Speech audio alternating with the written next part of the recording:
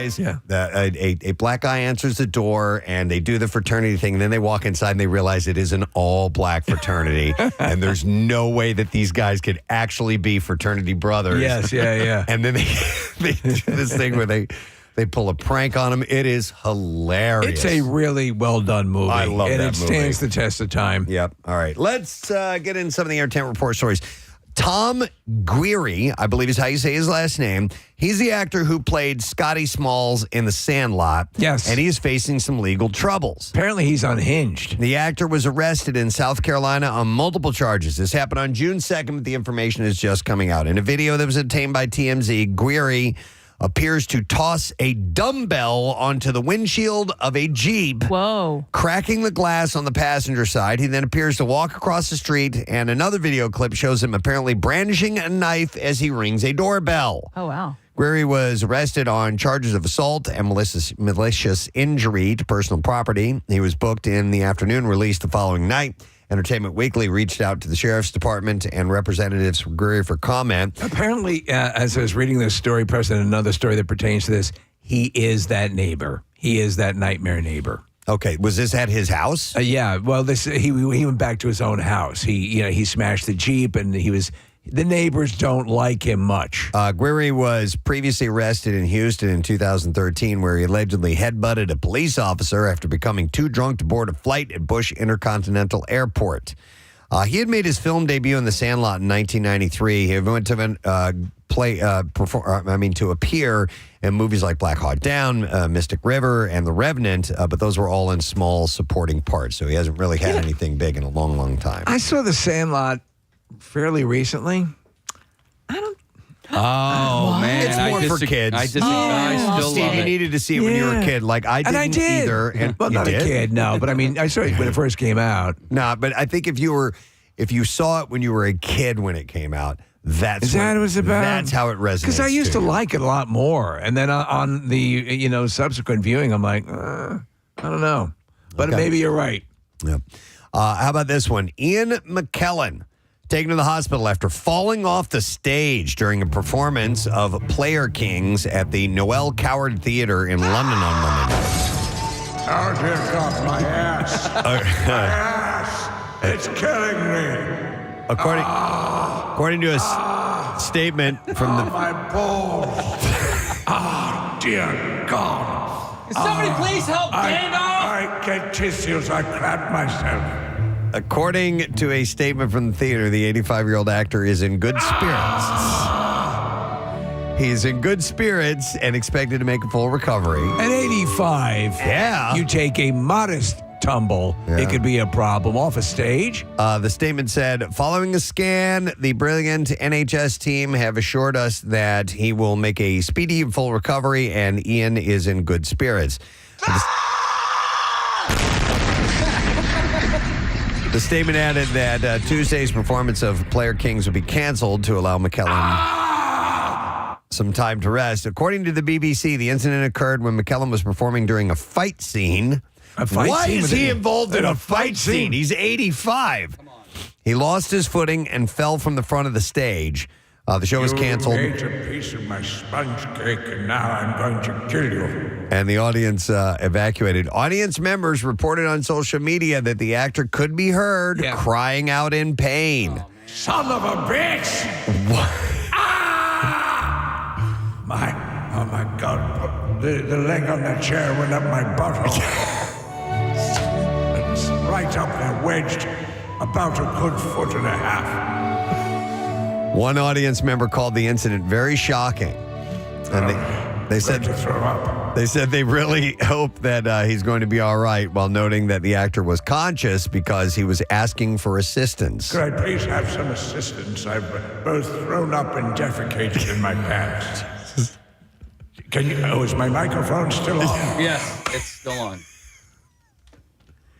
I don't want the audience to know that I have both thrown up and defecated into my pants. Ian, your mic is still hot. It's still hot. I'm sorry. What was that? We hear everything you're saying. Oh, dear Christ. McKellen is no stranger to Shakespeare, having played the likes of Macbeth, Forsooth, I've crapped and defecated. King Lear, Richard II, Coriolanus. Coriolanus. Lego and Richard III. And Stretch Armstrong.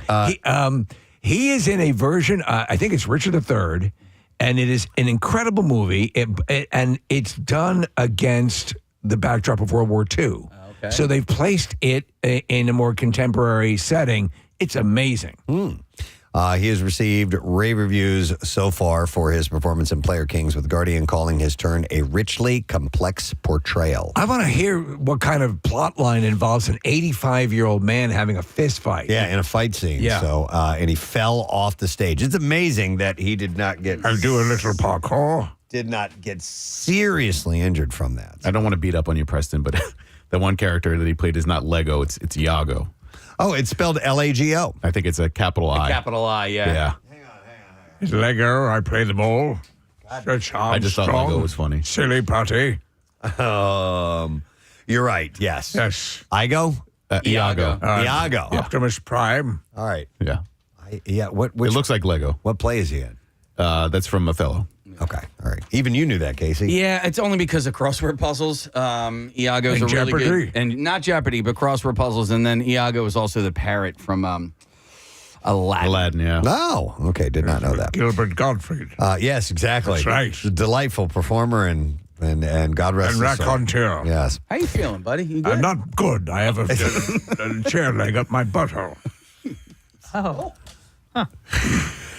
Ben Affleck hung out with his ex-wife. I'd like to apologize to Ben Affleck and this pool boy. No, it's the other way around. What? Ben Affleck hung out with his ex-wife, Jennifer Garner. I'd like to apologize to Jennifer Garner Yes. and her pool boy, Ben Affleck, for incorporating them into my fantasy life. You could play Chris Agon, Oh, my God. the performance philosopher of a of lifetime. evil, and the Skull Sealer as I well. apologize to anyone who's been offended by my fictional creations, Chris Agon, the philosopher of evil, and the skull sealer. So Ben hung out with Jen on Father's Day. I tell you what, I say she's the one thread that's keeping him sane. And they were spotted by paparazzi as they were visiting at his rental home on the holiday. Meanwhile, J-Lo... Yes, Ben, it's Ian. I wanted to tell you I have a chair leg up my butthole.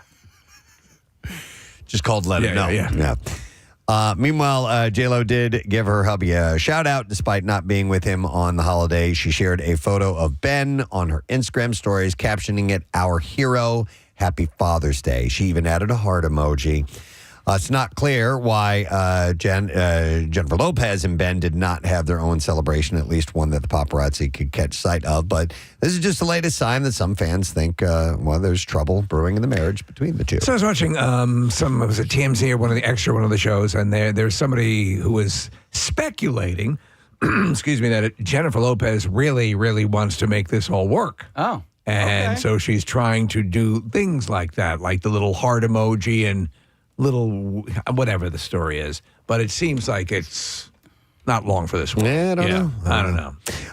John Mulaney fired up the rumor mill over the weekend, only to attempt to then shut it down. He posted a since-deleted picture on social media that showed him sporting a silver ring and a Father's Day pic of dad and son Malcolm together at the table. And people are wondering, did he and Olivia Munn get married? Once online speculation began, he deleted the picture, replaced it with two others, neither of which showed him wearing the ring. So we still don't know. He certainly has been with her through thick and thin. She's been going through all of the surgeries and cancer stuff, Yeah. and he's been right by her side. Yep. So this was not news to me, but it is making the rounds because Kathy already got the scoop on this. Yellowstone is currently working on its final episodes without Kevin Costner. Costner starred, of course, as John Dutton during the series, but ultimately ended up parting ways with the show before it could wrap up, reportedly following difficult contract negotiations. And that said, Kevin seems open to returning to the show. Yeah, which that's what he already told learned me. about Yes. that. Yeah, he told me. He told me He this year. told Personally. Kathy Yeah. specifically, but this was on the Today Show. Oh, so they're so much more important. He was promoting Horizon, of course, an American saga, and he had said, it's been really important to me when asked about returning to the show. I would love to go back under the right circumstances. I think that all of us want. I think that all of us want that. For me, it really needs to be the right circumstances. Would you be okay with that character, that Dutton character, being played by Bronson Pinchot? No, I would not. It only needs to be played Okay. by him. But I've said this before, and I didn't want to tell my friend when he was here, but the only way they can get through the end of the show without him is to kill him off. Right. But he needs to be in a scene. I mean, Right. killing in that show is it happens often. So, and that's one of the things that's one of his storylines is that he's been able to go this long. He's almost been killed a ton of times. Could you, Kathy, have everyone say out at one of those big Dutton like barbecues, and they're all sitting around a table, and then in the distance you see his car screaming across a field and drive into a tree and explode?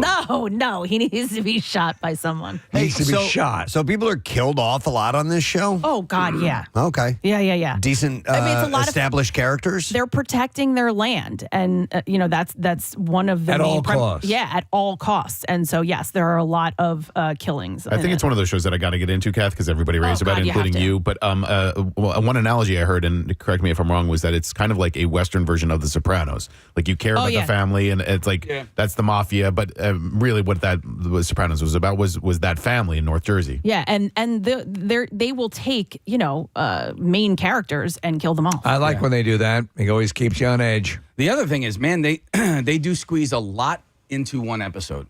And I thought that when I was watching that first season, I was like, remember you wow. saying that? Like, there's a couple of different storylines during each episode. And so there are some shows out there that are really, really good, but they drag on. Yeah. And this is one of those ones where you're like, wow, how much action, not necessarily like crazy action, but like story plot wise, there's a lot going on. Are there dragons in this one? No I was about to dragons. say drag on, right? I heard that. Yeah. So he had continued saying there's a chance. There's always a chance. He said, I love the thing. You've got to be really clear about that. So, but like we said, Kathy broke that news a while back. He flat out said, if the right script comes along, absolutely, I will do it. That's Do we what get he credit? said No. clearly on this show. Friggin' Today's Show. The final season of Yellowstone was split into 2 parts, with the final 6 episodes currently in production and set to air sometime in November. We'll move on to another of Kathy's favorite shows. Ooh, which one? Bridgerton star. I started the second half last night. Nicola Coughlan, Kathy, is the new face of Kim Kardashian's Skims clothing line. Okay. And the actress shows off lounge dresses in a new campaign that looks straight out of a painting. Nicola shows off the soft lounge maxi dress in lemonade and bone colors, as well as a long sleeve gray version. Her fans are loving the ad campaign and praising the actress as well. Sounding off in the comments of her Instagram post announcing her party. I'll tell you this. She looks classically Hollywood curvy of like the pinup days. I mean, she's got a good look to her. Yeah, she's definitely curvy. And so I did start watching. In the first episode, there's a sex scene with her, and they sort of had her like covered up, and I was like, okay, I guess maybe she's comfortable with that. And then she wasn't covered up anymore, and I was like, all right, good for her. Yeah. So we told you that the Jake Paul-Mike Tyson fight had to be postponed because Tyson's medical incident that is now happening in November, and Jake is spilling the brutal threat that Tyson made to his team when the fight was rescheduled. He said, he told my team, I don't give an S about this. Tell Jake I'm still going to rip his head off and knock him the F out. And this is just bought him more time, he had said. And he says, so tell Mike Tyson not to fight and chill and see how that goes. So we will see. Yeah. Apparently, they're actually very good friends, but I mean, they when you get in the ring, all that goes out the window. Yeah, and they know how to sell Hype. it. Obviously, that's what they're doing. They're hyping it up for sure. The last Tyson fight, though, I thought it just sucked, and it just seemed like when they got into the ring and they started fighting, because he was fighting another boxer. I can't remember who it was. Yes. Was it John Jones or? I don't remember who it was. I hope he was fighting another boxer. Yeah. Like somebody who was just, Well, not like an MMA guy or a something. professional boxer. Yeah. Okay. Let's see. One more quick story and then we'll move on. Do we have clips today? We have clip. Okay, we have clip. Yeah. What do I want to end with? Let's end with this one. Wesley Snipes seemed to be low-keying, enjoying Marvel's struggles to get a Blade reboot on the big screen. Upon hearing the news that the reboot has now lost its second director, Snipes, who of course starred in the original Blade series of films, posted a gif of himself and his character as Eric Brooks / Blade with a big grin alongside the post that said, Blade, lordy, lordy, lordy, Folks still looking for the secret sauce, riding snowmobiles in traffic, kind of rough. Daywalkers make it look so easy, don't they? And then he added to the post a couple of hashtags, Daywalker Click, Blade, and Marvel. Jan Demange exited the new Blade as a director earlier this year after Bassam Tariq departed the project in September 2022.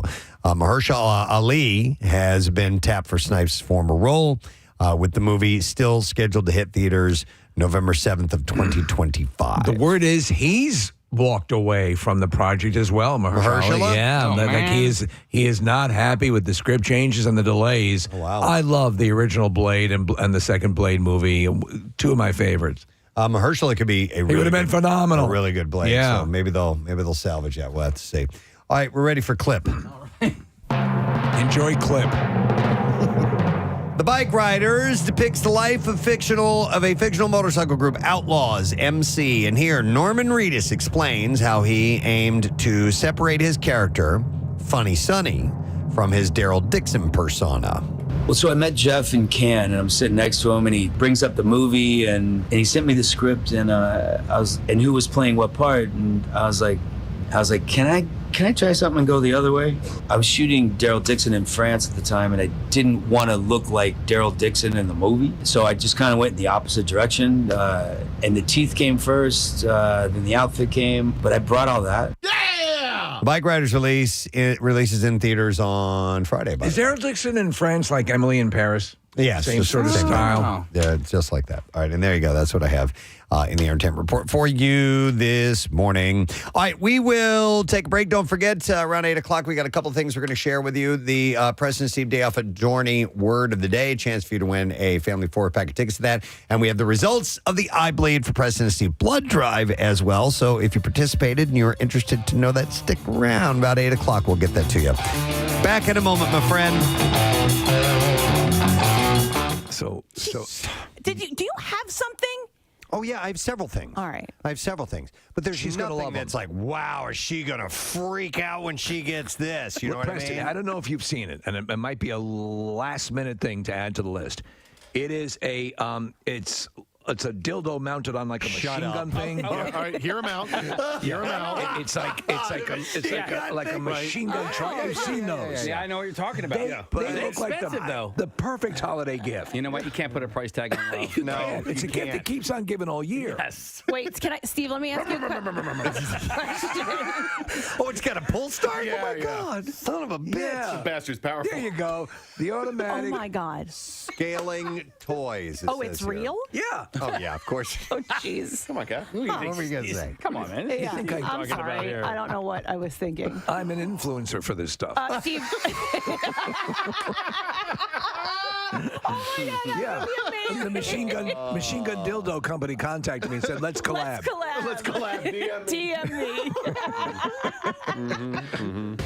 All right, another fact that we learned from the Just Sayin Institute, located over 200 sprawling acres in West Virginia. the last decade from researchers.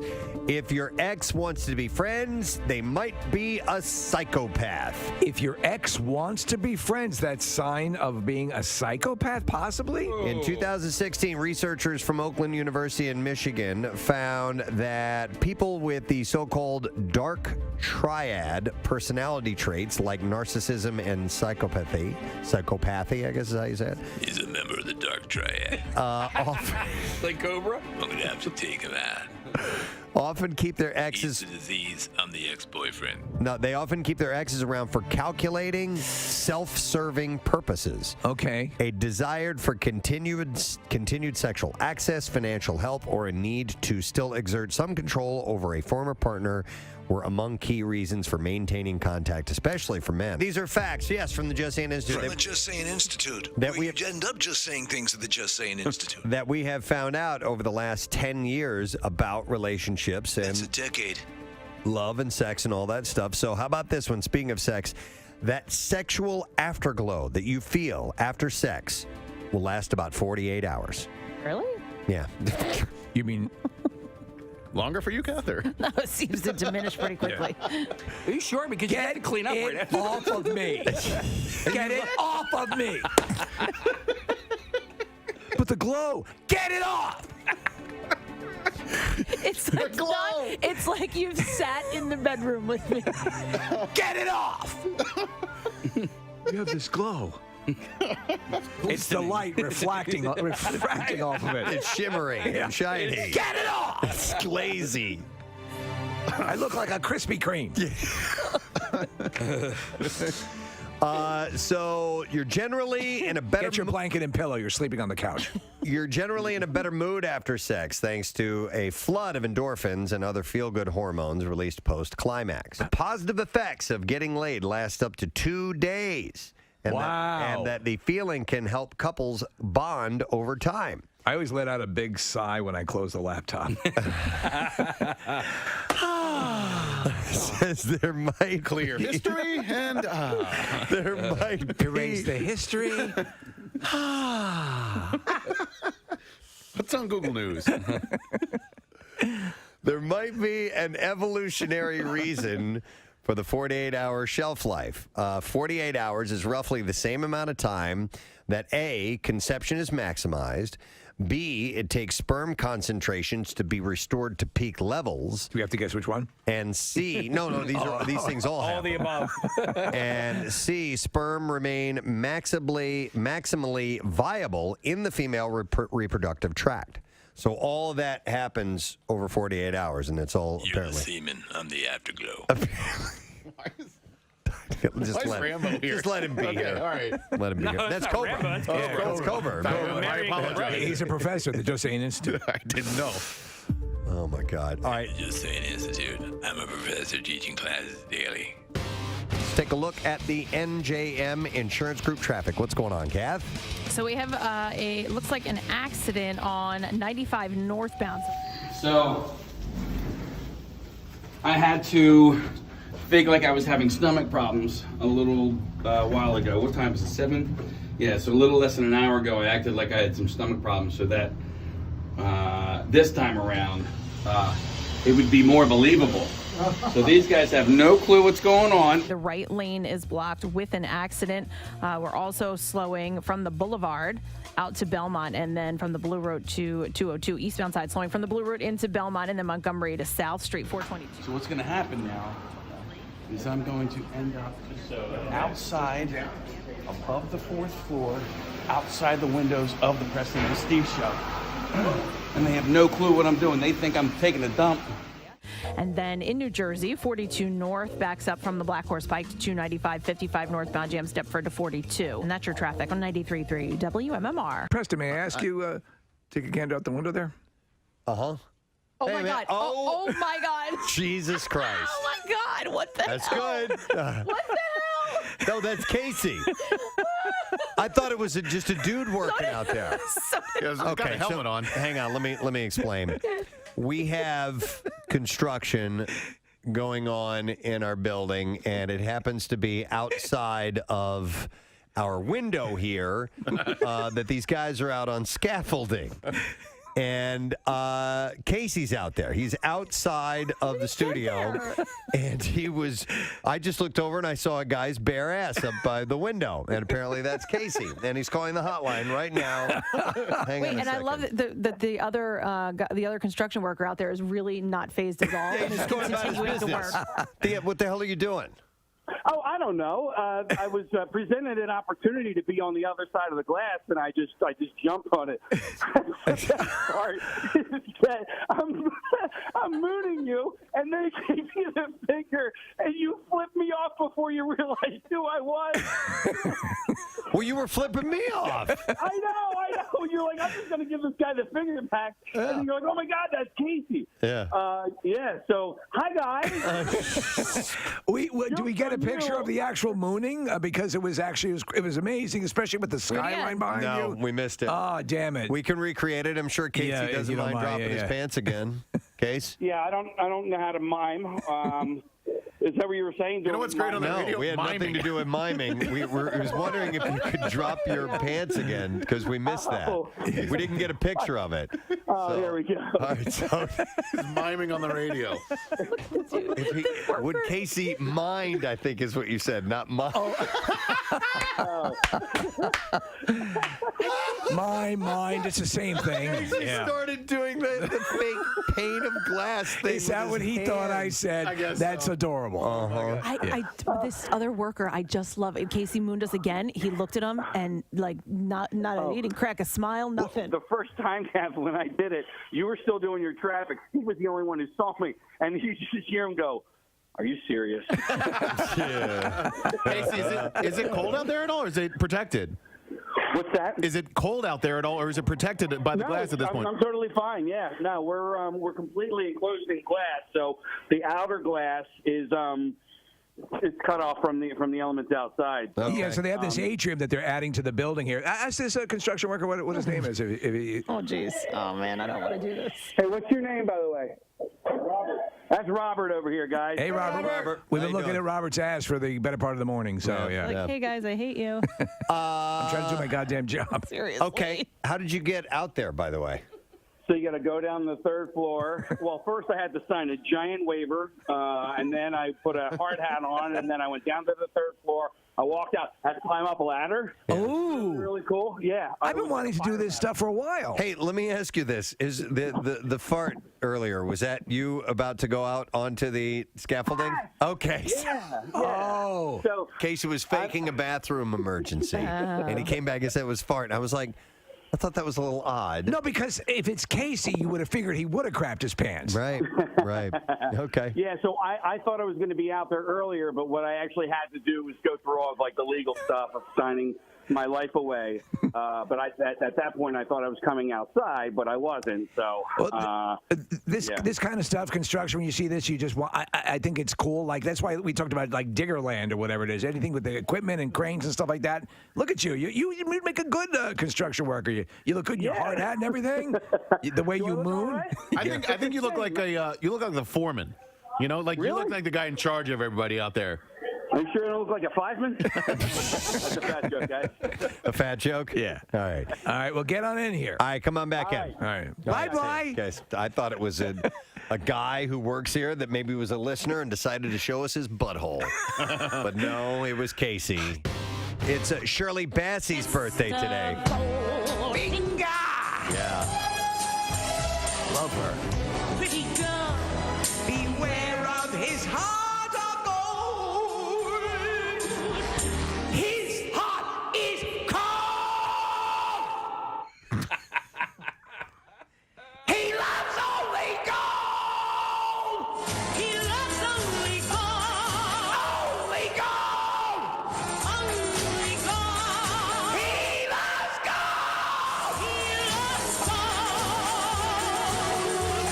It's the only reason I bring the birthday up every year. That and actually, we had mentioned that she was on the Oscars and they had her come out and sing that song, and her voice was outstanding. Hasn't lost a bit. She's 83 years old. She's still a gorgeous woman, too, Yeah. at 83. She also sang the other Bond song for the movie Diamonds Are Forever. Okay.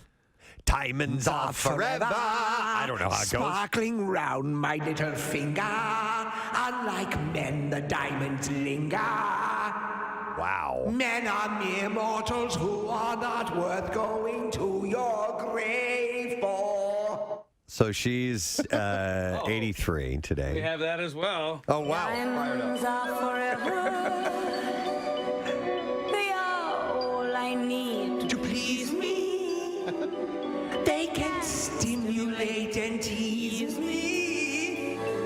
They won't leave in the night. I've no fear That they might desert me. Nice. I could have done those parts. I could have sung those songs. Easily. All right, and then we have Rachel Nichols. It's Tattoo Tuesday. We have your chance to win a Preston and Steve Show themed tattoo. So text the word tattoo to 39333. We're going to be revealing the details and results of the I Believe for Preston and Steve blood drive coming up around 8 o'clock. And we'll also get you your Dorney digital word of the day. So maybe you can join us for our day off at Dorney. So a lot of things on the horizon. But right now, let's expand our minds. It is time to head to the Just Sayin The Just Sayin Institute. We are going there, yes. The Just Sayin Institute, home of the Kathy Romano Hard-Boiled Egg Broadcast Center. Yes. Kathy was choking on a hard-boiled egg this morning. And yet, the consummate pro delivered the news everyone needed. She did. All right, here's a term that I've not heard of before, but has recently been unearthed. It is called precrastination. Precrastination. So Yes. you're procrastinating before you even. No. Okay. It's the opposite of procrastinating. So rather than putting things off until the last possible minute, precrastination is considered the opposite. This is when you complete your task as soon as possible, often before it needs to be done, with the intention of not having to think about it anymore. That's me. That is my entire. You are a precrastinator? That's my entire life. I like to have it finished. I mean, if I could get it done weeks, months in advance, I will. Some things, yes, absolutely. I will absolutely approach. I should have had a hard-boiled egg this morning. Do you want one? I have an extra. But there are things that I do far earlier than I need to just to get them the F out of the way. I have switched. I was a classic procrastinator. Yeah. Forever, and I have become a hardcore precrastinator now, especially when it comes to work. I start working on tomorrow's show before today's show is over. Right. I dive in. I'm like, just let me get this done with. Like on Saturday morning or even on Friday evening, I'm going through stories and kind of writing down, celebrity stuff and just accruing all that. I'd rather have like a base. Even if I don't use any of it, I've got a buffer, something to go to. I start doing it. I start working on Monday right after the show on Friday. I do it on Saturday morning and Sunday morning as soon as I wake up. When we're in commercial breaks, I start digging up stuff for tomorrow. I want to get this stuff done. So as far as like school goes and homework, right? You still get homework? No, but like that's how I was. I when I would get the homework, it would be done immediately, right when I would get home from school. If there was a project, a paper, whatever it was, I got it done right away. So I was finished before it was due. Now I'm trying to instill that in my 12-year-old, and he wants nothing to do with it. Yeah, man, not buying it. I didn't do any of that stuff. And not only did I put it off, I just didn't do it. I was terrible. But I'm telling him, I'm like, see, like when he does get it done early, I'm like, see, now we don't have to worry about it tomorrow. You can do whatever you want. Who's worrying, baby? It's such a great habit to get into, but it seems like something to strive for. But psychologist Kyle Sauerberger wrote in the Current Directions in Psychological Science that precrastination is when you do something early at an extra expense. So some psychologists believe that the precrastination also has downsides, such as using extra energy on a task or rushing just to feel the relief of having it done. People may procrastinate out of the fear of not being able to finish something on time.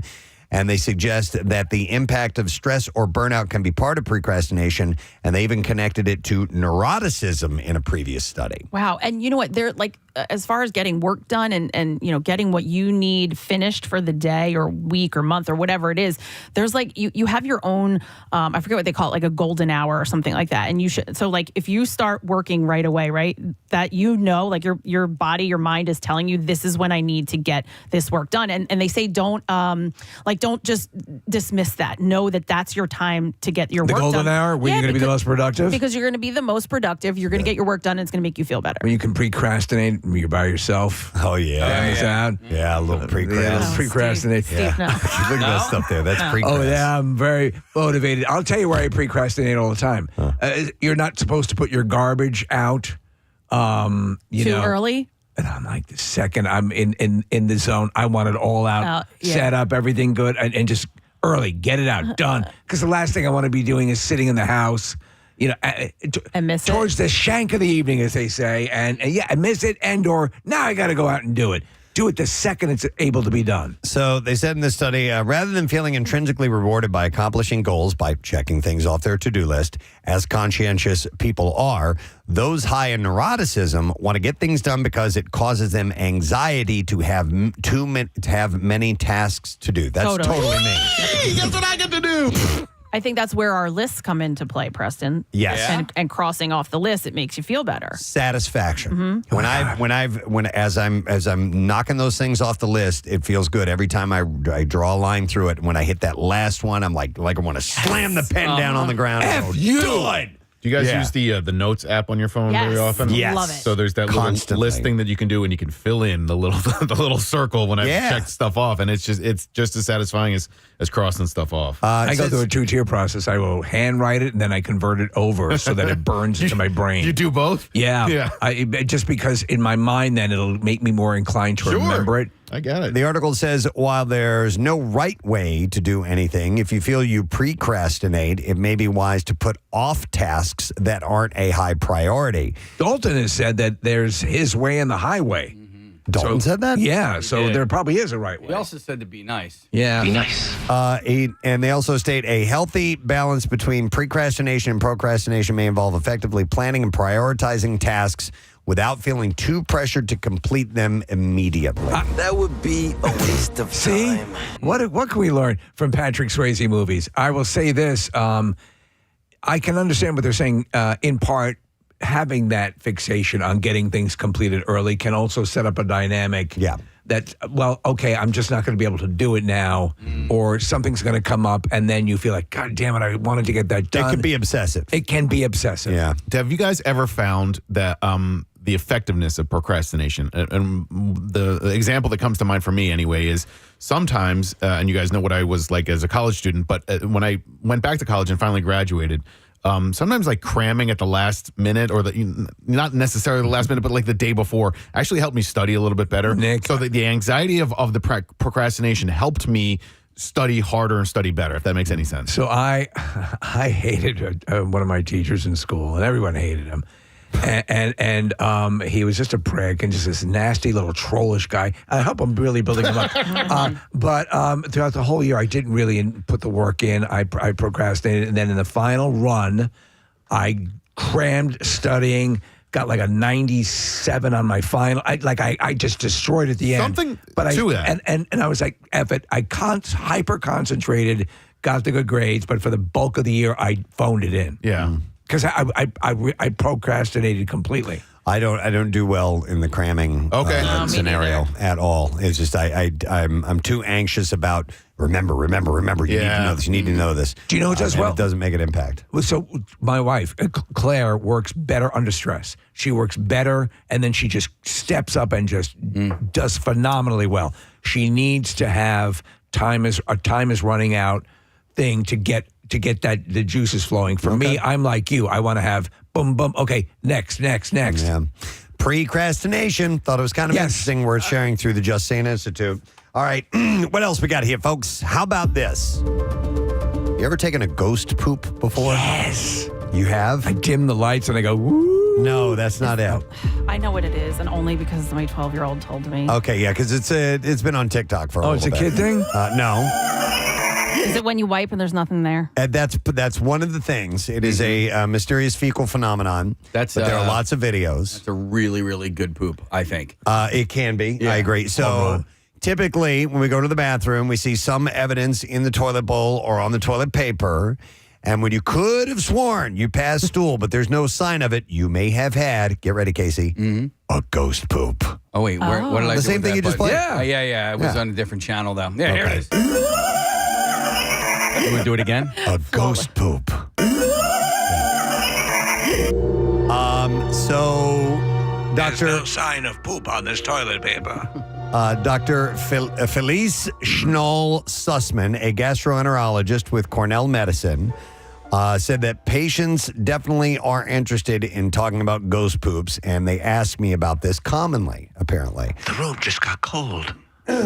According to social media and gastroenterologists, a ghost poop can refer to a few different bowel-related phenomena. Number one, the sensation of needing to go to the bathroom, which ends up being gas. That I don't like. A stool that sinks to the bottom of the toilet and disappears. A stool that leaves no trace on toilet paper after wiping. So those are kind of the three scenarios. So I think that, and I think, Casey, you suggested it as well, at that when you do have a full bowel movement and everything is running so efficiently and solidly and wonderfully that you're leaving no residue, that is a home run. Yeah. That is, you get on the phone and start calling friends. Guess what I just did? Took a ghost dump. In most cases, pooping is a well-orchestrated and coordinated movement. The nerves in our rectum and brain and the anal sphincter muscles all work together. This is medical stuff here. Together to release stool at the right time. So the doctor said the sphincters in our rectum are incredibly intelligent. They are. They're very smart. And very sensitive parts of our body. But yeah, they have a lot of emotion.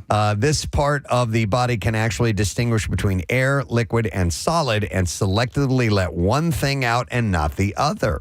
So it's very smart down there. Almost like anal superheroes. Your butthole is very intelligent. During defecation, the rectum senses pressure from stool that has entered it and lets your body and brain know that it's time to defecate. The sphincter muscles then push it out of the anus in a controlled way. Sometimes the movement we sense coming isn't poop at all, but it's gas. And during this type of phantom poop, your body and brain gear up for a bowel movement without actually having one. So it feels and you think like you want to defecate and it's just gas. So that is one type. Do you get that often? I do not. On occasion. Like a misfire, a dry run. But I haven't looked down and go, oh wow, I thought I pooped and I didn't. Yeah. I was just like, I felt like I had to go and I ended up not. So I think sphincter is a great word, and I knew that there is more than one sphincter in the human body, and you were talking about the anal one, Preston. There are apparently over 50 distinct types of sphincters in the human body. Do tell. Which, there are a lot in capillaries. There's a urinary tract one, a gastrointestinal one, or several in the gastrointestinal. Is there a cardiac one? I'm not sure. I haven't gotten that far in the article yet, Steve, but I'm curious as to how many you actually have control over, because you can control your anal sphincter. You can consciously clench that muscle. Can you do that with any other sphincters in your body? What about in the? I guess. What about there's got to be a sphincter in the stomach. Yeah, there's several. Yes. Right. And then there's upper esophageal sphincter. But you really don't have control over those. There's one at the end of the pharynx. Right. All right, so we can discuss sphincters another time. Sphincter chat. Another type of ghost poop is one that passes quickly and sinks to the bottom of the toilet and then disappears before you can see it. Nick, you kind of giggled at that when I had mentioned that earlier. Yeah, how deep is your toilet? I guess it's a Bee Gees song. How deep is your toilet? How deep is your toilet? I really need to learn, 'cause I'm dumping in a well so deep. We both have our own lyrics. Yeah. Steve and I do. So another type of, like I said, is the one that sinks down, disappears before you can see it, and you realize there's no sign of it when you go to flush. It says it's so well formed and you pass it so easily that you barely even know. And all stool will eventually sink, but some are heavier and sink immediately. So that's another type of ghost poop. I've heard all sorts of things, and I remember this guy, I was telling Casey, you hop onto the Daily Mail and some of these other European newspaper sources, and a lot of them seem fixated on sending people into terror spasms over what diseases they might have. So every fourth or fifth article is something about, if you have this mark on your knuckle, you're dying of pancreatic cancer. But I remember there was a TED Talk about a guy who talked about he started to become alarmed because I guess his fecal matter was very buoyant. Yeah, no. Are you talking about Randy Pausch? That might have been it. It was the last Yes. lecture. Right. And for some reason, that stuck with me because I read the whole thing. You know what I'm talking about, Yeah, right? he said, because they were talking about some of his early symptoms when he had pancreatic cancer, and he said, well, surprisingly, my poop was floating. Right. Yeah. And I don't know why I've got some information on that here. All right, It says a stool that floats often contains more fat or gases may occur if someone has a high-fat diet or their body can't absorb fat appropriately. Gassy floating stool can also result from excess gas in the digestive tract. Okay. And remember, we used to have that from Scrubs, that we need to check your poop song. Yes. Yeah. Which explained a lot about it. And that's why you need to give stool samples a fair amount through your life, because they can tell a lot about your health from taking a peek in there. What's your rummaging around in that? Predilection to hypochondriacal behavior? If you hear about something, or do you think, I have that? No. Okay. Not to any obsessive level. There's enough for me to go, listen, there are a lot of symptoms. And just because you have this one doesn't mean that it's that particular thing. There can be symptoms can go across the board for all kinds of stuff. Do you know how you put your mind at ease? Feel on the other side, and if there's one there, you're good to go. All right. That's what you do. If you feel on the other side, if there's one there too. That's what you then do. It should be good. Or we could just talk to our doctor. You know him from Penn Medicine and Fox 29. And when we talk poop, we hear from Dr. Mike Sirigliano. Yeah, and he's here. Hey, Dr. Mike. Listen, there's a lot that you can learn from poop. Yes. All right, a lot. And so that's why when I do a prostate exam, when I go up there with my finger, and look, a lot of men listening to this, they don't like to do this, but it's very important. And there's two reasons. One, to check the prostate, but also to check for blood in the stool, because that can be an early sign of colon cancer. Right. Very, very important. Now, Casey, you were talking about floating stool. That's called steatorrhea. That's because there's a lot of fat in there, and that can be a significant sign that there's a problem with your pancreas. And a lot of times, what will happen with that fat, it smells very badly. And I remember, how can you distinguish that between the actual just general smell of poop to begin with? Well, right, Yeah. but this smells real bad. Oh, okay. because All right. You have a lot of fat content, and there's a sheen on the top of the water in the toilet. So it's not pleasant to talk about, but it's very important. Yeah. And that's why. And also, so if you have diarrhea, you went traveling somewhere, you do stool cultures. There's so many things that we can learn from stool. So, Dr. Mike, as always with these things, if you see something that looks consistent, contact your doctor. Don't be alarmed by every single thing, because I see these things pop up all the time. The 2 signs that you have, your spine is about to slide out your ass, or all these that are almost designed to terrify. You know exactly what I'm talking about. The clickbaity stuff that pops up all the time. Listen, you just taught me a new line, because I use rat's ass a lot now. Thank you. All right, and that's fine coming out your. I love that. But anyway, look, you know, he or she who treats themselves treats a fool, and that goes for healthcare providers. You need someone to guide you through the shark-infested waters of healthcare. Yes. All right. And so, look, Preston, no one worries about your colon more than me. I know, right? buddy. Yep. So when you have a problem or anything, you call me. We talk about it, and then we do the right thing. But Dr. Google and going online is very important. And you know, an educated consumer is my best customer. Cy Sims used to say that. Yes. And I want my patients to be educated, but you need help. You need someone to guide you that knows the landscape. Dr. Mike, I have a medical question for you. Yes, I brought this up a little bit earlier. How many sphincters are in the human body, and how many can you control? Well, I know that there's an esophageal sphincter, and I know that there's an anal sphincter. Now, there might be other ones, but I don't think you can control your anal sphincter. And by the way, since we're talking about anal sphincters, Nick, some people have incontinence of stool; they poop themselves, right? And there are tests to see if that muscle is strong, and that's called defecography. Defecography. And that's a test that I order sometimes, but I don't know. How many are there, Nick? Well, according to Google, there's over 50, but a lot of them are located within the digestive tract. There's also some in the capillaries, so there are a lot, but not many of them you actually have any control over like you do with your anal sphincter. Right. And that's one that we do a lot of education in people when they have incontinence to try to strengthen the muscles down there. But look, the number one thing, and then we haven't talked about hemorrhoids. You're right. We'll do that in the 8 o'clock hour. Yeah. All right, we're going to go to hemorrhoids. They can be internal. Hey, listen, we're going to take a quick break and come back with some hemorrhoids. No, but the key there, if you have hemorrhoids, one, any kind of rectal bleeding, because they can bleed, and you can actually get anemic from bleeding hemorrhoids. Whoa. It could be an emergency. Yeah. So you want to keep your stool soft and make sure you have plenty of fiber in the diet. And most importantly, you get screened for colon cancer, because the number of people with colon cancer is going up even in young people, and we don't know why. Wow. So that's why the recommendations are now age 45. But get tested, whether it be a colonoscopy or Cologuard, a fit test, whatever you need to do. Sage advice. Excellent. All right. Thank you, Dr. Mike. We love you. I love you. All right. We'll see you. Great advice from the man, the doctor. One last thing, and then we're moving on from poop. Okay.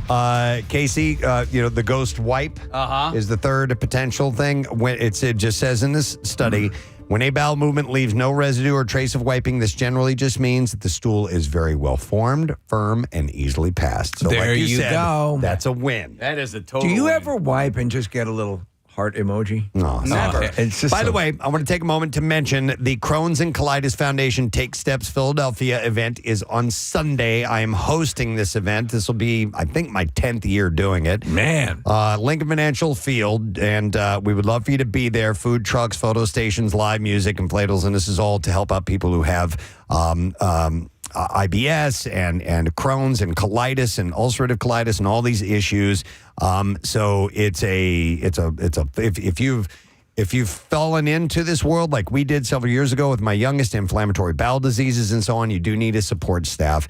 And we're looking to raise a bunch of money to help towards research and support. So you can go to WMMR.com for a link, and you can register or donate. And my team is called the Shark Breakers, and you can join us if you like. And it's my understanding they're making very solid inroads. Slowly Because but surely. Yeah, this affects Slowly a but lot of surely. people. Yeah. It does. All right, let's move on now. Another Just Sayin Institute study. The U.S. Surgeon General is voicing his concerns over social media use in young people. Why? It's so good. In an essay published in the New York Times yesterday, Dr. Vivek Murthy is calling for a warning label like those used on cigarettes and alcohol, but for social media platforms.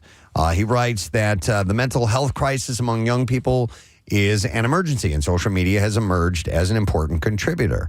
Murthy proposes that a health warning could help, pointing out the success of Surgeon General's warning labels on cigarettes that Congress required starting in the 1960s. They're saying that actually was a campaign that had some great results. Would that port over to this? What is the difference in strength between a cigarette addiction and a social media addiction? Because man, it's pretty crazy. It is, and it's they just have to put it out there and see if it works, I guess, and if it does, hopefully, Yes, I think but to some extent, it's not going to cure things. No, but if you can at least set up a posture that suggests if you're going to, because sometimes, and I've never been a huge social media dude, and sometimes I find myself sitting there going, "How long have I been scrolling on this goddamn thing?" And then you see kids walking around virtually never looking up, always on the phone. I get more and more concerned about that, Steve, about, my son is 17, and really for most of his life, he's not known life without a smartphone. Yeah. And like to have that in front of you all of the time as much, and look, I'm not saying that our generation was better or anything like that. Every generation goes through different things, but like he has it so much and so frequently that it concerns me for like what the future holds. Yeah, I will. So no, I was gonna say I will sometimes go on and like I'll look at the time that I'm on. Right. Like, I'll have a few minutes to sit or whatever, and then I'll note when I'm finished. Like the time passes so quickly, and I'm like, what did I accomplish? Like I didn't accomplish anything. I watched a few funny videos. Like it just is such a time suck. It's like Brave New World. It's like this drug, the drug of the masses, where and more so they used to call TV that. And now forget it. This is supplanted it tenfold. I'll use a phrase that Casey told me years ago that he thought should be on cigarette packages, which is warning, smoking cures boredom. Mm-hmm. Same thing for social media. Right, yeah. Warning, No doubt. social media cures boredom. I have been stuck in lines, and recently I waited for over an hour in a line for a rental car, and Kath, the time went fast because I was just scrolling. You were know what I mean? Yeah. Well, so in that situation, it's you want something to do, so you have something to do. But like I just was like sitting on my bed scrolling through, and I'm like, it's 9:15. Go the hell to bed. What about Kathy just tapping the shoulder of the person in front of you and just saying, "Tell me about yourself." Yeah, tell me about you. So while Murthy notes that a warning label would not on its own make social media safe for young people, he points out the priority should be for policymakers, platforms, and the public to make platforms safer for kids. The legislation from Congress should shield young people from online harassment, abuse, and exploitation. So it's not just the time suck. It's the, these really negative things that can come out. Exploitation and exposure to extreme violence and sexual content that too often appears in algorithm-driven feeds. So you start to like, some fight, videos and things like that. Yep. It's going to give you more of that. And it's a vicious cycle. Right now, I have wingsuits and teabagging. Yeah. Those are the two that And I'm teabagging. Yeah. Okay. You know what? Listen, there are plenty bad. We've all discussed how bad social media can be. But sometimes I find Jace, like, he'll ask me questions and I'm like, where did that, like the other day he goes, do you believe in ghosts? And I'm like, where did that come from? Well, sure enough, I looked at his history on YouTube and he was watching like ghost hunting videos. Okay. And we had an insightful conversation about ghosts and When did you get to spirits. ghost poop? Well, no, we've now purchased ghost hunting, I don't know, metal sticks or something, Steve. So. Are you real? So let me tell you something. He and I are very much aligned because as a kid I was massively into the paranormal and all that. Oh stuff. yeah, well he wants to get like where you go and do the like the overnight stay and all that. He's like, I think I want to go to Eastern State Penitentiary. I was like, wow. Okay, Did you say metal sticks? That's what they look like. I don't know what the hell they are. Metal sticks. Ghost hunting metal sticks. Ghost hunting metal sticks. Yeah. Just want to make sure I heard it right. Yeah. So he writes, you know them as barbecue forks. The measures should prevent platforms from collecting sensitive data from children and should restrict the use of features like push notifications, autoplay, and infinite scroll, which prey on developing brains and contribute to excessive use. So he's mainly saying for kids. Yeah. And kind of keeping an eye out for their screen We're time. a lost cause. And what they're watching. Yeah, we're gone. Forget it. All right, I think we got time for one more little story here. From the Just Sayin Institute. All right, let's go with this one. We tend to spend the majority of our times indoors, but new research suggests we're not happy about it. According to a new survey of 2,000 U.S. adults, 58% feel stir-crazy and spending too much time inside, and they feel that way after being inside for 10 and a half hours on average. The poll also reveals to feel refreshed, people need to spend more time than an hour outside every day. Yeah. I can see that. So people say when they do spend time outside, it relaxes them, puts them in a better mood, and helps them clear their head. What about when it's 98 degrees out? Yeah. It's tougher, obviously, for that. Yeah. You know, when it's super cold, If you want to go like do a hike, even in the height of the day, or like during the summer, if you go like to the Wissahickon Trail. If you get in the woods, the it's umbrella, comfortable. You're comfortable. You're fine. Yeah, Absolutely. I told you, Kath, we used to go to, when the kids were younger, we would go to Storybook Land. Oh, yeah. And it would be 95 degrees and humid, but it's all tree covered there. Yeah. It's a theme park that is all in a canopy of trees, and it was comfortable. And I loved going there. You can be comfy in the shade. When it's Maybe I'll go to like Storybook this. Land. So you should go. I agree. You should, if you can get out and spend some time. And there's loads of great walking trails all over the place. But on the flip side, they say that when they spend more time inside than they'd like, it can leave them with feelings of depression, anxiety, and loneliness. Especially if like you're locked in a basement. Yeah. It really makes you sad. These negative emotions also pop up when outdoor plans get derailed because of bad weather. People's favorite outdoor activities include grilling or cooking, hiking, and camping. And since the pandemic, 16% prefer traveling to places in nature more, and 15% enjoy taking more trips that benefit their mental health. One of my favorite outdoor activities is talking about what it'll be like when I get back inside. Yeah. That was one of the upshots of the pandemic was being able to camp because there were so many things you couldn't do during that time, but you could still go and camp outside, hike outdoors, that kind of thing. Yep. So you need to, if you can, squeeze in an hour of outside time. And it doesn't have to be in nature. It just has to be outdoors. Kathy, do you still occasionally go duck hunting? I am still into the duck hunting. Yeah, I know it's weird. People they wouldn't think that, but But yeah. you do it with your bare hands, which is weird. Yeah, she strangles them. Yeah. Oh, Casey, come on. You die, you little prick. Obviously, playing golf is my outdoor activity, right? And I go outside, and if I even just chip golf balls in my backyard every day, or I go to a driving range for minimum like an hour every day. So I do spend a decent amount of outside time. I've been doing less outdoor hiking and more treadmill, just because it's a little bit of a trade-off because of schedule. But the outdoor hike is, and it can just simply be a walk. You do feel invigorated. You should feel something. It connects you to things. Let me ask, have you guys seen these walking pads that they have? They're basically like little mini treadmills. Yeah. Okay. All right. Explain. I don't know this. It's a treadmill, but like it's smaller, and there's no like arms that you go up that you hold on to it. It's just a pad. It's almost like a conveyor belt. Yeah, and conveyor people, belt, like a people will treadmill. put them like at their offices and just kind of walk in place on. Okay. To get steps in. Right. Okay. Are you breaking a sweat on this thing, or are you just You moving? can. I Oh, mean, really? I was going to say no. I don't think so. Well, I mean, Maybe. you're super fit, so.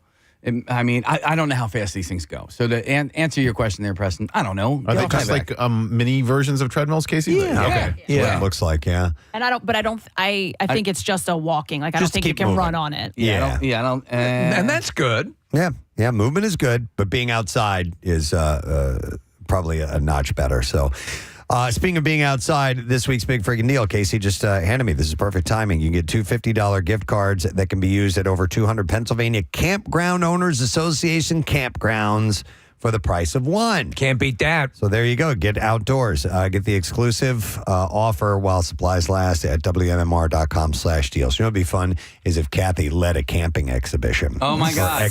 Expedition. That would be fun to your watch. trail guide sitting at the front like Casey going through the Grand Canyon, and Kathy's up in the front, with a little bit of chewing tobacco in her mouth. I did find these awesome like cabins on a lake. Nick, you know what I'm talking about. And I was like, I sent it to Nick. I'm like, this looks so cool. Nick told me how you had to get there. I was like, I'm not. Oh, you have to hike to it? Are they glamping type things? They're beautiful, and they're right on the water. And like, Where? there's video of bears at night coming up on the dock. Like, really? And you could like sit and look out. Like, it's gorgeous, but I can't Casey, drive there. it's so called no. North Cascades National Park, and so it's in the northern part of Washington, and you also have to reserve them like a year in advance at minimum. That's how popular And they you have are. to bust in your own stuff too? Bring your own supplies with you? They're or just it's a challenge to get there. All right. It takes a little bit of effort. But then, any But idea you how do much? have to hike there. Like you Yeah. can't. I looked. You can't. you get a can't ride. park your car in front. Yeah. Any idea how long of a hike it is? It's not. Well, for me, it's manageable. For Kathy, not really. Okay. And yeah, you're carrying in your stuff, but it like Sounds intriguing. Hire a piggyback ride? Yeah, and there was nothing like it said like no, there's no food, there's no beverages. Like so you have to take Oh, everything. you got to bring that too. Yeah, F that. I like places like that because it separates me from the other people. I love it. All right, that's all we have time for at the Just Saying Institute today, but we do appreciate you stopping by for a little tour of the grounds. We'll come back again someday very, very soon. We'll take a break. And we'll Rachel Nichols, jingling in your pockets. Nichols. And another bass player, Rick Savage of Def Leppard. He turns 60 years old And today. an odd thing, he's got extra appendages. Wow, really? He's got 3 legs. He picked.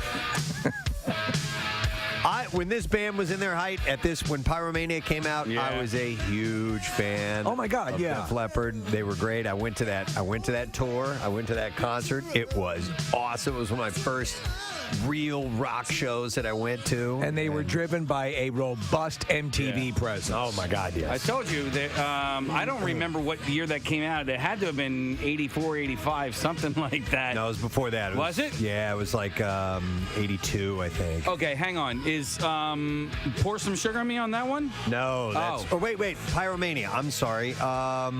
83 is when it came out. Okay. January of 83. And no, it was not on that album. Man, what was Pour Some Sugar? That was a gigantic album, and I can't remember the name of it. After the Gold Not Rush? High and Dry. What the hell is the... No, High and Dry was early. Hang on a second here. Hysteria. That's it. And that was 87. That was 87. Okay. Yeah. Because Hysteria. I have a vivid memory of a guy that at the pool. He came with his boombox, a la Lloyd Dobler, blaring "Pour Some Sugar on Me" because he was trying to get pumped up. He was going to do a triple off of the high dive. Okay, and that was his motivational song. That was his motivation. Pour some sugar on me. It's like right out of a movie, right? Like basically like jean jacket and cut off jean shorts. Clear me a path, right? And he's blaring "Pour Some Sugar on Me," and he gets up onto the high dive. Today's the day. Today is the day. He had been working himself up for this for like an entire weekend. Are you ready to do it today? Right? So he gets up. Gandalf showed up. Oh my God! When you're done pouring your sugar, I want to see the greatest dive of all time. Anyway, what happened? All right. So what happens is he gets up on the high dive, blaring music. You and me, babe. And he got up. And what did he do? He counted the 3. He got off at the end of the board. He did 1 flip, 2 flips, 2.5 flips, and then landed flat on his back. Splattered all over the place. I swear to God, he got up spitting blood because he hit smack so hard. Wow. That was great, man. What a great memory. Rick Savage's birthday. Sometimes he just heads down that path, and you have to let him go. I we need to hear. Sometimes in life, you need to let things happen of their own accord. We need to flush it out. So we learned something about some dude we'll never meet. Yeah, he's all right. Rick Savage is 60. Thank you, Rick Savage. Thank you wherever you are. Me TV, they have billboards in the city now, and they're promoting the Flintstones are on at like 6 or 6:30 every night. I know, it's crazy. I know, it's so stupid that we're watching recanned show, but Me TV does it well. They do the Flintstones into the Honeymooners. I always hated the Honeymooners, but I loved the Flintstones. And they're the same show, basically. It's the same show, yeah. But I didn't like the Honeymooners because Ralph Cramden was an a-hole. Yeah. He just, Alice, I'm going to beat you to death with a hammer. Right, that's kind of what the implication. I mean, to the if moon. If my dinner isn't on the table at 5:30, I'll punch you in the throat until you die. Yeah, to the moon essentially was that. I'm going to punch you to the moon. Yeah. Mm-hmm. The good old days. I'm going to throw you down the stairs and beat you with a sack of oranges. To the moon. They love but it. not before I strangle you and rub a hot iron across your face. Then I'm going to cover you in pork chop sauce and put you into a pit with rabid dogs. Wow. I'm going to cut you up so bad you'll never be able to have children. Oh, my God. I'll remove your breasts with a wood planer. To me, it was so depressing, too, because they had their clothing was in a bureau in the kitchen. Well, they were poor. I mean, they were just making ends meet. But I mean, there's Desi Arnaz used to beat his wife too. Yeah. Because I remember she spent too much. She spent too much money on like hats or something like that. And there was an episode he bent her over his knee and spanked her. Oh, and there was another episode one time, Casey. I kid you not. She had done something that was going to piss him off, so she decided to go and get a sunburn so that he wouldn't hit her. Jesus. Oh my That's God. what television programming was. Lucy, I'm going to throw you down the elevator shaft. Lucy, I'm going to take your back, tie you to the dumpster, and drive the car into you. Ricky. 1950s programming, Wow. man. I'm going to cut your head off. That's ridiculous. Columbia necktie. Break your legs. See, the audience ate it up. Yeah. Though. They loved it. You know? There was an episode of Different Strokes where Arnold got in trouble, and Mr. Drummond, because he wasn't his actual father, put him in a wood chipper? No. They brought his uncle in to beat him with a belt. I'm not lying. That's that was a legit episode. Storyline. Yeah. Here, get the switch over here. Get your uncle. I can't beat you. But fortunately, we found someone who can. Got a Do you blood remember relative. in the Dick Van Dyke Show when Dick Van Dyke slammed Mary Tyler Moore's head in the car door? Oh, yeah. Because the mashed potatoes were lumpy? But the audience loved it. They were lumpy? Yeah. Wow. Yeah. I'm going to make your head lumpy. Something new from Hershey's. I have. You guys like Hershey's Kisses, right? I mean, pretty much. I do. Does. I do. They're especially on the holidays too. You get those cookies with the big single Hershey's Kiss right in the middle of it. Right in the middle, yeah. Hershey's has created a new flavor, and they arrived. No, I'm sorry. They arrived in 2019, and now they're back for Valentine's Day. It is the Hershey's Lava Cake Kisses. And is it made from actual molten lava? It burns the inside of the interior of the mouth. Yes. The kisses are dark chocolate with a gooey chocolate center. This seems very It's a Jewish chocolate center. Bill Weston loves Is that a Jewish thing? Is that a Jewish thing? Gooey. This has a very Jewy taste to it. Mazel. They're so moist and Jewy. Mazel, mazel. Of course, I would say that. Is that a Jewish thing? Oh, my God. And there goes the second.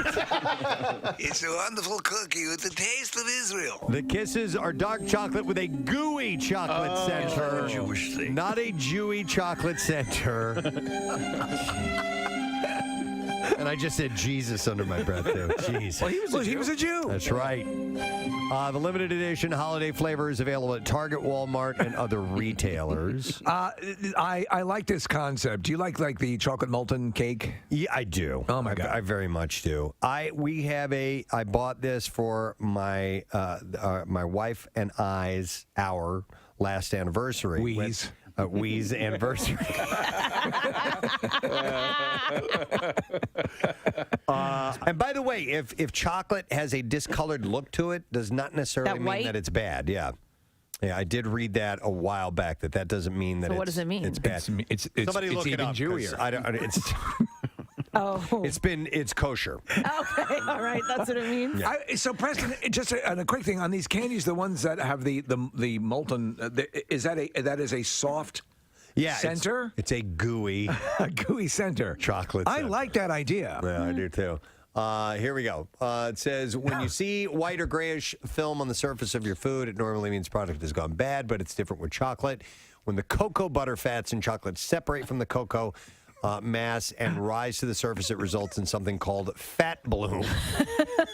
You gonna eat your fat bloom? Are you gonna eat that fat bloom? Listen, if you're not going to eat your fat bloom till I have it, it looks really good. Do I have So if it's white, it's Could I please have your fat bloom? It looks extra delicious. it might not be bad, but it's called fat bloom. I'm gonna Right. pass Yeah. on it. Okay. So let's just make a dessert, cut right to the chase, and fat bloom. One last thing. Marissa sent this to me. It involves booze, so thank you, Marissa. Red Lobster has added a specialty cocktail to their menu. Red Lobster is now offering a Bloody Mary, but with a twist in line with their brand. It comes topped with a lobster claw and one of their famous Cheddar Bay biscuits. Wow. And it does look quite yummy. So it's made from Tito's vodka, Marissa's favorite, and Bloody Mary mix that apparently is custom made by Red Lobster. The glass is then garnished with an entire lobster craw. One shrimp, an olive, a lime, a Cheddar Bay biscuit, and spicy seasoning on the rim of the glass as well. My mouth is watering. Really? That's working it for you, huh? Oh, man, a good Bloody Mary. Jeez. Murray. You and the Jewish thing. Jeez, oh, man. Listen, can I have a Bloody Mary and some of those Jewy candies? Bloody Murray. We should make a Bloody Murray. Cream soda, gefilte fish. It's a Bloody Murray. Manny Shevitz. Yeah. Right? Do they make like a raspberry Manischewitz? Manischewitz. I've only seen blackberry. Have with your Jewy candy. I want to try a Bloody Murray. A Bloody Murray. Bartenders. Come up with a Bloody Murray. I'm coming. Oh my. He said he wanted a Bloody Murray. And and it comes with calamari, which looks like calamari. It looks like it's been from a bris. Sure. I'll have some calamari, a Bloody Murray. Anyway, we need to make that drink now, Preston. Yeah. I know. That's why I said let's put it out there to bartenders. Yeah, bartenders, come up with a Bloody Murray. Bloody Murray, and we'll try it out. Anyhow, how about this? Gibson and Slash have announced the release of the first ever Slash collection, which will feature multiple acoustic and electric guitars. Yeah, the collection will. Oh, Gibson, I got you, Mel Gibson. The Mel Gibson guitar. It has all these sayings etched into the wood. So the collection will officially premiere. It's the Mel Gibson collection of guitars, featuring all his rants emblazoned on every guitar. The Whore edition features a Stratocaster pickup.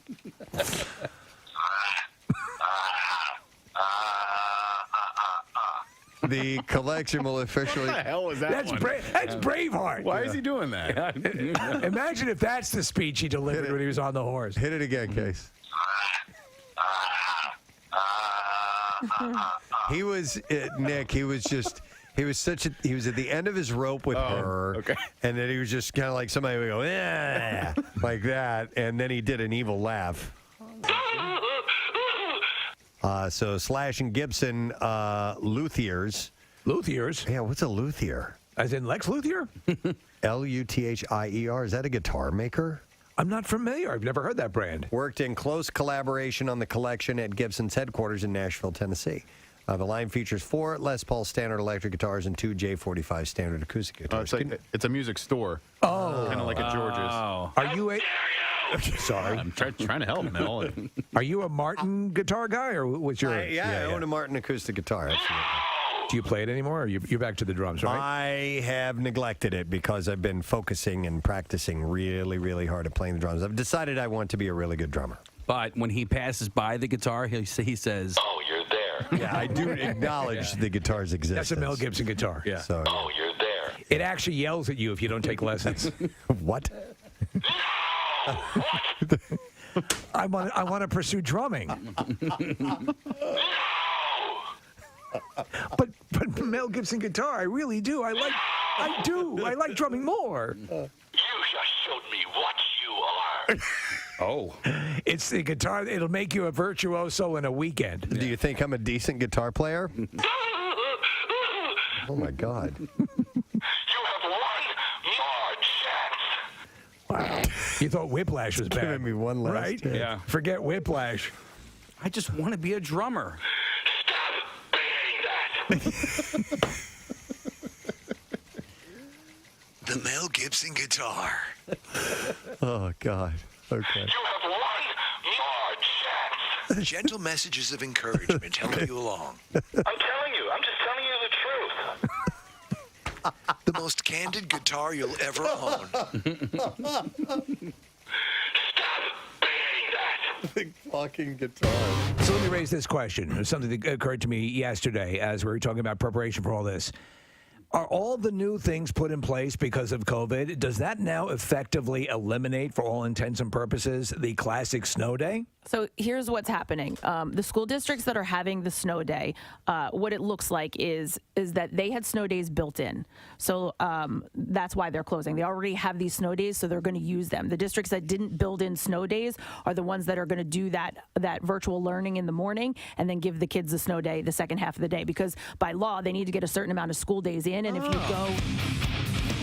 Yeah. That's what I'm talking about. Yeah, bitches, man. man. Kathy Romano with the information you can use. Roll out. I'm going to give you the Day Off at Dorney word, then we'll do the B file, and then we'll run down the results of the blood drive. So for this event, our live broadcast, Day Off at Dorney, on July 11th, we have a chance for you to win a 4-pack, a family 4-pack of tickets to join us, and you'll be able to get early entry and free parking and all that good stuff. So the word for today is corkscrew. Which, of course, you're going to find on the brand new roller coaster Iron Menace. And we want you to enter that word through PrestonandSteve.com. If you click on there, you'll see the link for the Preston and Steve Day Off at Dorney. And you can enter it there, and you will automatically be in the running for the tickets. And each time we have a word for you, which will be each day, that's another chance for you to win. So make sure that you enter each and every day that we give this to you. So again, the word is corkscrew. You'll be able to enjoy rides that open early, including the brand new coaster Iron Menace. We'll be broadcasting right from there, and that is going to be on July 11th, a Thursday. Excellent. And it's our first time ever doing this type of event, so we're looking for that, and you looking forward to it, and you can enter now. All right, let's do the B file, and then we'll get the blood drivers. WMMR presents Preston and Steve's Bizarre File. Brought to you by Delco Trim Light. Visit DelcoTrimLight.com to schedule an estimate on installation of the coolest permanent programmable holiday lighting system around. Let's begin with this little gem of a story. A drunk German tourist relieved himself from the first floor terrace of his Mallorca holiday home onto the street below in a revolting act that was caught on camera. He urinated in broad daylight over the canopies of shops before horrified onlookers who yelled at him and demanded that he stop. A shocked English-speaking man asked him over and over, "What are you effing doing?" Kiss boy. But the idiot carried on. The drunk German tourist who was wearing an armband in his country's colors just mumbled an unintelligible one-word response as he zipped himself up and then staggered back across the terrace to his apartment. Another onlooker could be heard in Spanish urging another to call the police. It was not immediately clear whether officers responded and arrested him. Kiss boy. The graphic example of tourist misbehavior comes at a time when feelings on the island are at a boiling point because of tourist saturation and anger over the type of visitors that parts of Mallorca attracts. Local police on Sunday arrested a drunk German tourist who interrupted his vacation in Mallorca to steal a $300,000 bulldozer that he ended up crashing. The hell's going on? The 26-year-old cheated death after overturning the 25-ton vehicle on the edge of a steep drop at the quarry that he broke into near his hotel. So the piss boy's not looking so bad. He was held after running to a nearby house covered in blood to seek help. The quarry owner said afterwards the bulldozer was a write-off, and they were pressing charges against the man who now faces a criminal probe and huge bill for compensation. Police sources said at the time the tourist was lucky to be alive as the vehicle overturned right by a 30-foot drop-off. So, man, they've been saying this. And yeah, it happens. Sometimes you get these tourists that go nutty, and you get that.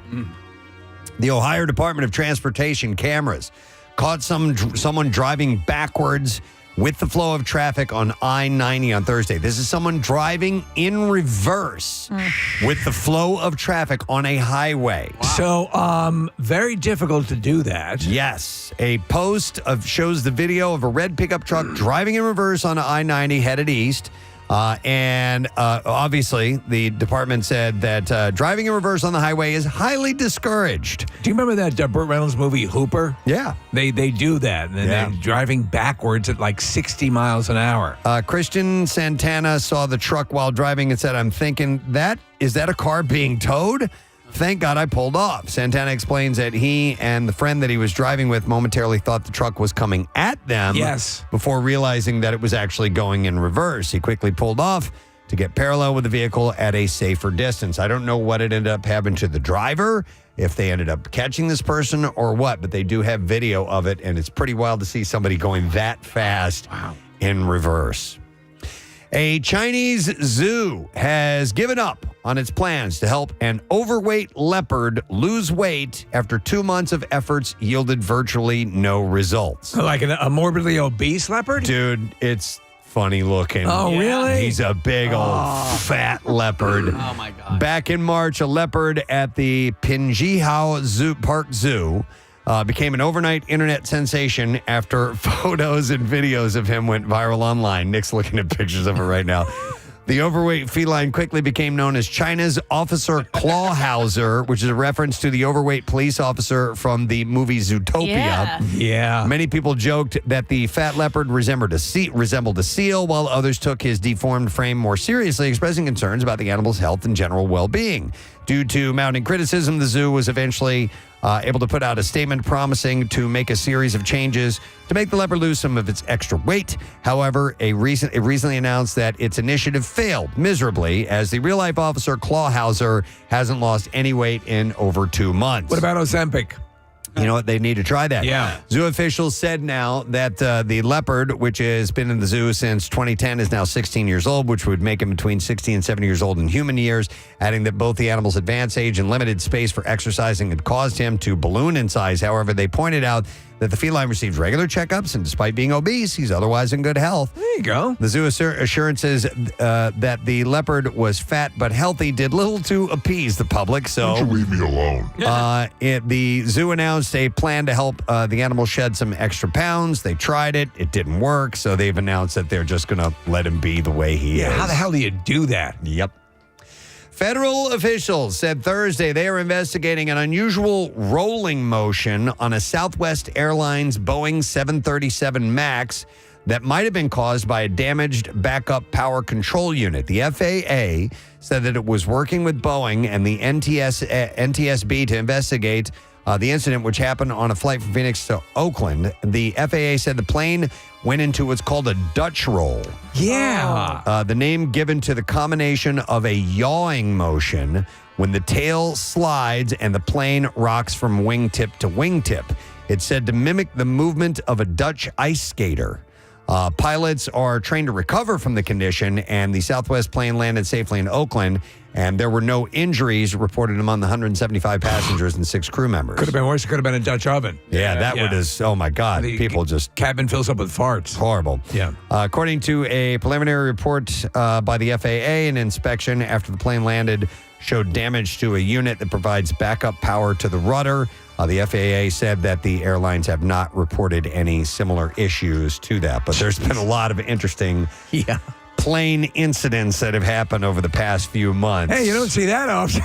Yep. All right. And there you go. That is what I have in the bizarre file for you this morning. Last Friday, we gathered in 2 locations, did live broadcasts, and encouraged people to sign up and donate blood for the Red Cross. It was the 19th annual I Bleed for Preston and Steve blood drive. We had a great time at the broadcast. Broke a world record. Yes, we did. We went by and saw Pierre and where Jackie Bam Bam was as well at Live Casino. We were at Oaks, and Brent Porsche was at Oaks as well. And it was a great morning, beautiful morning, beautiful day. And I now have the results. All right. To share with you. Yes. And so over the course of those hours last Friday, we managed to gather 1,117 units of blood. Yeah. Wow. That's a big one. That is a big one. That is fantastic. 1,117 units of blood collected. I was hoping for something over 1,000. And we did, yeah. And we went well above that. So 720 were donated at Oaks, 397 at Live Casino.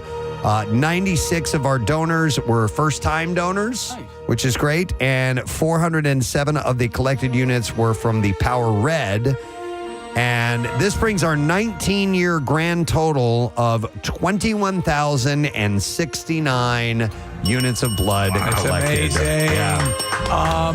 I was talking to one of the Red Cross representatives, and they say each year, every year that we've done the blood drive, the percentage of newbies is very high, higher than other blood drives. So, and they take that as a great sign. So yeah. If people have made that their first time and they realize it's not that bad, then they tend to be consistent donors. Yeah, that's really cool. I love that. And I was talking to, the volunteers. Stephanie was the the gal that helped me out, and she was like, at this event, it's all hands on deck. Yeah. It's all hands on deck all day. So it is by far their biggest event, and I'm glad That's so good that we have some really cool, encouraging numbers to report. So I want to thank the American Red Cross, all the staff, the volunteers at each site, Live Casino and Hotel Philadelphia, Greater Philadelphia Expo Center in Oaks. We definitely want to thank Neumann Media at Neumann University. They supplied us with our video work. Window Nation gave us those really cool sunglasses to give away to everybody. I didn't get a pair. And we obviously had the new Preston and Steve Blood Drive T-shirts, and also Everfresh juice and juice drinks and mini melts, and everybody who came out to donate. You were amazing. It was yes, and Kathy, the weather was beautiful. The traffic was tremendous, Preston, as you remember that day. It was just a joy. What? When we went to live. Oh my God, Kathy, yeah. And it took me an hour and a half to get home from there. Yeah, it was just garbage. But that's honestly, so to that point, that's why we have the two locations, because people were much closer to the casino and some people were closer to Oaks. It works out. Here's a text that came in, says, guys, thank you as the parent of a child who needed 5 blood transfusions earlier this year. Wow. It's because of you and your listeners that he is still alive today. Blood donations are so important. Thank you. Thank you. Well, we appreciate that. Thank you very much. And that's the reason why it's all done. Yeah, and there are some procedures that take place that require a lot of blood. Yeah, and chemotherapy patients. Chemotherapy and, as well, yeah. We immediately think of accidents when people are bleeding that they need blood. But there's a ton of other reasons and applications for people to use donated blood. So you done good. Yes. Good job. Nice work. We're very, very happy of those results. So congratulations. And we'll do it again next year. They did it. And donate when you can, please, throughout the year. All right, let's take a break and come back in just a moment. Hang out for a bit. We'll be back shortly. Preston and Steve. Now we go to Kathy with her observations on snow days. This bitch is cranking it up to 10. This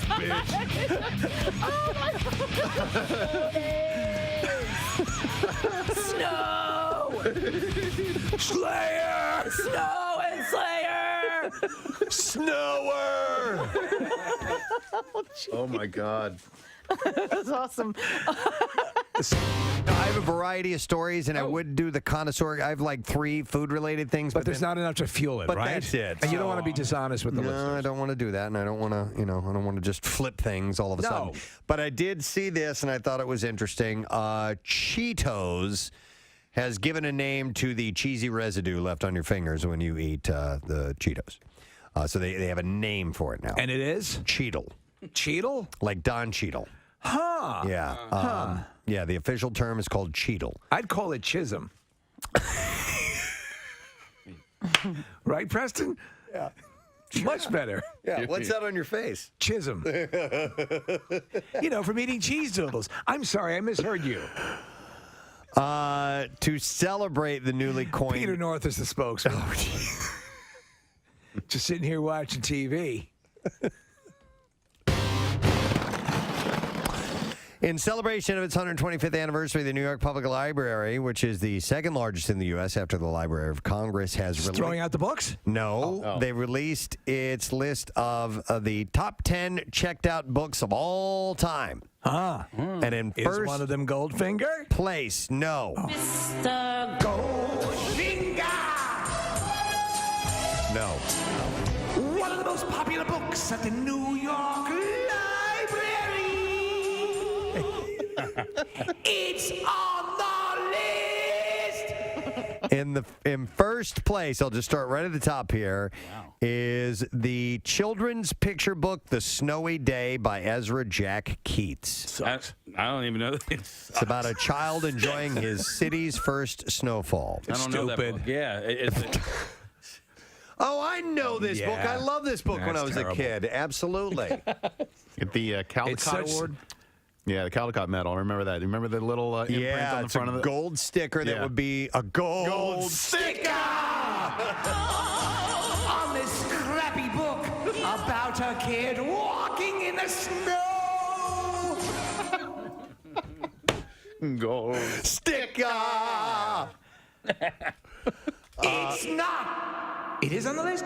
Yeah. It's on the list. It's number 1 on the list. Number 1.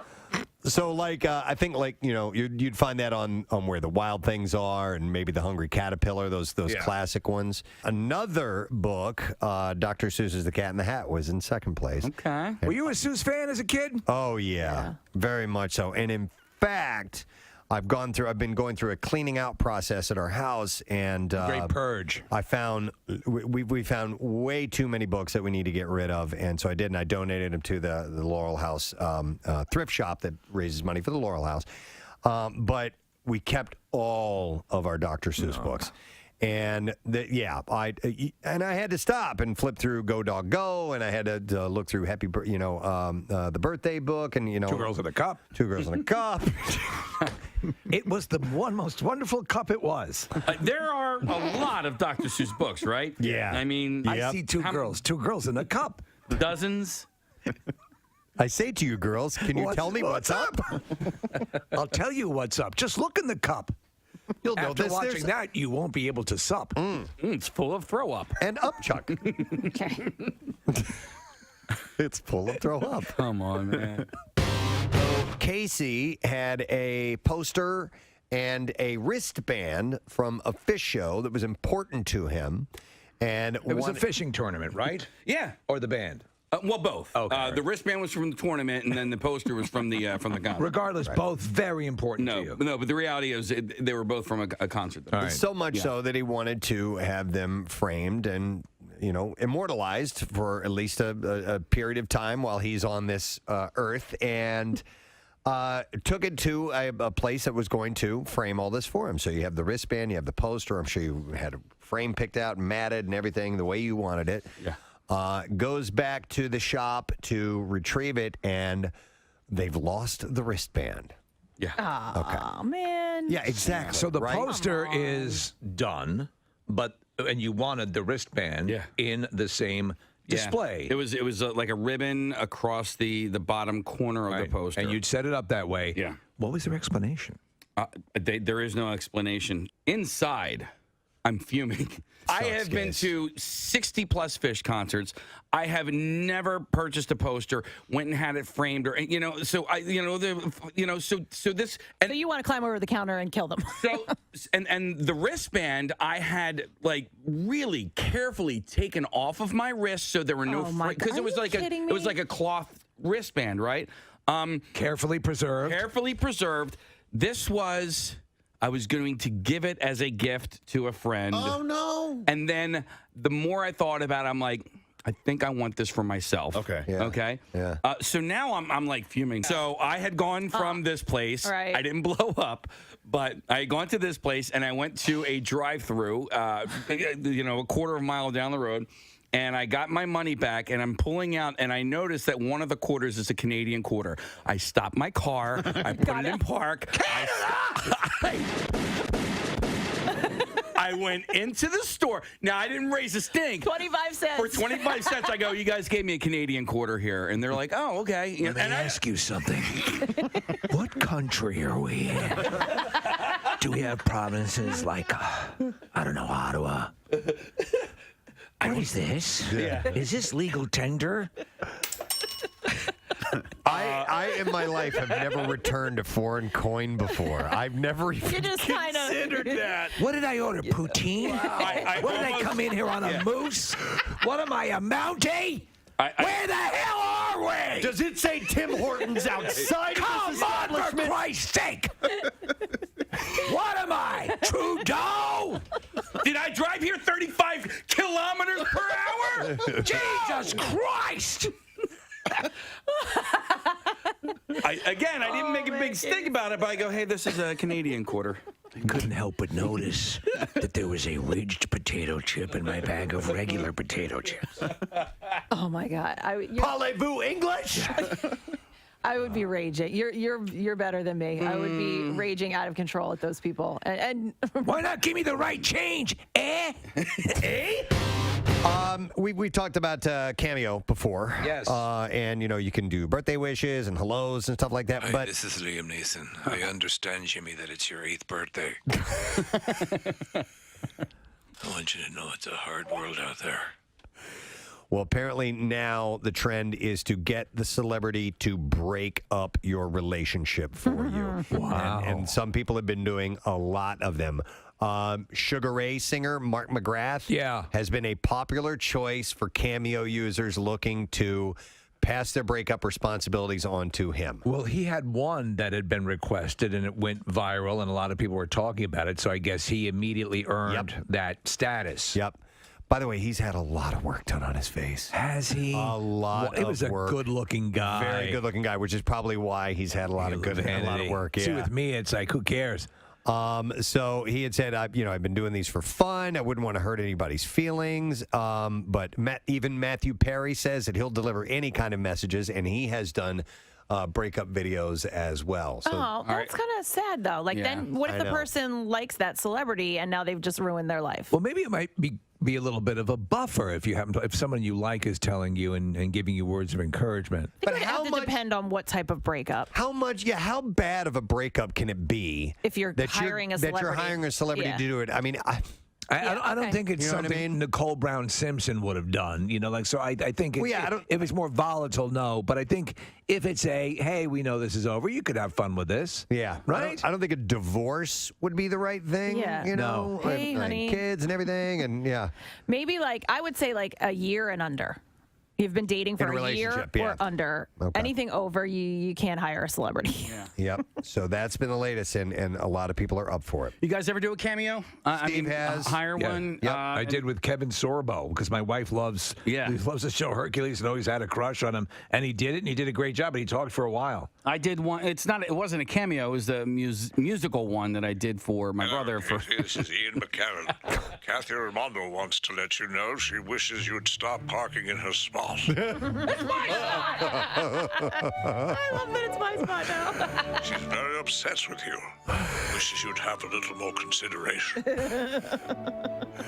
What did you did a musical one? Yeah, so there's a backup singer / trumpet player for Trey's band, Jennifer Harsberg. Yeah, and so she ended up singing a song for my brother, but I wanted to do one for my daughter for her birthday, but you go through and it's like, all right, well, this person's too expensive, and then this person is not as expensive, but do they, are they as important? Like, I don't know how much a Mark McGrath would cost. Yeah, you can probably get 4 Mark McGraths for a Pat Sajak. We should do our own cameos. How much would we be worth? So, $1,000. So you can have longer chats, by the way. So really? So for example, Mark McGrath is $90 right now. I think it says. So, but if you do extend it, you can ask for. I just asked for the bare bones minimum. Yeah. I mean, because my wife is always crushed on Sorbo, so I said, and I told him that in the little description, and he couldn't have been better, and talked for a while, there's a couple my best friend I want to send when his birthday's coming up in a couple of months, but I can't think because the movie lines that we throw at each other are really offbeat, obscure people who didn't even really have a career. No, yeah. And so I'm like, I can't find anyone. I doubt Tom Cruise is doing them. That would make sense. So Hi, this is Tom Cruise. You can't handle the truth, but apparently you can handle a lot. Billy says thanks for last night. So Todd Glass is here. Yeah! Oh, God. Yeah. I'm gonna cry. Wow, it's exciting every time. We'll be at Helium Comedy Club. It is incredibly exciting. Tomorrow, Thursday, and Friday. I'm not done speaking yet. Sorry. I'm a different person than I used to be. Are you? Really? Is it because of this treatment that you've had done? I'm just, I listen more, and I'm not as no. I feel crazy right now. Wow. Yeah. But I'm happy to be here. You told me in the green room that you're now a full Hasidic rabbi. And he knew because of the things on the sides. And I didn't want to. I should have let you announce. That's it. my improv skills. All right, well, let's things on the side. Let's bring everybody in on this on what we're talking about. So Todd requested that we have a certain treatment done. Casey, did he contact you about it? Yeah. So I don't know. Maybe this is all the rage in Los Angeles these days, but here. Yeah, and here. Well, we talked about it here on our show where I think we initially heard of it as a like on-site hangover treatment. Yes. Where if you put one on the night before, you weren't feeling all that great, that there's a service that will come to your office or residence or whatever, and they'll administer an IV and that is filled with saline, gummy bears, B12, and stuff like that. Well, you remember our calendar shoot when we had that little snafu when they showed up, the bachelor party that had all of the equipment. It was like the leftovers of this treatment that they had done. But so many people are doing it now, and apparently it's effective. Well, I'm out of the loop. I'm out of the loop because I'm not familiar. Yeah, I've heard it. I've heard it. If you don't mind, I have a couple of them here to pass along. This is from Mike Birdsall in Millville, New Jersey. He said yesterday on Father's Day, so I guess I got this a couple days ago, while playing around a golf at a Centerton Country Club with my dad, father-in-law, and best friend, I got my first hole-in-one. Whoa! On a 150-yard par 3, and I would love a shout-out at any time that you can. I listen every day in podcast, any show I might miss. Love you, Presbo, you dumb bitch. So here's a shout-out. That hole-in-one, man. Congratulations. Still, the elusive ace has never come my way. So. The closest you've come. Oh, like 6 inches. 6 inches? Yeah, I've come Right. a few times. I've been within a foot, so it's never... gone in there someday. Maybe today's the day. We'll see. Also, here's another one that says, hey, could you give a shout out to my sister, Allie? It's her birthday. She's a longtime listener and got me hooked onto the show. You guys rock. Birthdays are always a big deal, she says. And that is, she said, by the way, she was happy to meet you at the pickle party. That is from Gloria, a.k.a. G-Dog. So here's a shout out. And then one last one. It says, hey, Presbo, my sister Laura Elder, a.k.a. Lou, and I go way back to listening to your show on our way to high school in the early 2000s. We both are active podcasters, huge fans of the show. Lou has taken care of me in so many ways and so many times and in many times of need and is the best sister out there. Can she get a juicy shout out for her 40th birthday on Tuesday, June 18th? And anytime would be awesome. You guys rock. There you go. Happy birthday to you, Lou. One last shout out, a happy birthday shout out to Cast Iron Kyle. Cast Iron Kyle. Seep. He is celebrating a birthday today, so happy birthday, Kyle. Excellent. All right.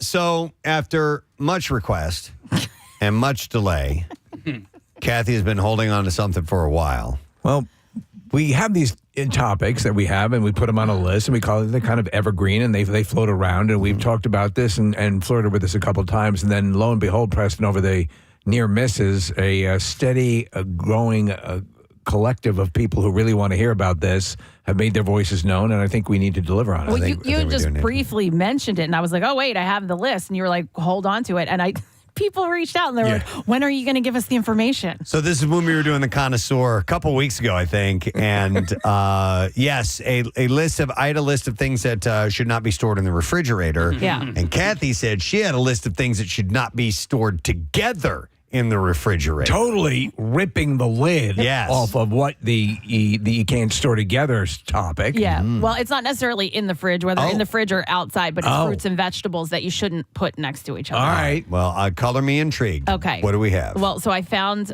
basically the same information on a number of sites, but my favorite, according to MarthaStewart.com.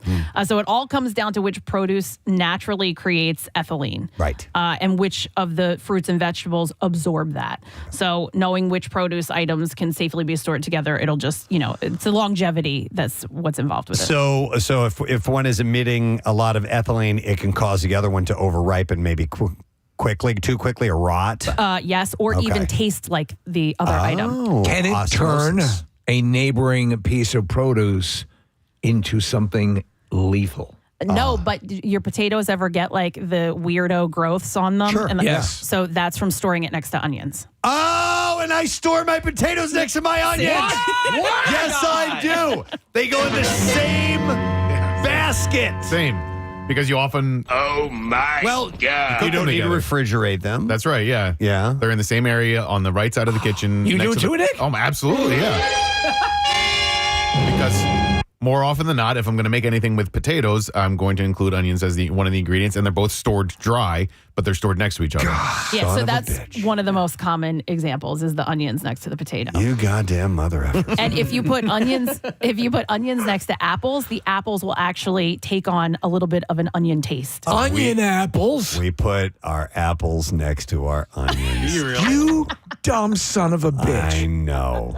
I've been living a lie. You know what? To me, that would actually seem like oh yeah, why not just put them together? But now there's a nightmare going on in your refrigerator. You know what? Sometimes though, you can have some sautéed apples and onions together. It's not uncommon. There is when onions are sautéed, they become sweet. And they can they can work together. But you don't want, if you're biting into an apple, you don't want it to taste like an onion. Okay. It's not how you would eat an onion. Wow. I am full on board What in on the this. hell? Kathy, you're I have ripping to the sit lid off. down. So actually, your apples should be stored by themselves. They shouldn't be in a bowl with other fruit or anything like that because they're the ones that are emitting the ethylene gas. Kathy, the Pentagon is on the phone. I'm going to throw up. I'm going to throw up. I can't take it. Wait a minute. What is emitting? So the apples are emitting the gas, so you don't want to put them next to anything else. They should be stored by themselves. Gas apples. Gas apples. Wow. Gas apples. Melons, bananas, they also produce the ethylene, which can lead to over-ripening of nearby produce. You're saying so melons shouldn't store melons with bananas? Or they both emit the ethylene that will pre-age or F up the taste of neighboring fruits. Right. They're like the apples. The bananas are and the melons are as well. You think you know an apple. Right. So your melons are typically best stored on your countertop until they are ripe enough to cut, eat, and then store in sealed packaging. I'm going to bet that avocados aren't on this list because avocados are they've got a leathery skin. Yeah, but I think there Are is they, some. Kathy? Well, let's go through this because Don't do this to me. Don't you? Don't you disrespect avocados. Okay, so cauliflower is a vegetable that belongs away from most fruits and onions. Okay. So they're Cauliflower seems so benign. Well, so they're sensitive to the ethylene. So you don't want to keep them near apples or melons. Okay, so cauliflower can get like gray spots on it, Yeah. and I wonder if that's from that. So I've been living a lie. listen, here's another thing too. Do you buy your cauliflower I rent it. wrapped in plastic? Sometimes, yeah. Okay, so you have to take that plastic off because it needs air circulation to stay fresh. Okay. Okay. So when you get it, so They can have sometimes they're pre-sealed in like a plastic thing, or Yeah. you can just grab your own. Fresh, right. Yep. All right. The same goes for broccoli, cabbage, and Brussels sprouts, all of which are sensitive to ethylene. So if you buy Brussels sprouts, they're often in that like mesh bag. Yeah. So that's okay because it's getting air. Yeah. Okay. All right. So Brussels sprouts. What else? That should be Cabbage and broccoli. should be out. Okay, and not packaged. Yeah. Okay. And they're sensitive to the ethylene, so you want to keep it away from the melons and the apples and all that kind of stuff. I don't drink, but I think I'm going to need some You're whiskey. gonna need a cocktail. A cocktail to take this all in. I'm just getting weak-kneed. All right, place mushrooms away from pungent foods. Mushrooms away from pungent fruit. While they are technically a fungus, not a fruit or a vegetable, most of us consider mushrooms produce, and we generally store them with other produce in the refrigerator. Yeah. But they absorb odors from smelly foods like takeout or anything like that, leftovers that are in the refrigerator. So it's best to store the mushrooms in a paper bag, which lets the mushrooms breathe and prevents contamination. So, quick question. Yeah. Simply because something adopts the smell of a neighboring piece of produce, that doesn't necessarily mean it will taste like that piece of produce, correct? I don't think so. You might get a slight, like with the apples and the onions, you might get a slight onion taste. Holy hell. Where do you stand on mushrooms, Steve? I do like some mushrooms. You like mushrooms? So I like mushrooms on burgers. Yeah. And occasionally, I am not anti-mushroom. Okay. There's some people like them in every iteration. Yes. I don't. Yeah. I love them all the way around. It's like with pickles. Like we had the Big Dill Pickle Festival. Mushrooms are that way too. There are people that are very anti-mushroom. And I think the texture has something to do with it. I think I need them like sautéed and okay. That's more. I like them raw and cut up in salads too. And I can't do that. Like, and I love broccoli and I love cauliflower, but I can't eat those raw. Like, when you have those little vegetable trays. Yeah. That's just garbage to me. Even dipping them in some kind of awesome because ranch dressing. It's the texture. Casey, where do you stand on truffle pigs? I love them. Yeah. What about stuffed mushroom Love 'em. caps? Like a little crab and cheese and I'm stuff like okay that? with that. Okay. Yeah. All right. Just curious. No, and I love like mushroom cheese. Like if I get a cheesesteak, 90% of the time I get mushrooms on it. Like, Yep, me too. Yep. So this is another, not something to be stored. Can you let us digest this? I will. I'm sorry. Do you need to digest a little bit? No, my this is God. just another tip, and we've talked about this before. But keeping the vegetables in the crisper drawer, is key to extending the freshness. So the biggest thing that will soil vegetables quickly is excess moisture and temperature. So you have to use that temperature control as well. Okay. The crisper, what does it do? It keeps moisture out? Is that what you're telling us? Yeah. So you don't want excess moisture, and you want to keep the temperature, at a certain spot. Let me throw this out here. Okay. So we have our crisper drawer, and then we have a drawer in the fridge, and then we have an old fridge. We're going to get a newer fridge, but we're trying to decide what we're going to do. Kitchen overall, the look of the kitchen and I everything. can just recommend don't get a Samsung. Okay, I'll take that to heart. Yeah. The other drawer is cold cuts, and but are they essentially both the same drawer with the same? Yeah, I don't know. Or is there a difference between the cold cut drawer and the produce drawer? I think the cold cut drawer is simply for because we have one of those. Right. It's just out of convenience. All right. I think it's easier to have things laid out in a shallow tray-like fashion. Shiloh, for you Preston. to access. I'm sorry, Shiloh. But so you can I think it's often different. change the temperature on those, Can you? right? Yeah. Can you? I don't know. That's my question. I mean, on mine. Kathy, help me. Now, listen, I have a newer refrigerator, but yes, on mine, like I have multiple drawers in there, and I can change the temperature on all of them. You can change the humidity level in the crisper drawer. So it exposes fruits and vegetables to different levels of humidity than the rest of the fridge. By the way, speaking of the refrigerator is almost kind of like a gas grill. Like there are hot spots on the gas grill. Mm-hmm. Do you ever have a liquid that you have put like in the back? Yeah, and it And, freezes. and it's frozen Mm-hmm. in that one spot. Yeah. By the way, Yeah. you ever like have a part- milk will freeze. Yeah. You ever have a part in the refrigerator where you're reaching back and it actually feels hot or warm? Now that I've never I had. had that. I have an old crappy refrigerator. Well, what and kind of refrigerator do you have? I have the GE Cafe. Okay, and you're happy with it? Yeah. Can I have it? You can't because, Steve, don't you remember it took like 8 months to get to me? Yeah. Yeah. Oh yeah. It's my Yes. garage fridge is, it came with the house. It's probably 1,000 years old.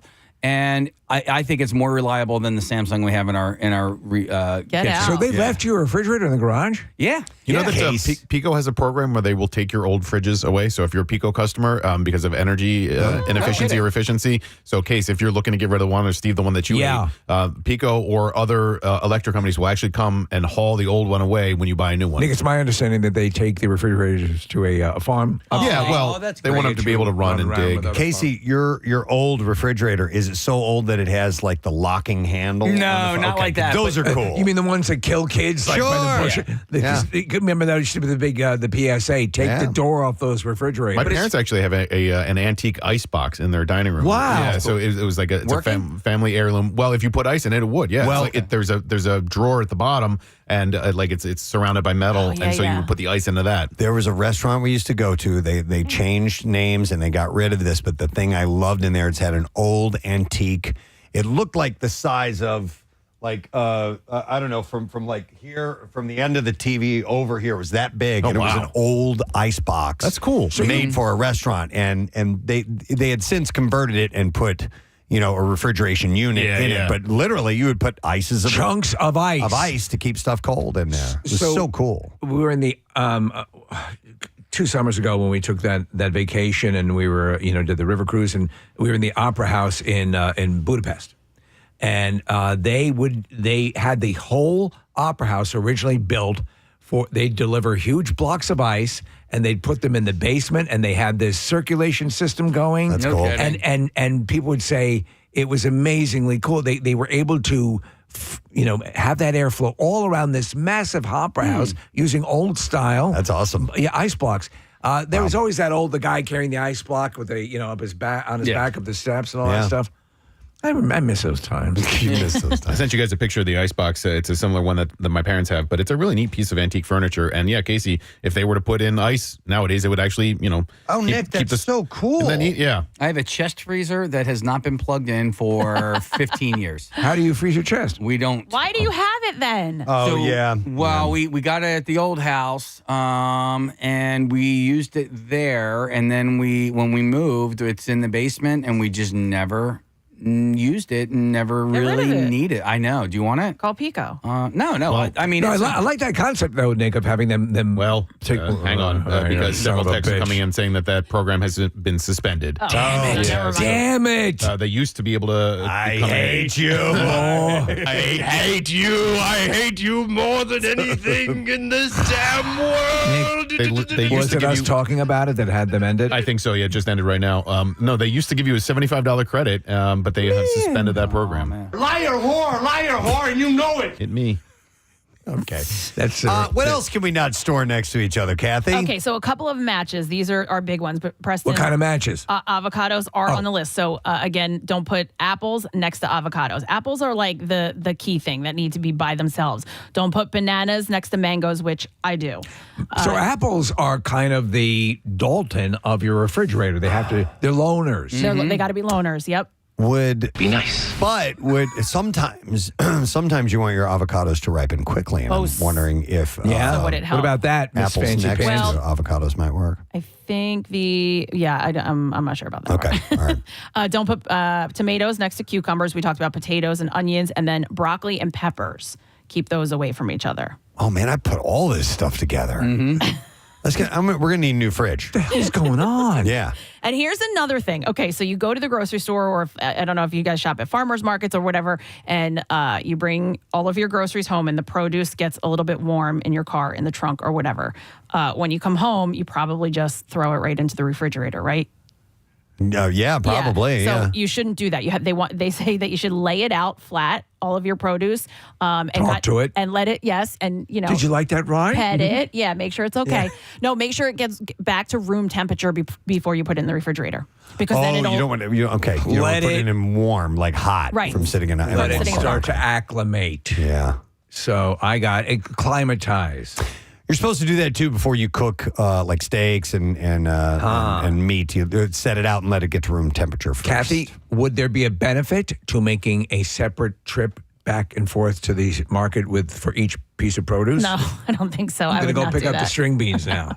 I would not do that. And greens are best washed, well dried, and then stored with layers of paper towels between them to help with the condensation. Is it okay when you're driving back to crack the window a little bit and let the avocados hang their heads out the window? Yes. I mean, it might be all right. I mean, they enjoy that.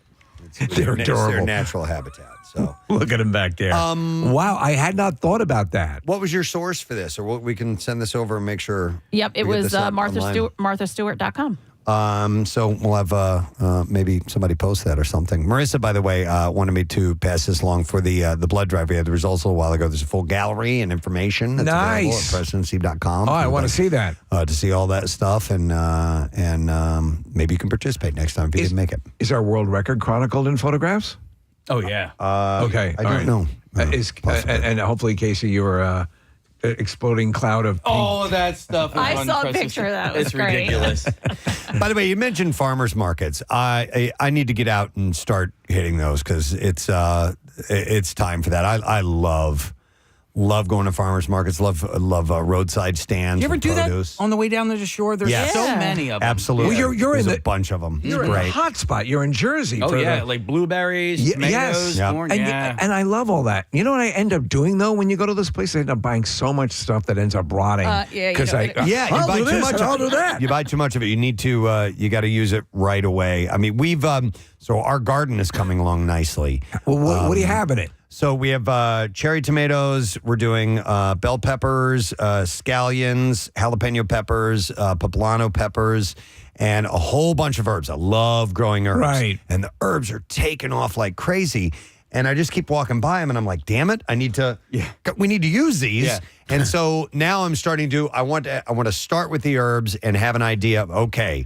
Thyme. What are we going to make with that? Or Right. parsley. Or we have parsley. We have chives and rosemary, lots of rosemary and basil and. Also mint, which is great for cocktails, Kathy. Yes. That's why I have the mint. There always comes a time when if you're growing herbs or growing any vegetables at home where they get brought into work because you have so many of them. It's a bounty. Yeah. And the other thing about mint that I want to say is mint can spread so quickly. So make sure that like if you're planting it, that they're literally like metal in the dirt around it. Ours are in a box. There you go. What are you doing to keep, because you're like right on the edge of farm territory. What are you doing to keep predators? Oh, we have a fence. Okay. Yes, Electrified? Oh, you do. You have like a fence around the whole thing. Well, we have a fence. No, not around the garden. So Oh. we have a fence around us because we have a pool. Yeah. And when we got our puppies, or when our dogs were puppies, they're small. They're Yorkies. Right. So I did this thing where I went out and I bought chicken wire. Oh, yeah. I've and seen I this. attached that to our fence. Yeah. They couldn't And get so no animals get in. None of them. None of them get in and get to our produce. Because they'd be ripped apart. The dogs would definitely destroy them, but they can't have at our produce, which is awesome. There's a newer, I think this might be the second year for the Conshohocken Farmers Market. They do it every Saturday morning, and it's at the Sora West Plaza, which is where that hotel West in Maine is. But it's a farmers market, and I have yet to go, but everybody says it's great.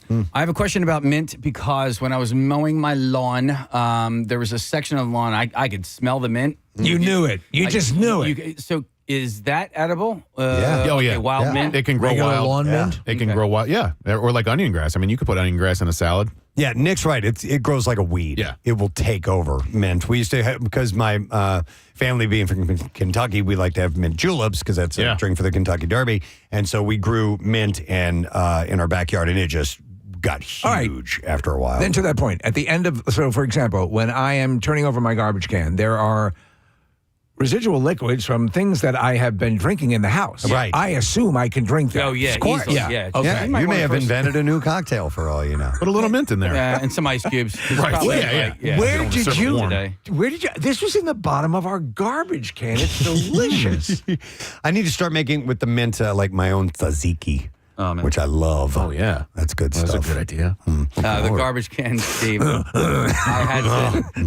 I had to explain to my children that like our garbage cans and our trash cans are two different things. Garbage is right. I said, okay, loose trash goes into the trash cans, and then that gets thrown into the garbage cans. Right. Because I'm walking in there. Do you know what I mean? I'm Mm-hmm. like, because when the trash guys are chucking it, they're not going to pick up a tasty cake wrapper that just randomly like fell out of the trash. You know what I mean? They're working with bulk. Yeah. They don't have time. Yep.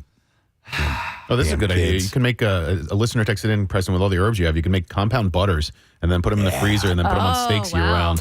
Yeah, so you can take things like rosemary and basil and stuff like that, mince it up, and then you mix it in with butter, so a little bit of garlic in there too. And what you do is you get it soft, you mix it all together, and then you take some plastic wrap and you roll it up. You make it into a log, essentially. Roll it up, throw that into the freezer, and then when you're going to make a steak, right when it's done, or a burger, you cut off a little slice of it, and you just throw it on top.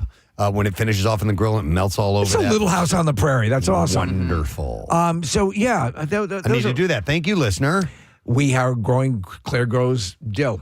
And she has got some stuff going. There is a massive difference between fresh. Yes. And you can do that, Steve. You guys love having fish and salmon at home. Yeah. That's perfect in a butter to put on top of your fish when it's finishing. I kind of like that idea a lot. Do that. Excellent. Kathy, thank you so much. You're We've opened our eyes. This has We were definitely living a been life. a big one for us. Don't you feel like you had bandages taken off your face and you can now see the light? Yeah, absolutely. I would like to reiterate the information that we passed along a little while earlier. The 19th annual I Bleed for Preston Steve blood drive results are as follows: 1,117 units of blood collected. It was a big year.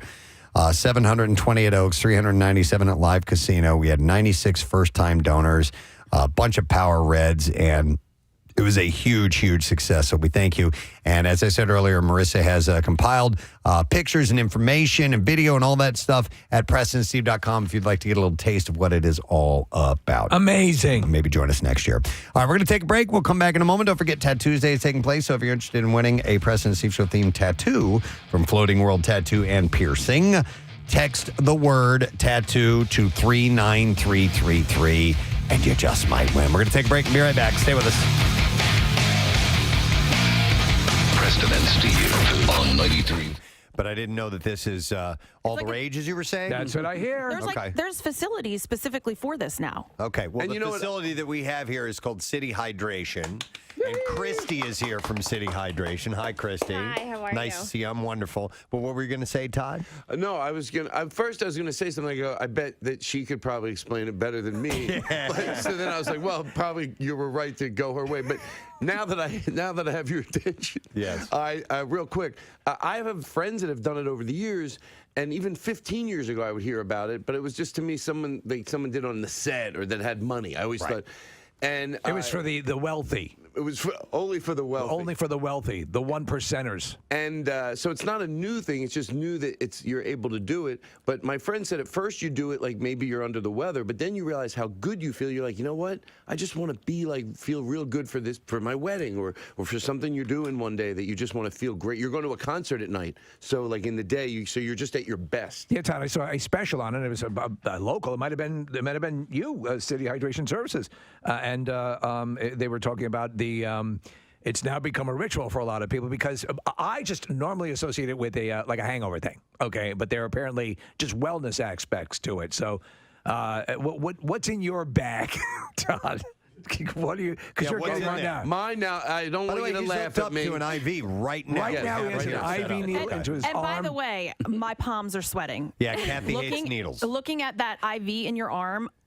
Yeah. Oh my God! Like, Kathy will not be using this service. Some people, yeah, it's same with some people. It doesn't really like for me. It was just like it sounds like this is like I'm not doing an ad for it, but it was like a pinch, same, and then now I'm not even thinking. Well, about you're a regular intravenous drug user. So well, I am. Nothing. In all for fairness, mine does have mashed potatoes in it. Wow. So, wow. Just because I felt she said I look low on gravy, and I said, well, then Let's top that off. Give me 2 bags of gravy. I would say this.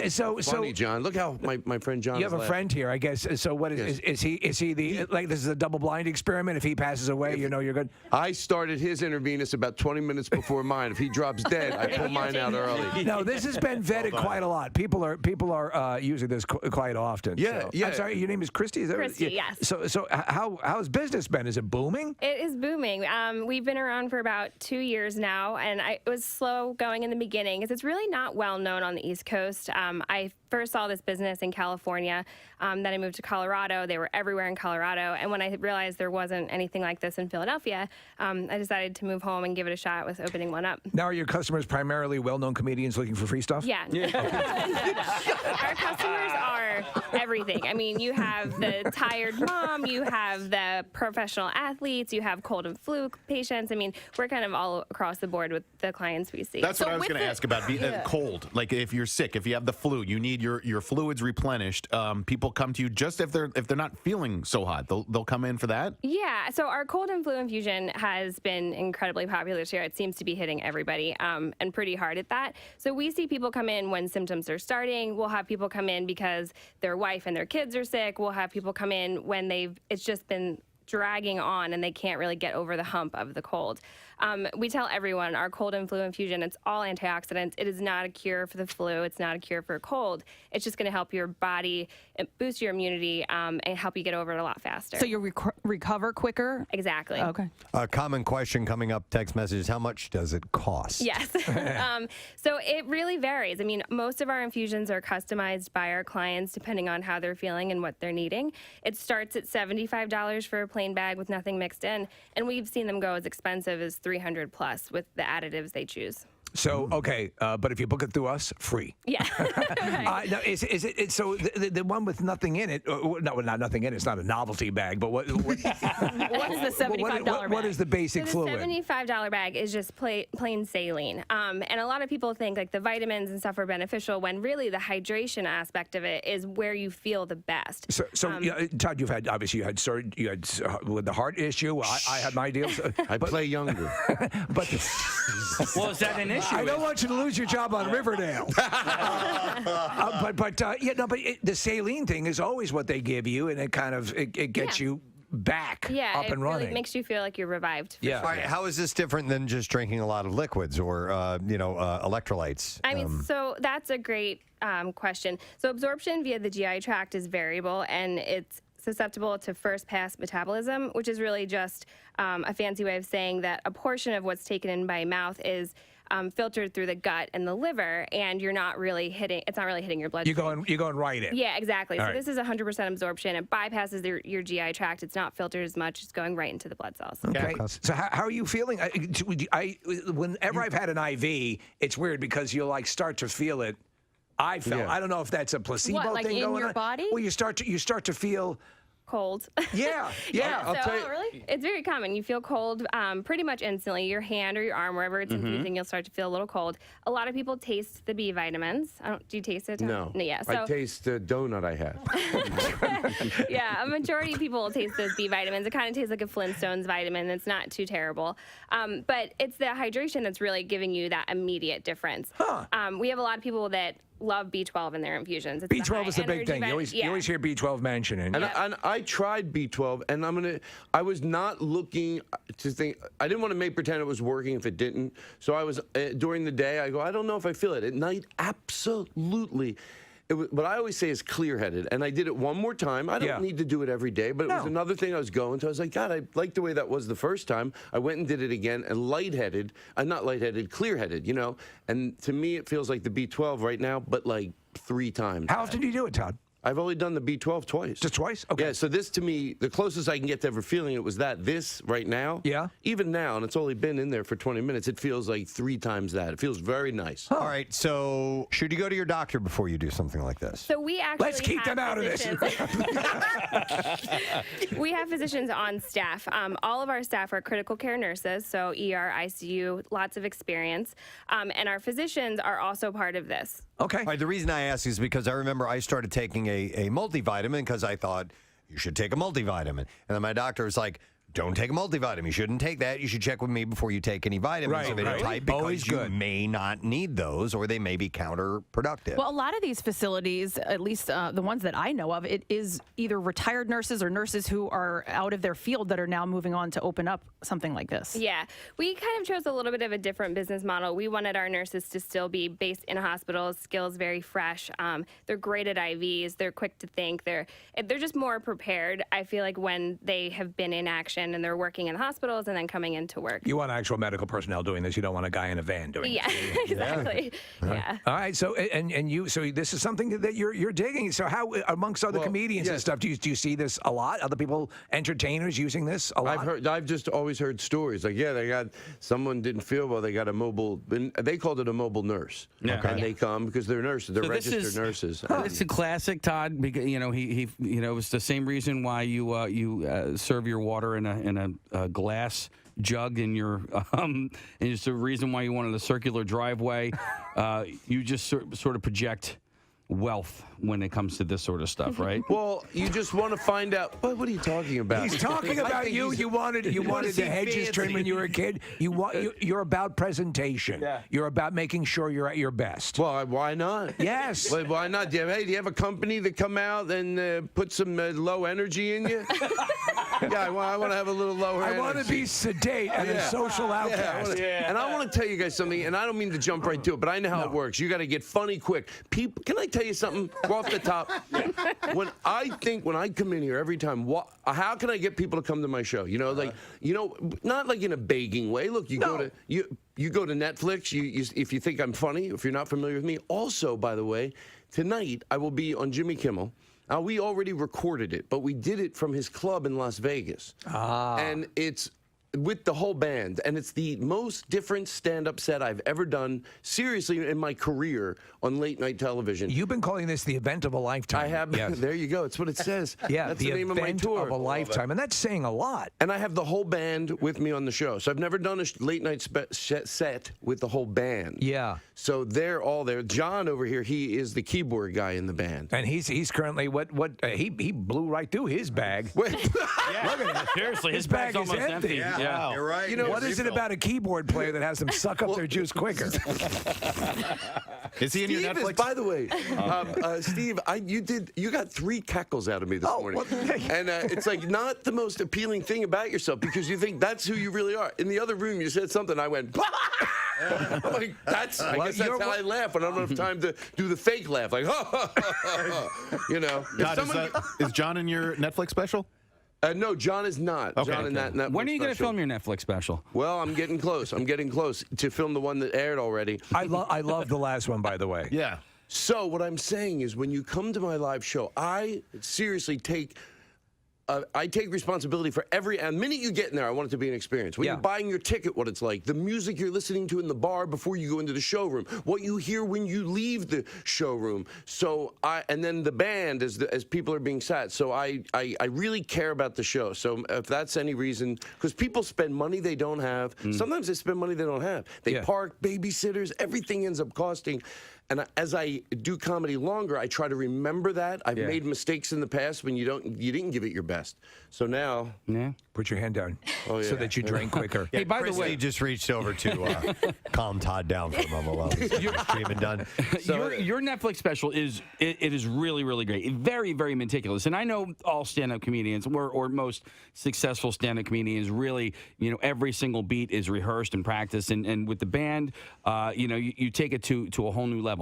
Now, I had also heard when you talk about the experience for the fan, for the people that are spending money to go to your show, that I heard that you, even with the green room, you will go in and you'll spend money and you'll decorate the green room just to sort of make sure that it's it gets sometimes that stuff, and I don't know if it's my own insecurities. It gets exaggerated, but basically what I've done is you're in a green room. It's really bright. Yeah.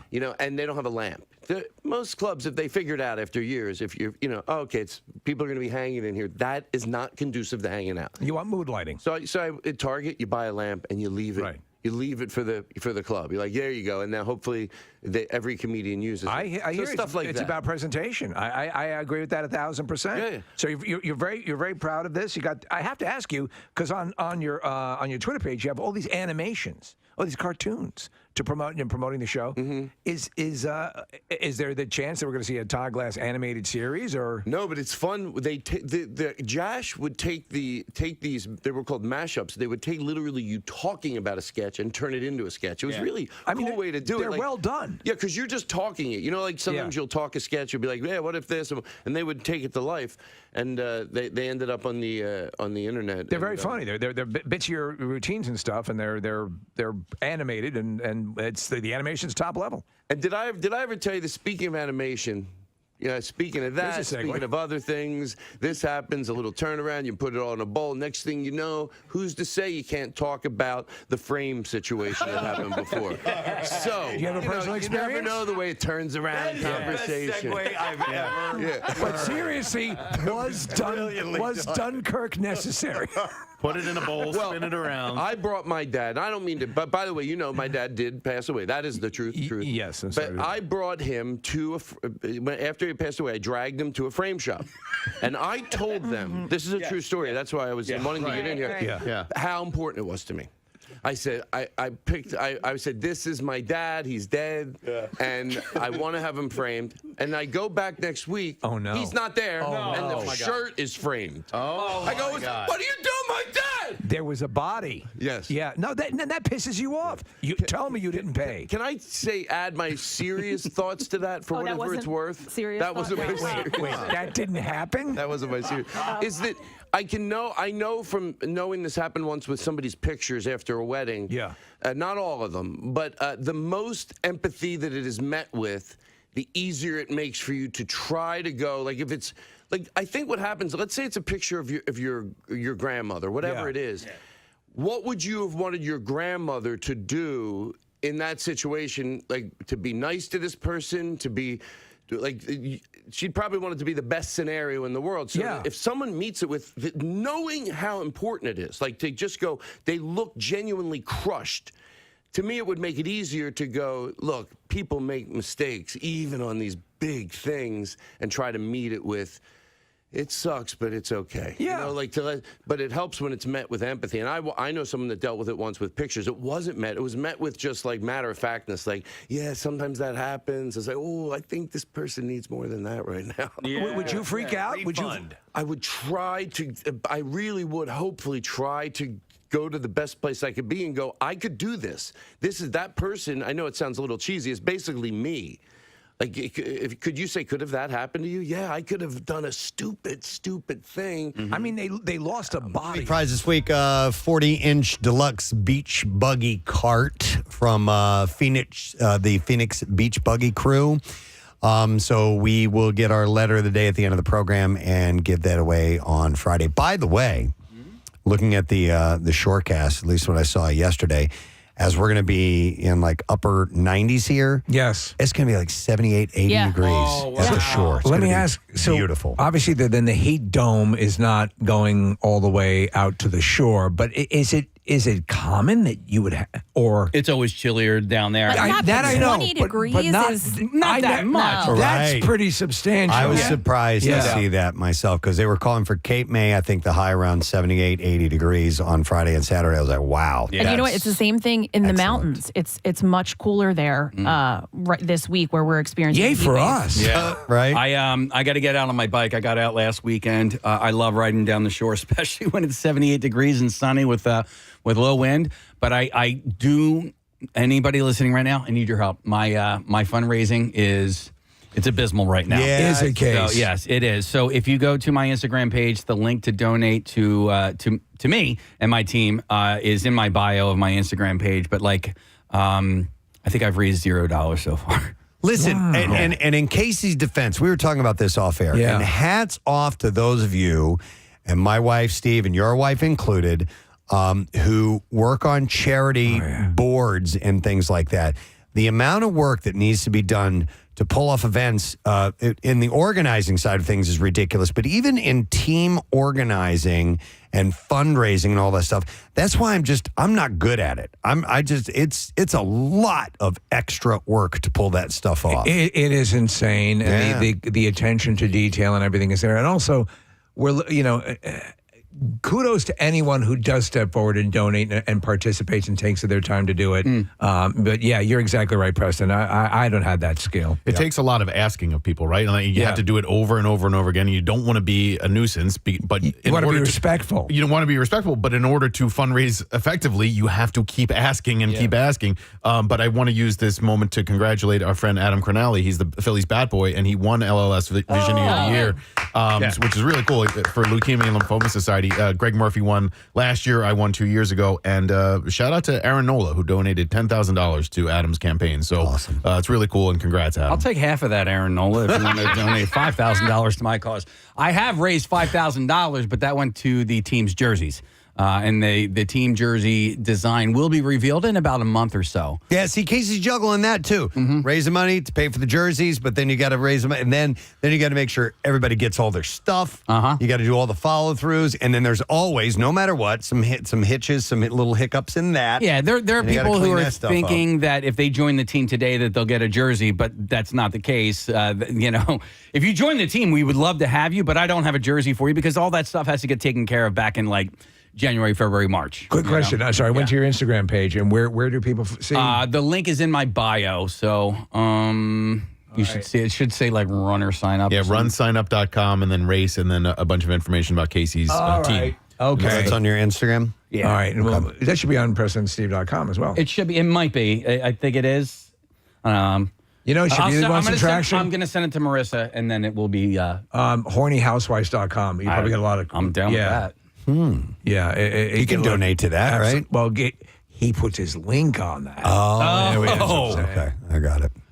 All right, well, anyhow, good luck with that. Thank you, sir. Appreciate it. All right, I wanted to mention this. We had a caller yesterday. We were talking about, we got on a conversation of a few different things, and part of that included getting a burn. Yeah. And this guy had called and told us a story of he had, and I forgot what he burned it on, but it was a light bulb. Yeah, and it was a night light. Yeah, a night light. Yeah, he had leaned in as a kid. and he got a big old nasty burn on the tip of his nose. He was trying to see how close he could put his nose to the light. And the next day, they had family photos.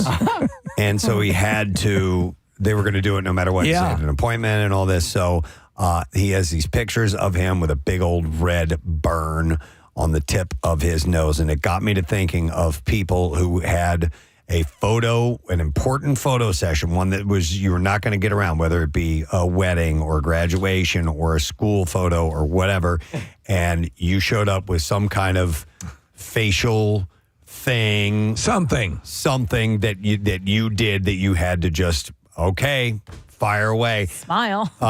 215-263 WMMR if you have a number concerning this. Chuck was talking about his son had and they were getting school pictures done.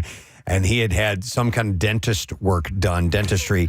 He doesn't remember if it was the wisdom teeth or not. Right. But he said that his bottom lip is swollen way up. And here he is. It's going to be in the yearbook for crying out loud of a big swollen lip. Well, Jace's first day of school, I think it was 2 years ago, he got poison ivy all over his face. Oh, man. And, they do I personally do first day of school, last day of school pictures, but the school also did it. So when they sent it home at the end of the year, the first one was with him with poison ivy all over his face. Man, that sucks. So the case can be made today that with different programs and stuff, you can correct it, but it's still not the same. And can you say your story or? Sure. I was, maybe first grade, something like that. I've told you guys about this before, but I'll reiterate the story. I loved the Three Stooges, and Curly was my favorite, and Curly was bald. Yeah. And so I remember I'd come in and I'd pulled my hair back in my hand, and I went to my mom and I'm like, look, I'm Curly. And I guess she didn't give me much of a response. Hey. So I went and I got some scissors and I cut off all my bangs. Now she'll respond. And that was at the time when bangs were, and I did the same thing. I put my hand up like I was covering up my hair, holding my hair up. And I go, look, Mom, I'm Curly. And I let go. And the school photos were that week. I have them somewhere of me with this bizarre, and Mom, they didn't fix it. They didn't go and give me like a buzz cut or anything like that. Left it like that. It was the 70s, Great. so the hair was weird anyway. And so there was that one. And then the other one is at our wedding, my dad, a couple of days before, chipped half of his front tooth. Like Lloyd Christmas? I mean, like half of it. Your wife was telling me this story. Yeah. And my dad just all smiles and so with his big old tooth. Hey, everybody smile. She said your reaction was like, God, what the hell happened to my father? F did he show up like that for? I thought maybe he could have taken care of that. Gone to the dentist or something like that. Nah, I'll just stick a wad of paper. Yep. I will go to Ashley on the phones. Hi, Ashley. Good morning. Good morning. Hey, what's up, Ash? So, I had family Christmas photos scheduled for last November. We do it every year.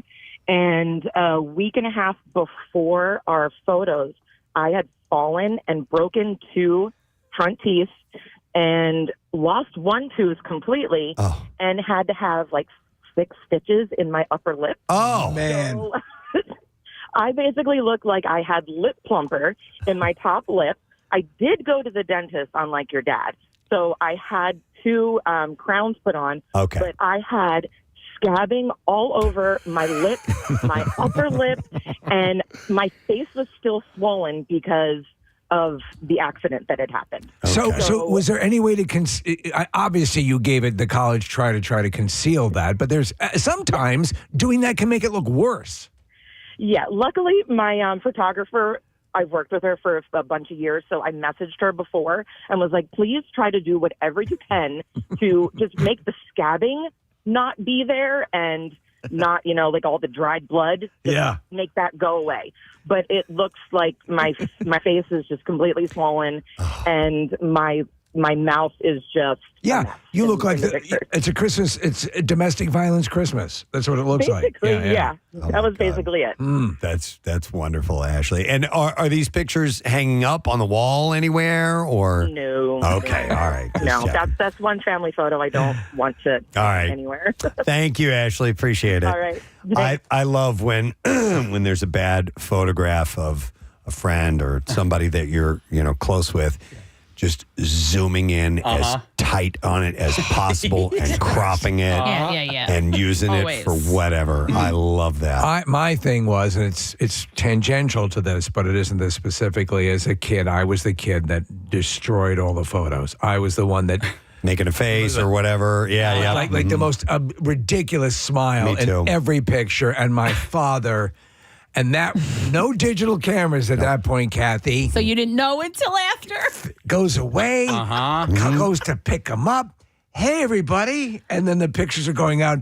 You dumb bastard. Yeah. It's why I can't, when my son, he refuses to, smile in photos and stuff. Dude. And I'm like, just what? And I'm like, I was way worse than this kid. I just stand there. I'll go, we'll wait until you're ready. Okay. Yeah. I'm done. I don't want to. Okay. Well, then when you're ready to give a nice smile, we can wrap this up. I don't know why it's got to be such a fight. Dude, just do this and it'll be over. Right, 5 because we seconds. take so many. I know. You know me. I know. I hate photo sessions. I hate them.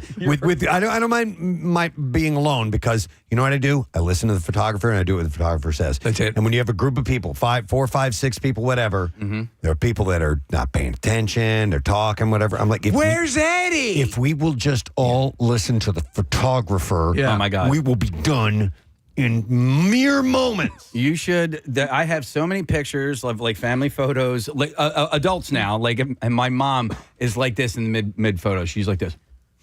So she's saying something. She's talking. She won't stop talking. And my mom, if you keep talking, I'm just going to post this picture of you God. All right, let me go to some other calls. Winnie is a makeup artist. Hi, Winnie. Good morning. Good morning, Ed. Hey, good morning to see you, Winnie. What's up? So I actually have a couple of the stories like this, but my best one was I had a bride call me in an absolute panic maybe 3 or 4 days before her wedding. And I was like, what's going on? She goes, well, my dad had an accident. I'm like, okay, get there the morning of the wedding. He had whacked himself in the eye with a wrench and was black and blue like you would not believe. He wore so much more makeup than the bride. It was just hilarious. He was a good sport, and the bride was happy when all is said and done. And you really can't tell until the picture's at the end of the night when everybody's sweaty and everything. Then you start to see a little bit of that black eye come through. But it was unreal. I have never seen bruising like that in my life. Wow. So I can see, at a certain point, if you're going to be taking some stills, makeup can help you cover it up. But if as you said, something's progressing through the evening and there's a reception, then the makeup is going to wash off and you're going to be, you'll look worse, I think. Oh, yeah. And if it's the wrong color and, oh, God, it can get really bad. But they were really good sports about it. I love collections of photos like that. I love collections of kids crying with Santa. I love I'm sorry. They're just effing hilarious. Kathy, did anybody do anything to themselves before your wedding that you didn't approve of as far as their appearance is concerned? Just when my cousin brought the stripper and put her in a see-through pink dress and then put her on the altar and took pictures with her. That was good. Wasn't she jockeyed to the edge of the photo? Was it? Or there was No, that wasn't me. No, but my best friend got mad at me because I cut my hair. It was actually Kathy's cuts, the first one we ever did. Oh, yeah. And she was pissed that I had short hair for her wedding. You didn't that wasn't Bangs Kathy, though. That would have been way worse. Yeah. No, it wouldn't have. No. I like that. Yeah, that was ugly. That is because my friend's son got married, and then her other son and my son play rugby together. And the kids, they went on a rugby trip, and they all got mullets. And, on purpose. What's that? On purpose? On purpose. And that was the thing. And the mom was like, dude, your brother's getting married in 2 weeks. You can't have a mullet in the wedding photos. You need to fix this. What about you with your male with the yes, with the license photos. With the license photos. Well, right before Seamus was born, is when I gave myself 2 rat tails, a rat tail on the front and the rat tail on the back. But that wasn't, listen, man, it's not about me. It was about my son being born. Like, then why are you even looking at me? All right, let me go to some other calls. It's about something you did right before an important photo moment and had to live with the results. I'll go to Paul. Hi, Paul. You're on the air. Good morning. Hey, good morning. How are you guys? Good. What's up, bud? All right. So my bachelor party was the night before the wedding, as one does. And my buddies and I, we are big roller hockey players. And I was standing behind my best man. He threw his stick back and caught me right in the mouth, knocked out my 2 front teeth. Oh, my God. Oh, man. My wife was upset. And so throughout the night, I kept my mouth closed. And eventually, as we're drinking and time goes on, I start smiling in pictures. And my best man decided it would be hilarious to bring the parties now. He printed out a picture of me smiling nice and big and put it on a cornhole, like where you throw the bags in. Cornhole board. Yeah, those are Now good that friends. comes to every party. Oh, that's phenomenal. By the way, is that still a thing to do the Thanks, bachelor Paul. party before the wedding, like the night before the wedding? Because you shouldn't. I think that it's rare. I think it's very rare. It used to be the tradition. Yeah, that the would night be before. a massive liability. I think now, Nick, the night before would be that sort of rehearsal dinner. You could get a hockey stick to the face and then get some teeth knocked out. Yeah, you should at least do it like a week or 2 before. If you're getting a hockey stick to your face at the rehearsal dinner, cancel that wedding. Yep. No, I wasn't saying Oh, I anything. thought you wanted to say something there. I like you. I like you, too. Let me Hey, by the way, Casey. Yeah, dude, I know. Your fundraiser in just a short amount of time is up almost $500. Oh, it's Very good. Our it's- listeners are awesome. It's over that now. It's at about close to Nothing's over. No, it's $590. Thank you. Excellent. Thank you. Excellent. All right, let's go to John next. Hi, John. Good morning. Hey, morning, guys. Hey, what's up, buddy? All right, so I was in the groomsmen party of one of my best friends. I've known him since like first grade, and we had the practice dinner, the rehearsal dinner on Thursday, and the wedding is on Saturday. We're getting around, drinking, having a good time. I come home, and I own a dog, and you do what dogs do, and when you come home after a long night out, you give them pets on the head, you get excited. You make love So to I'm them. standing behind, so I'm standing behind my dog, and I'm giving him, little scratchies, and he rears his head right up into my face and gives me a black eye. Oh, man. And I'm thinking to myself, as it's happening, I'm like, just watch. I'm going to get a black eye, and no one in the world is going to believe me when I say, yeah, my dog gave me a black eye. Right. Yes. And so it was your friend's wedding the next day? It was on Saturday, so I laid a good like 48 hours to really like get dark. Oh, yeah. Yeah, The absolutely. swelling was down, but it was dark. Were you scheduled to be in any photos? Oh, I was in the groomsmen party. You were one of the groomsmen. So There you go. did you pop on shades, or did you just go and Makeup? say, this is what I am? Oh, yeah, no shades, because I'd be the only one wearing shades, and that'd be almost just as bad as sporting the black eye. I'm like, you know what, it's all right, I'm going to sport it, and every single person that comes up to me, I'm going to think up some different story and really have fun with this, because obviously I'm going to be drinking, so I might as well have a good time with this, because no one's going to believe the actual story, because it's just so lame and ridiculous. It does seem bizarre. Do you remember one of the stories you told? Yeah, I think I probably came up with a couple, knight in shining armor stories. Right, yeah, sure. Man, I would have brought her, but she didn't have a dress. So. Right. All right. Thanks, John. Appreciate it, bud. Yeah, weddings are obviously a one that you do not want to mess that up, but there are other occasions. Let me go to Roy with his next. Hey, Roy, morning, bud. Hey, everybody. Good to have you back now. That's uncanny. The Cliff Notes version. How you doing, man? That is the Cliff Notes. All good. All right. What's up, Roy? So Pop it up. I am bald, and I ride motorcycles, and I wear a do-rag all the time. So I got the worst tan line on the top of my head. It just looked like a giant used condom. so my mother-in-law was the traveling companion to Miss America, and we went to the pageant. I took my daughter, my wife, and I knew I was going to be sitting with all former Miss Americas, like Kate Shindle and like 1962 Miss America, looking like a complete idiot with a big white head, like 100 watts. Oh, my God. So we are all kind of like, artistic. My wife airbrushed the top of my head with like skin tone, and pretty much concealed it. However, like it was hot, so I started to sweat at the pageant, sitting with all former Miss Americas, and wound up.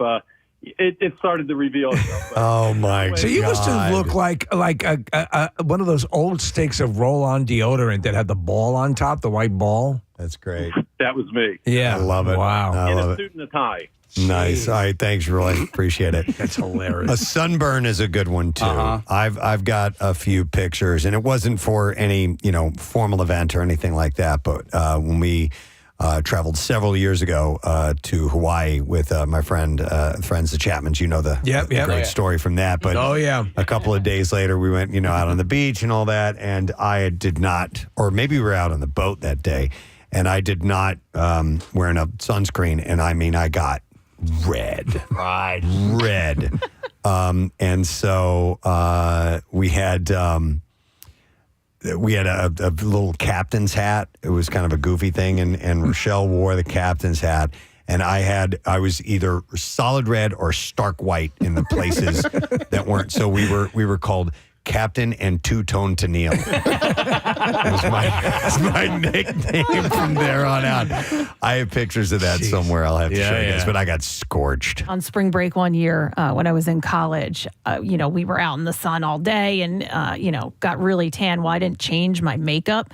When I went away, I just brought my makeup. So I would put makeup on. I don't even know what I was thinking. I don't know if maybe I'd missed the mirror or the lighting wasn't good, but all of my pictures, I'm like completely, tan, dark, and my face is like butt-ass white from the white makeup I brought in the middle of, March when we were on spring break. It's terrible. Let me ask you, so leading up to a wedding, and obviously I know the traditional perception is that the bride has very, very specific about bridesmaid shots and wedding pictures. Does the edict go out, or is it understood among women in the bridal party? No tan, you have to... no tan lines and stuff like that. Right. I mean, I'm sure there are people, that would be like it's that. just understood, right? What about you'd mentioned the makeup thing. From time to time, you'll see a woman who has a bad makeup job. Yeah. And I would imagine that happens as well. Although sometimes now they have people that will do makeup for wedding parties, right? Yeah, well, and that's expensive. But then you always get the bridesmaid who's like, "Oh, I'm just going to do my own," right? And the bride's like, "No, you should really use the makeup artist." I will go next to Mike. Hey, Mike. Morning, bud. Morning, guys. Hey, what's up, man? This is 25 years ago. My sister was getting married. We took my brother-in-law out the night before, not for a bachelor party, just for a couple of drinks. We had too many. Falls face first coming out of the bar. Breaks his nose. Oh, my God. Drapes all over his face. The next day at the wedding, there was no way they could cover this up. I mean, they did their best. It actually looked worse the next day. His nose looked like Happy the Clown. My sister didn't talk to me for months. Yeah. There's no wedding pictures in their house. No wedding pictures. No wedding pictures. It was that bad. Was he bandaged up, or was it just big and swollen? It was big and swollen, but red. he had scrapes all over both sides of his cheeks, too. Oh. Yeah, there's no way. Your fault. That's his. He let it get away from him. Yeah. Thanks, Mike. And it reminds me of the movie Sideways. Remember, he gets hit in the face with a motorcycle helmet, and he's getting married the next week, and his nose is all bandaged up. And oh my God! And you have to live with that in the photos. I'm not sure if this is exactly what we're looking for, but I have Leif who's on the line. Hey, Leif. Good morning. Hey, Preston. Hey. Chicago! Chicago! What's up, man?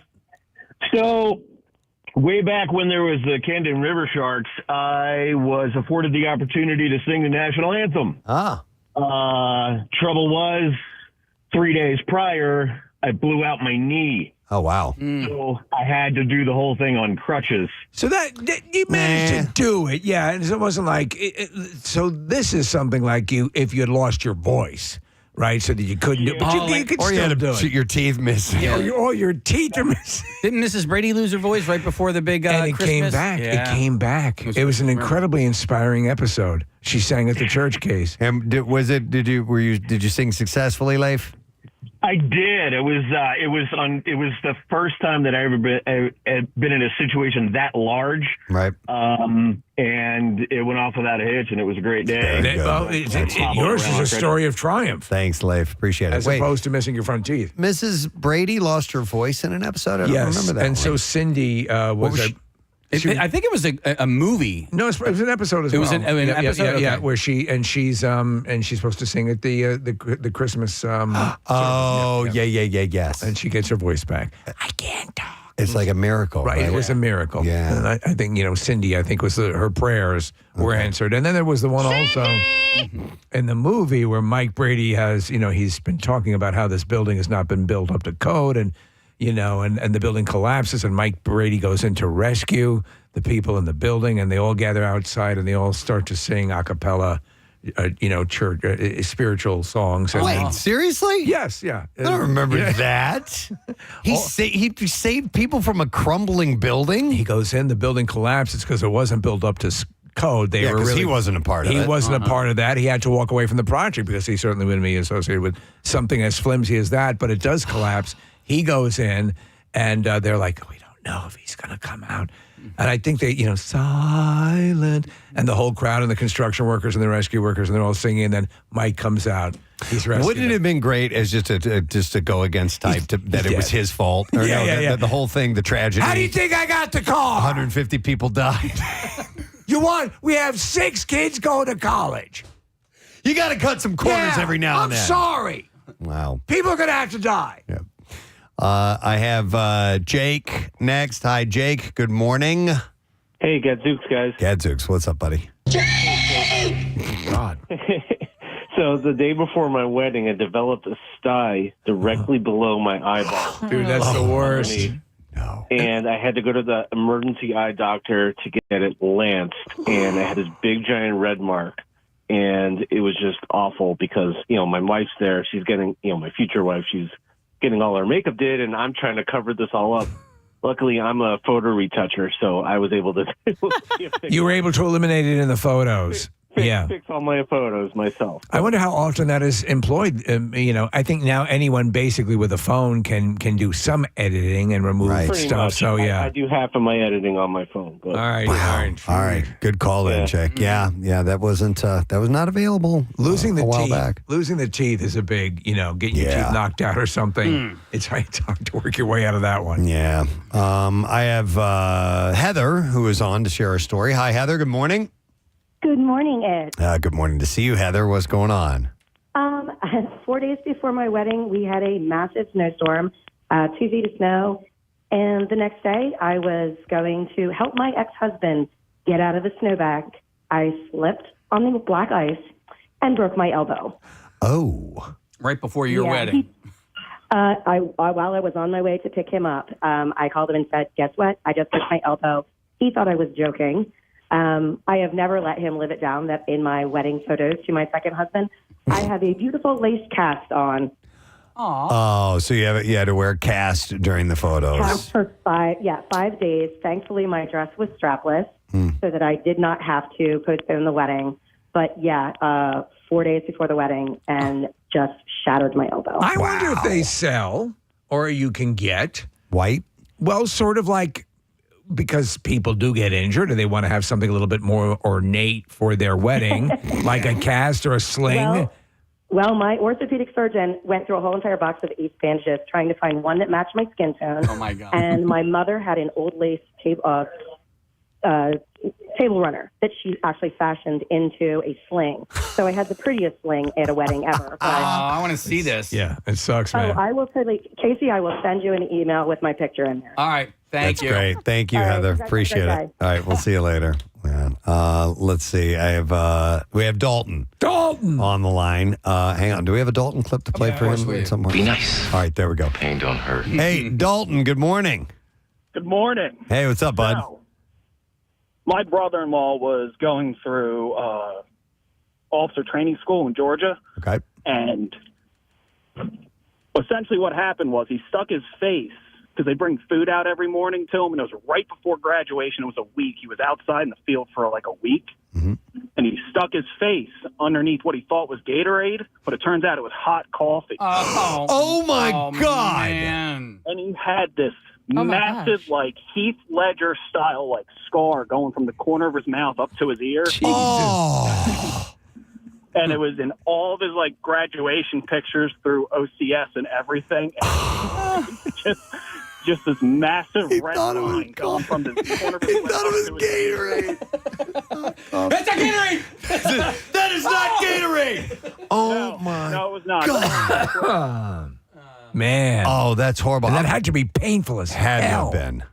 Oh yeah, he had it for probably, I want to say, like maybe another week and a half after. That's actually pretty good. Those things can last. Thank you, Dalton. Appreciate that. Yeah. Do you ever take I've had it happen a couple times where you think something is not hot and it's scalding hot and you take it and it's like immediate, just like right back out. So I don't use anything. I do the intermittent fasting, so I have my coffee black and I don't have anything in it. But Preston, for a while, I was putting the non-dairy powdered creamer in it. Mm-hmm. Coffee looks like it has milk in it the first couple times. Oh, yeah. Which immediately cools it off. And I Yeah. took a full gulp of scalding hot coffee. Yeah. It was horrible. When I make my coffee in the morning, I put some creamer in and then I put milk in. Yeah. Because I don't like all the acidic, just a full flavored coffee.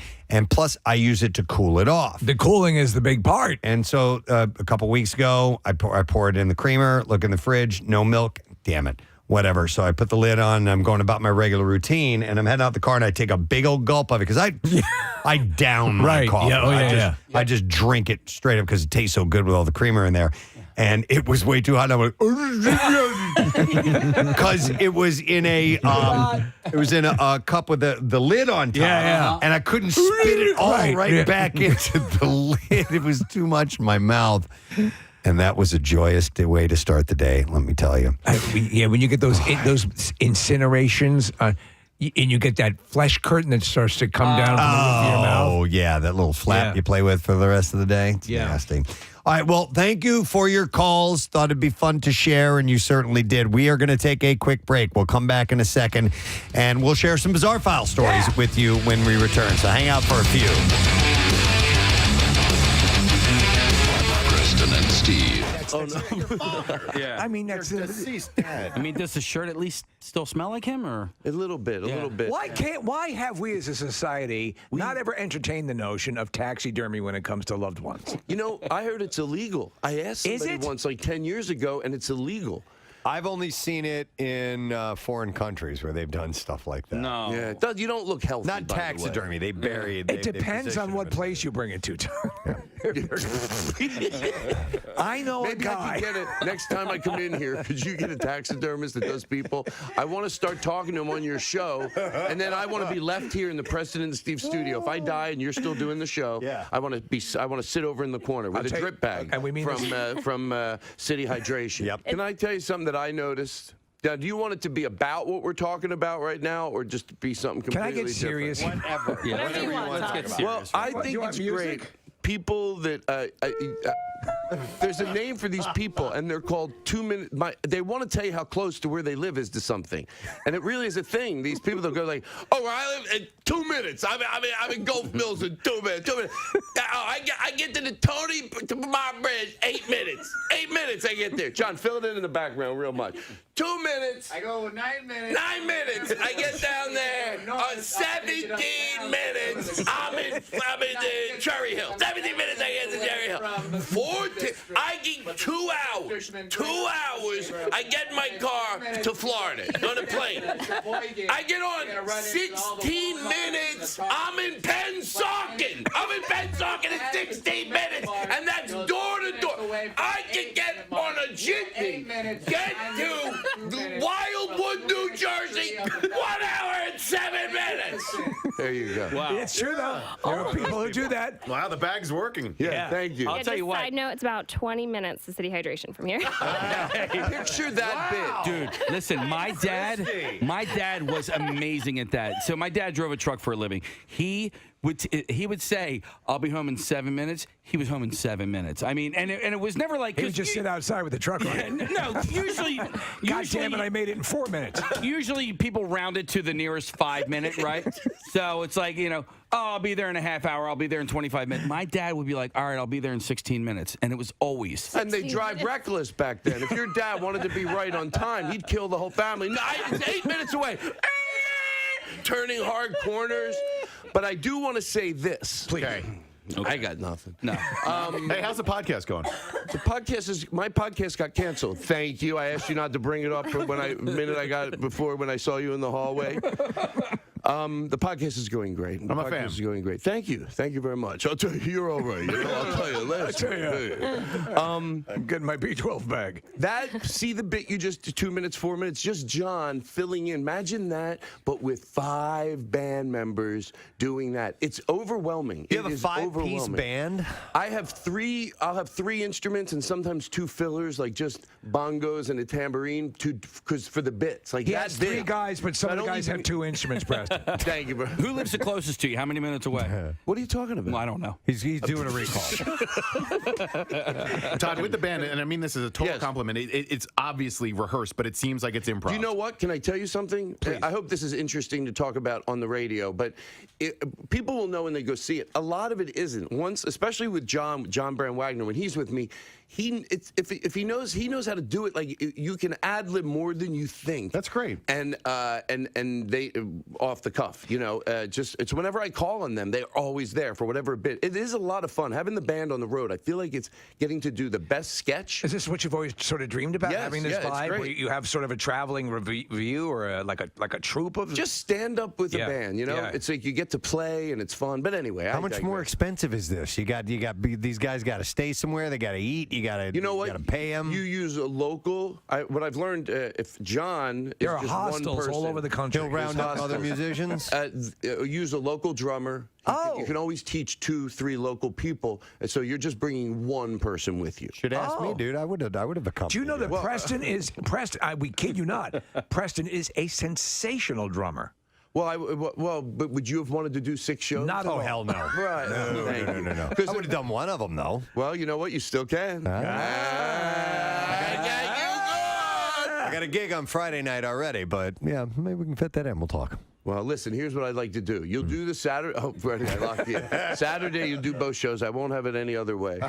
I'm 2 minutes from there, 6 minutes from there, sure. How is Kimmel's? Are you doing it on the Kimmel set? You said you're at his club in Vegas. Yeah, we shot it already. And Jimmy is from Vegas and has always wanted to have a comedy club, and we hear nothing but great things about it. Yeah, they did it. They did it really nice. Mostly what the showroom is very important, but also what is even more important is the green room. And he did the green room on his comedy club like it's at his show. Like his show is, there's nothing else like it. Like and I've been to like not perform. I haven't performed on the Tonight Show with Johnny, but I went to see someone that went and was there when Jay was there, and been to a lot of green rooms over the years. But Kimmel's is just this like own thing, and it's gigantic, and there's like food everywhere, and there's pool tables, and it's just a really fun green room. Water served in glass pitchers. Exactly. Yeah. Well, he loves comedians. He loves you. How long have you known him? You know what? I know him, but don't know him. It's really weird. Like you know someone, but you don't know them. You don't see him that often, but you feel. Did you find out he was a fan or what? No, I knew. I when Sarah dated him, she would tell him, "You got to have Todd on the show, but let him do bits. Yeah, like let him do different things." And that's sort of how I got to do it. Just to do different bits. And you've been friends with Sarah for a long time, Silverman. Yeah. Sarah used to sleep on our sofa. I used to live with a guy named Dave Rath. He's a manager, and then Sarah would come in from New York, and she would sleep on our sofa. And I always thought she was so cool. I don't know why. But she's been great, and we know that she's part of the reason you're here on this planet today. Right? You're right, right. Yeah. Well, really, she's probably the reason I almost died, because she was the one telling people I was okay. She was going, "No, he's just high. He's fine." Jeff Ross is the reason. Jeff Ross. Okay. By the way, along the lines of the people who always say how far away they live from things, how many minutes, there are also people who say who slept on their sofa too. Oh, I knew it. I knew it. I knew it. Preston, about 5 years ago, can I tell the story? Please. I'm okay with it. It's Bumped been a into while. him in the hallway. I was going around the corner, and I bumped into him in the hallway. And that was it. I said, I'm sorry. I thought I was very, I wasn't like a jerk. He goes, one day, he goes, I don't care if it's 5 years. You're going to say something, then I'm going to call it back, and I'm going to put it right in your face. And that's exactly, I guess, and I thought he forgot about it. He never forgets. I thought that he let it. never forgets. Do you think I'm performing good today? Do you think the people listening? Because I said I'm going with my A game. What's it say at the top of those notes? 2 minutes from 8 minutes. Oh, no, wait. Preston and Steve. Frame Dad's body. Oh, Well, Preston and Preston Steve. and I'm Steve. sorry. A friend of mine,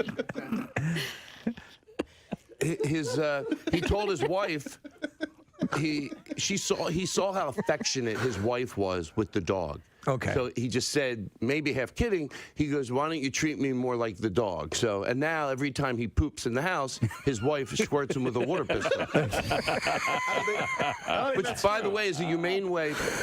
I told somebody that story, and they go, does that work? I go, well, I think I heard it was a non-physical way to maybe train your dog if it's barking or something. I think I saw it on a show, which I like anything that creates non-physical for anything, human or dog or anything. I thought to squirt the water pistol. But let's say you have a dog, I thought of after I heard the water pistol thing. Right. The water pistol's not working. I mean, okay, you got to stop at one point. You can't have, if he's really a bad dog, you get a fire hose. You're just right over to the neighbor's yard. Sure. Oh, you act like you're trying to go, no, let me just squirt him a little bit. You open up that hose. The dog, right over to the neighbor's yard. You go, oh, I tried to just use the water to teach him, but he was a bad dog. I think he's somewhere. I can't see him. He's on a farm. We used to get rid of, not so many, but once in a while we'd have a dog growing up. You know, when you try to fix the story as you're telling it? Yeah. We get rid of so many pets. I don't want to make it look out of proportion, but over the years, it probably 3 stories.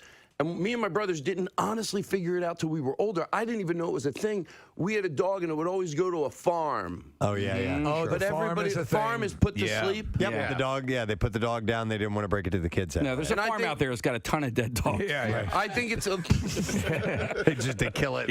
I think a lot of times it's not always a parent that was doing anything wrong. The dog, they could have realized the dog was aggressive and not Or able a dog, to be. or for a kid, or the dog it just gets sick and it's in pain or whatever. It has to be put down. It's easier to lie to your child. Right. Yeah. He's, because when I first saw these 2 dogs in the park, I remember. I just realized I can't tell this joke. You did? And you're. Well, I'll tell you what it is. But when we get to the part that is the part I can't do, you're going to go, why would you even have thought you could ever? Well, we egged you on, so we'll take the blame for it. Thank you. Go ahead. That when I saw these, but this is a true story. It's a true story. Why would I make it up? True story. When I was younger, I saw 2 dogs in the park, and they were going at it, bumping each other. Yeah. And I asked my dad what they were doing, and he said, because he didn't know how to deal with stuff, and he just said, he goes, I remember he said they're playing a game. Yeah. So I was like, I just asked him, I go, I took a beat, like a little kid will, and I go, what's the game, and he said, it's effing. And he said it.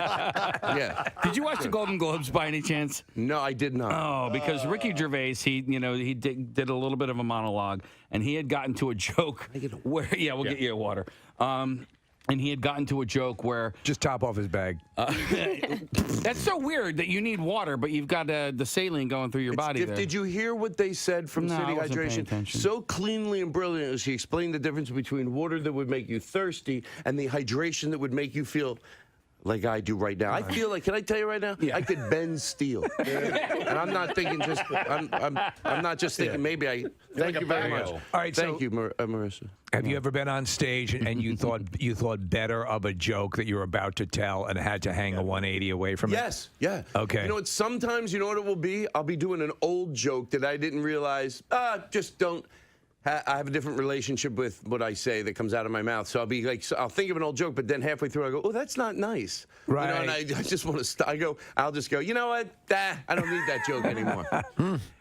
I had a series called if you see a sign that says don't do it, it means somebody did it. Yes. Okay. It's true. Because, they don't just put, if it says, I don't have to repeat the bit, but I will do one example from the old pile of part of this joke.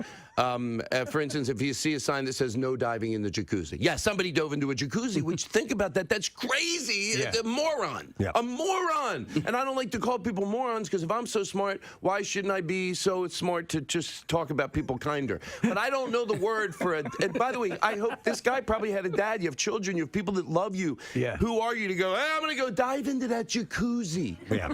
So maybe you're better off. Did you work at Dairy Queen? And I was did it work at Plymouth a Dairy Meeting? Queen, not to brag. But so when you talk about signs that, if there's a sign, I'm going to make full circle. Everyone's going to be proud of me. It's okay to get a little lost, but you got to deliver. No. So here's the point. Yeah. Right. So the ice cream place, it says 3 sample limit. It doesn't say 4. It says 3 sample limit. And I thought about something. That tells a story. That tells 3 sample limit. You know what that story tells me? Look, lunatic. Stories right now. WMMR presents Preston and Steve's Bizarre File. It was a moment I went with it. Yes, it worked. Brought to you this morning by 80 Moyer and trusted expert since 1939. 80 Moyer Lumber is your professional source for decks and windows, doors, kitchens, professionals. I already said that. Millwork and more. Visit them on the web at admoyer.com. Apple is going to be sued by a businessman after deleted messages he sent to sex workers were found by his wife on another device. Whoops. The unfaithful husband, reportedly a middle-aged man from England, claims that Apple's lack of transparency over deleted messages led to his wife filing for divorce. I know you're upset, but Apple, right? He had turned to prostitutes in the final years of his marriage and would contact them through the iMessage app on his iPhone before deleting the text. What a dumbass. But the messages were eventually discovered by his wife on the family's computer, along with messages going back several years he believed that he had wiped. Sure. And the guy has no understanding of how it works. If you are told a message is deleted, you are entitled to believe it is deleted, he said. Should have been using iHooker. Probably. Much more protected. But I mean, he's kind of, I don't know. He might have a leg to stand on. He said it's all quite painful and quite raw still. It was a very brutal way of finding out for my wife. I'm just a simple man who enjoys prostitutes. My thoughts are if I had been able to talk to her rationally and she had not had such a brutal realization of it, I might still be married. Calm down. Uh-huh. Let me explain. He said, in my opinion, it's all because Apple told me my messages were deleted when they weren't. If the message had said, these messages are deleted on this device, that would have been a clue. Partially your fault, too, because you don't kiss my butt. Or these messages are deleted on this device only, that would have been even better. Yeah. He is now pursuing legal action against the company for more than $7 million. That he lost in his divorce and legal cost. I'll be curious to see how this plays out. And he claimed the company does not make it clear to customers that deleted messages can appear on other Apple devices. Maybe Apple can do right by him and give him a free download of a U2 album. You think that'll do it? Yes. Car break-ins plague Canadians across the country, but instead of worrying about theft, a Northern Ontario woman is cleaning up a big mess that she says will not be covered by insurance after a black bear broke into her Honda Civic and took a nap in there. The adult bear has been causing havoc for Kayla Seward since last year. She said it's done this before. Said we had a bear last year break through my car window, so the ministry... I'm just going to be out in your car taking a little snoozy. Trapped it and relocated it and came back with revenge. The bear returned to her off-grid home last week and got into her husband's, and her mother-in-law's cars. Apparently, the bears are attracted to foam, she said, and that's why they eat four-wheeler seats and stuff, I was told.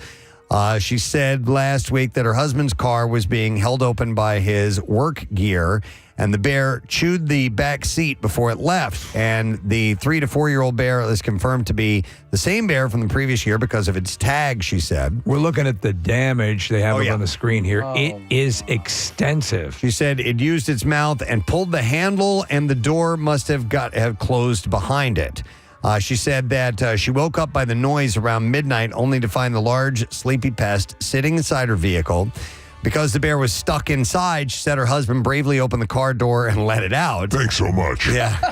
I didn't know how I was going to get out. She said it popped its head out the door, looked around, and saw my husband standing there, and then took off. And she said, I stayed in the house for a bit. And a video she recorded Tuesday morning shows the aftermath of the damage caused by the Bruin, including piles of droppings inside of the vehicle. This pretty much looks like every high school boy's first car. Yeah. Except for the bear crap. Yeah. So he felt the need to go. To add insult to injury, Seward said that her auto insurance provider told her the damage isn't covered because she didn't hit the deer. So no coverage from insurance on all that damage. Wow. A dispute over cleaning led to a deadly shooting at a Tampa home. Police said that about 9:28 a.m., they responded to a home where they found a man who was shot in the upper body multiple times. The victim was taken to a hospital for treatment where he died of his injuries. Police said the suspect, 71-year-old Patricia Whitehead, was the victim's roommate and was mad at him for not cleaning up after himself. See, if you didn't have proper names, I would have thought you were talking about Kathy. According to investigators, Whitehead heard the victim slam the door while he left the home, took a gun from her bedroom, and followed him outside, shooting him several times. Jeez. A woman at the home said that he was her husband, and she had warned others about this woman, Whitehead, before. She said, somebody told me that he told the landlord and people in the house, if he dies, then she killed him. She's the one who did it. She says her husband did not deserve to die this way. Whitehead was charged with first-degree murder. That's insane. Yeah. All right, speaking of insane, this one's messed up. This is in Japan. A woman in her 80s died after falling and getting caught in an escalator at a supermarket in Tokyo. The woman was found with her, listen to this, her neck trapped between the escalator handrail and the floor. Oh, my God. Yeah. She was unconscious and transported to the hospital and confirmed dead. According to police, the woman took the escalator from the first floor down to the first basement floor. It seemed a pretty safe thing to do. Yeah, she is believed to have fallen shortly before the end of the escalator, and her neck became trapped between the handrail and the floor. Oof. There's a footage, a meme that's going around. It's of a high-heeled shoe on an escalator, getting caught into the gears and just taken in, and ripped up or shredded right up. Wow, yeah, they are. They can, if there's an accident with those things, they are mechanical and ruthless. Yeah. What's the Stephen King story about the machine in a factory? Well, there's Maximum Overdrive. Yeah, this is a different one. The machine is just basically eats everything. Oh, I don't know. Yeah. It sounds interesting. So the supermarket company said the escalator was installed before the store opening, and there were no abnormalities found during the latest inspection, which conducted on May 27th. So sorry to end on a messed up one like that, but that's all we have time for. We only have a few more minutes left for you to text the word tattoo to 39333 if you are interested in winning a $350 gift certificate from Floating World Tattoo and Piercing. Make sure that you do that. And then, Casey, I want to reiterate our word today for Day Off at Dorney. The word is corkscrew. So if you've not entered that yet, we are doing a live broadcast. It's the Preston and Steve Day Off at Dorney on July 11th. And we are going to be broadcasting right by the brand new coaster, Iron Menace. You'll get to ride it if you win tickets and join us before anybody else, because the park will open at 8 a.m. for our listeners. Special access. And we'll have some rides open and ready to go, which means no lines. You just get back on. That's right. Go again. We do have a couple 100 tickets that we're giving away. But what you have to do is go to PrestonandSteve.com and you will find the Day Off at Dorney link. Go on there, enter the word corkscrew. And then we hope you win, but if by any chance you don't, come out anyway. Yeah. We'd love to hang with you. Yep. So 4 packs of tickets are what we are giving away. We will take a break, come back in just a moment. We'll give some stuff away with a lesson question. We also have trash and music news coming up when we return.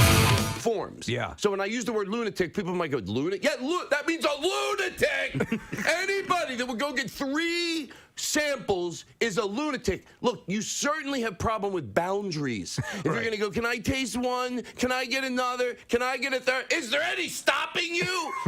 So that's what I think. That four is enough. 3 sample limit. I think 3's too much. I agree. Matter of fact, if I'm with people, 1, I'm okay with. You have to realize that not everyone's like you. People have a right to go get a sample of ice cream, Todd, even if it's something you're insecure about it. I say no sample. None. Do you ever sample deli meat? I've seen people do that. Can I have a slice of that? Oh, yeah. I've done that. I've tried cheese. Right. So you can do that like that. occasionally, same thing. Yeah. You don't do 4 or Yeah. 5 different types of. I trust the relationship where I'm getting it, but in the right situation, definitely. In that situation, I could lie and go, no, I don't do it there either, because I seem like a hypocrite. There's something different about the ice cream. But It's they have just- the little spoons. That's Yeah, what it's for. but you're trying You're to one game of the those, system. aren't you? What about? Yeah. You're trying to gain the system, and so my kids are big. They love to do the free samples. I'll give them 1, and that is it. And it's only because they haven't been on the planet that long, so they haven't tried. If you're a 40-year-old man and you don't know what rum raisin tastes like you know. Can I tell you something? Yes. And if it's at the yogurt place where you do it yourself in a little cup, all right, you're not. That's fine. Go over in the corner, have a ball. But where they have to scoop it for you. So I have a different standard for if you're doing it yourself at least, because it's not making someone else do it. Sure. And for kids, of course, it should. Yeah, whatever a kid wants to do. They're our future. Yeah. You got to teach them well, Steve, right? Exactly. I disagree wholeheartedly. I think that you can sometimes be in between flavors, or maybe there's one you've never tried before. Or I say that not every rum raisin is the same, sir. Okay. There are a lot of places that make their own ice creams, and I would like to try that. Preston's dessert of choice is ice cream. Sometimes you look at rum raisin, it is a very clear, milky white look. Other times it's kind of brownish. I wonder how that one tastes as opposed to the other I'm one. going to, not to be a wishy-washy with my opinion, but to prove that I could change my opinion, I'm changing my stance. I'm going to say 4 samples? A lot of it's just with the demeanor, and you're matter of fact about it. Yes. Hey, could I try talk to the person. You have to go, you don't have to make. I hate to be an imposition. Yeah. I'm a little wishy-washy here. Yeah. I just had an IV bag. You're right. Not all are the same. So I guess really, it's a case-by-case situation. So Casey was wrong, and right. what you said to especially Preston was disrespectful. I apologize. And I'm, as a fan of the mean that. show and honored to be here, I'm not trying to kiss anybody's tuchus. I thought you were way out of line. I was way out of line. What are your thoughts on free samples? Because you see it at the fudge kitchen, The mall. Yeah, Costco, you can go around and spend an hour trying the samples. Costco, I got in trouble at Costco. That's when I realized the world, people are crazy. Yeah. I had a World War II wasn't an indicator. Well, that's like, and by the way, this does make sense. Please remind me to get back to what I did at Costco. Okay, but it does have to do with, you said World War II? Nazis? Yeah, what did you do at Costco? Okay. World War II. World War II. Hitler. Ice cream samples. Someone told me that Hitler, this is a true story, they told me this, whether it's true or not, it's true, I don't know. Okay. But they said Hitler ate a piece of cake every day. Isn't that crazy? I told my friend, I don't think it's the craziest thing about him. Brought to you by Patient First Cold and flu season is here. I've got a clode. You do have a clode. Patient First is here to help. Hey, Harry. I can't speak to that. You were traveling all day yesterday. I was. What's Harry though? I was going to say they handle everything. They Harry or clothes. And I put handle and every and made it Harry. At these times, you need someone who cares about your clothes and harries it correctly.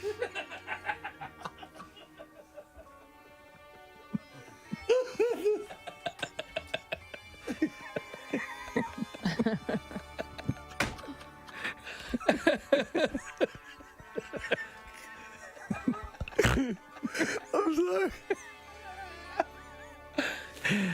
and I snorted too.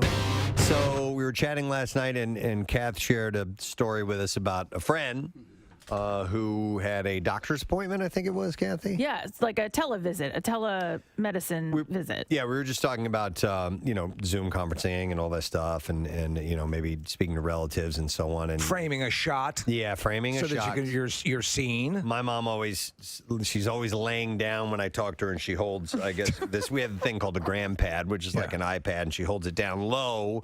And so I always get this shot going up.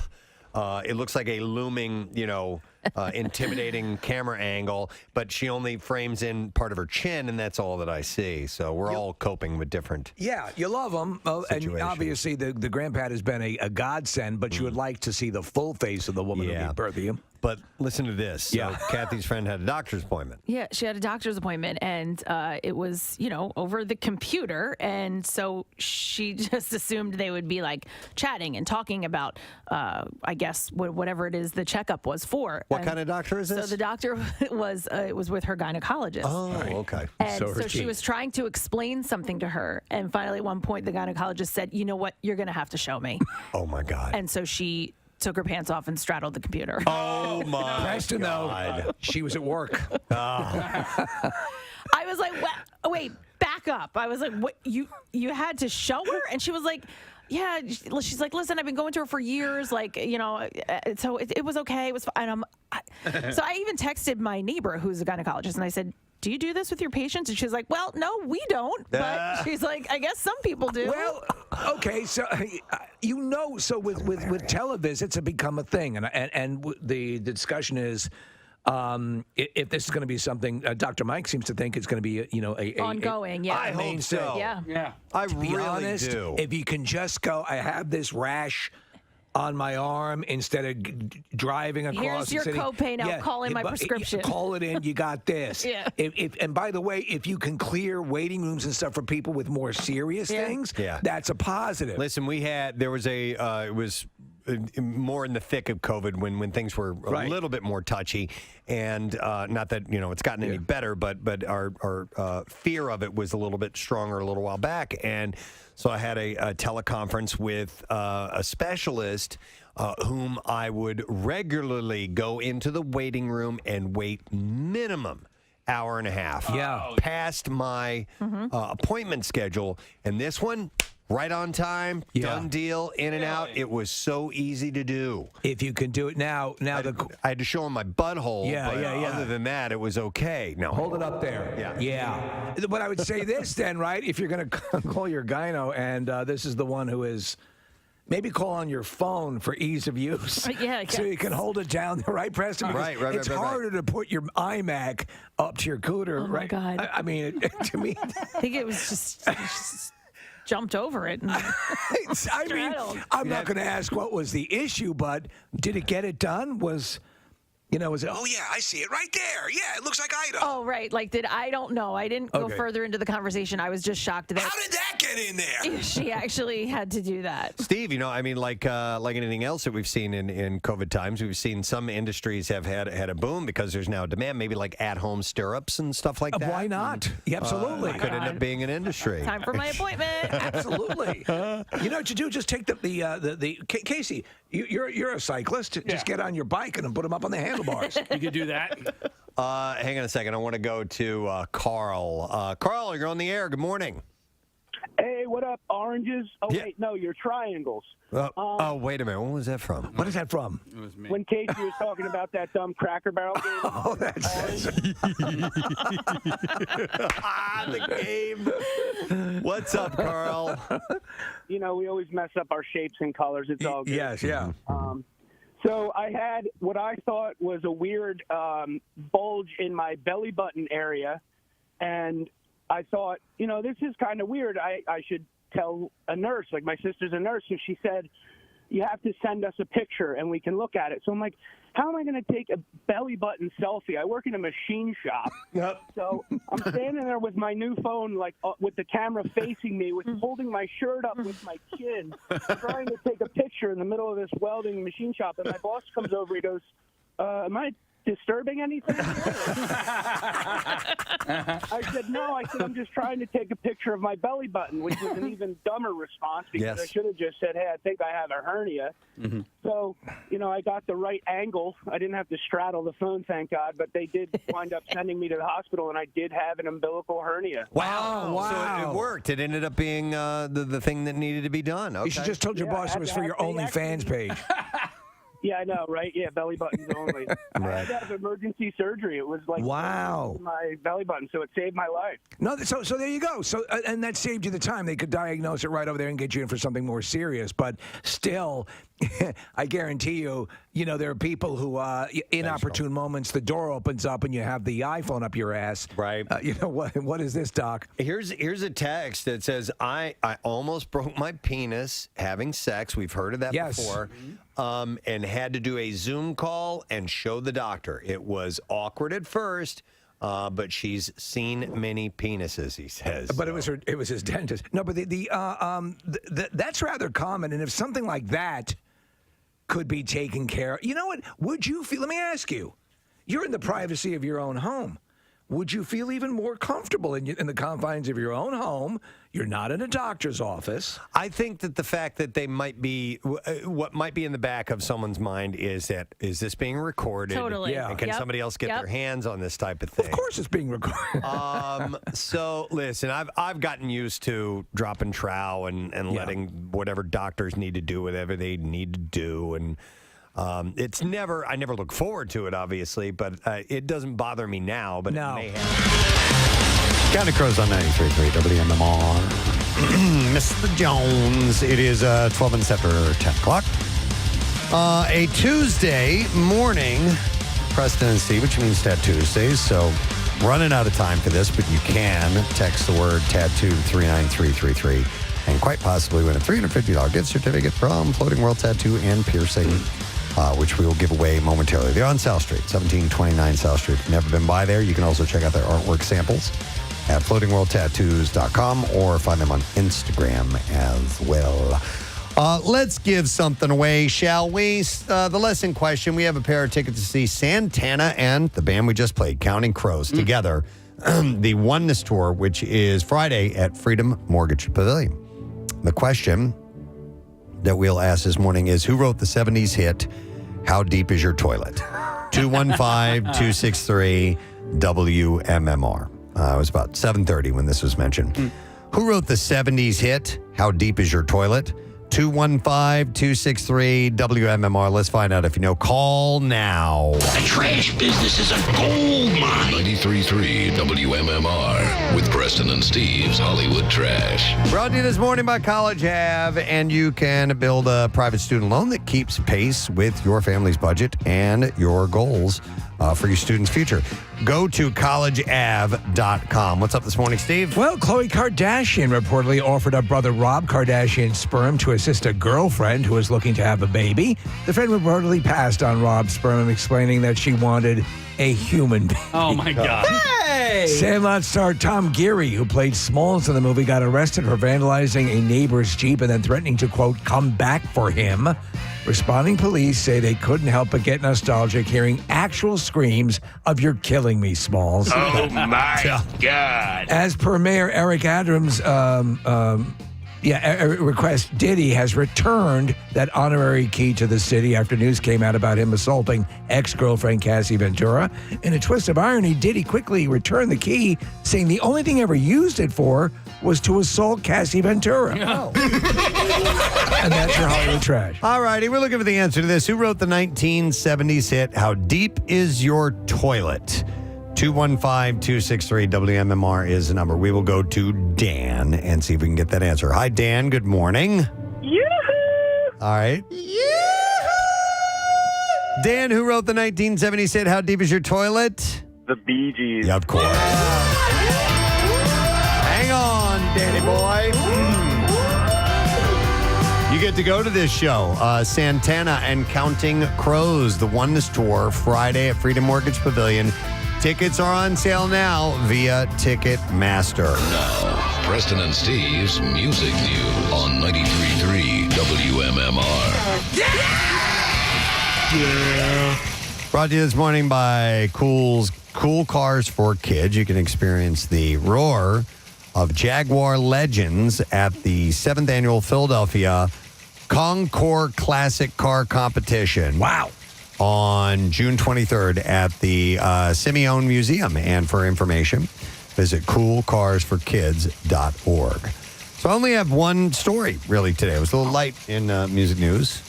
Did some digging around, but Coldplay has announced their 10th studio album. It's called Moon Music. Moon Music. Yep. The release will be October 4th. The first single, Feels Like I'm Falling in Love, is dropping this Friday.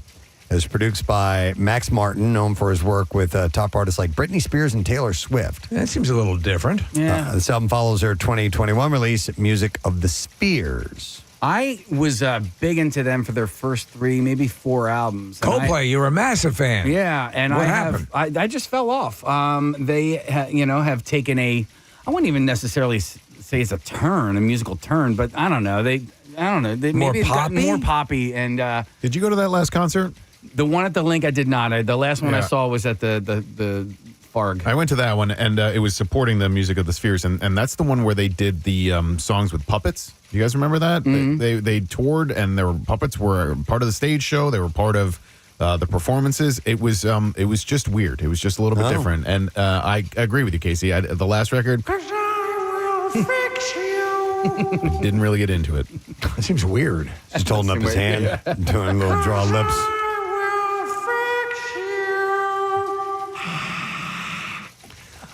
Casey was such a fan that that sound effect you hear from going, yeah, was when we were asking about a song about Coldplay. And it might have been on A Rush of Blood to the Head.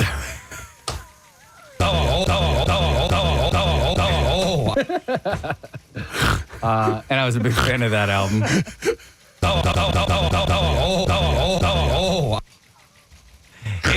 It's one of the. We all produce inhuman sounds because we do so much talking. It's bound to happen. It sounds like your head is shaking. I actually.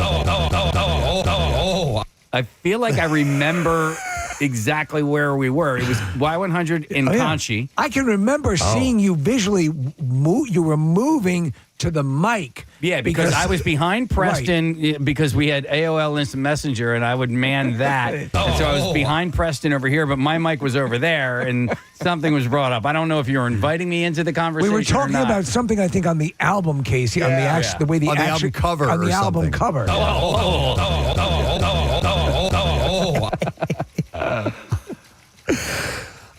Anyhow, that album is great, by the way. The Rush of Blood to the Head.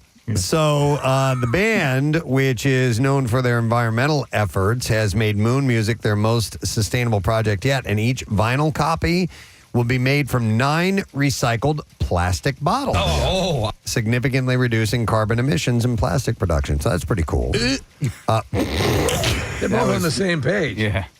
That was another one. I was just trying to say a letter.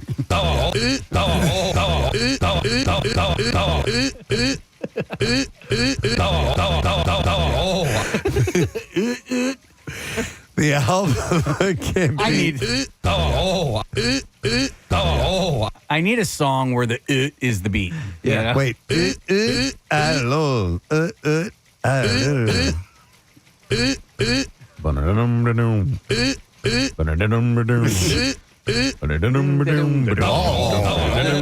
Yeah, so the part is wow, wow, could be. Cannonball, right? Yeah. Breeders. Yeah. It was a remix. Hold on. Wait, we're going to make magic here. Yeah. All right. Casey's pulling up right now.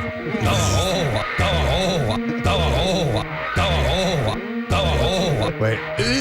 When it gets to the which takes like a half hour for it to get there, but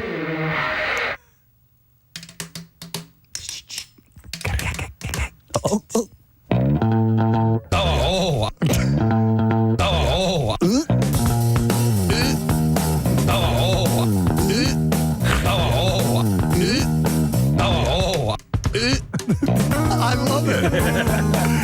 I absolutely love it. A new hit. Yeah. All right. That's your music news. Oh, yes. And the album can be pre-ordered now.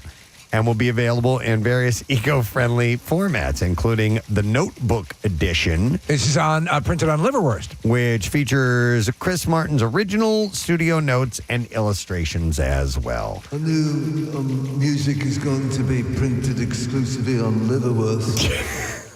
So you can listen to it and you can eat it for lunch. I used to love liverwurst. You did? Yeah. I did. Did you? That is wonderful. Actually, I think I mentioned that I, for the longest time, ate bologna thinking it was liverwurst. And I was wrong. Yeah, they're decidedly different. I wonder. Liverwurst is kind of gross. Yeah, it's been decades since I've had it last. You have to wonder how it would age now with your taste buds. Yeah. You know what I do? I do liverwurst with mustard, and I like that. Yeah, like that a was spicy mustard. And it's interesting because you like all those wursts. And yet that one's a little different. Liverwurst is more like kind of like Braunschweiger. You ever had that? No, I don't want anything that has a Schweiger. Yes. Or an Erst. My dad used to like Braunschweiger. Yeah, no. And you know what? No, I don't know. Maybe I've never had liverwurst. Maybe just the name alone has scared me away from it that. Sounds worst. Wait a second. If they called it liver best, you'd probably enjoy it. Maybe. Yeah. Right? You know? Or even liver pretty good. Right, yeah, liver's not bad. Yeah. This liver's okay. This is liver best. Better than the worst. Yeah. All right. That's Yeah, all I we really ate bologna thinking it was liverwurst for the longest time. I was thinking, well, I guess they just don't make it like they used to. Love bologna. All right. Music news. Yeah, music news.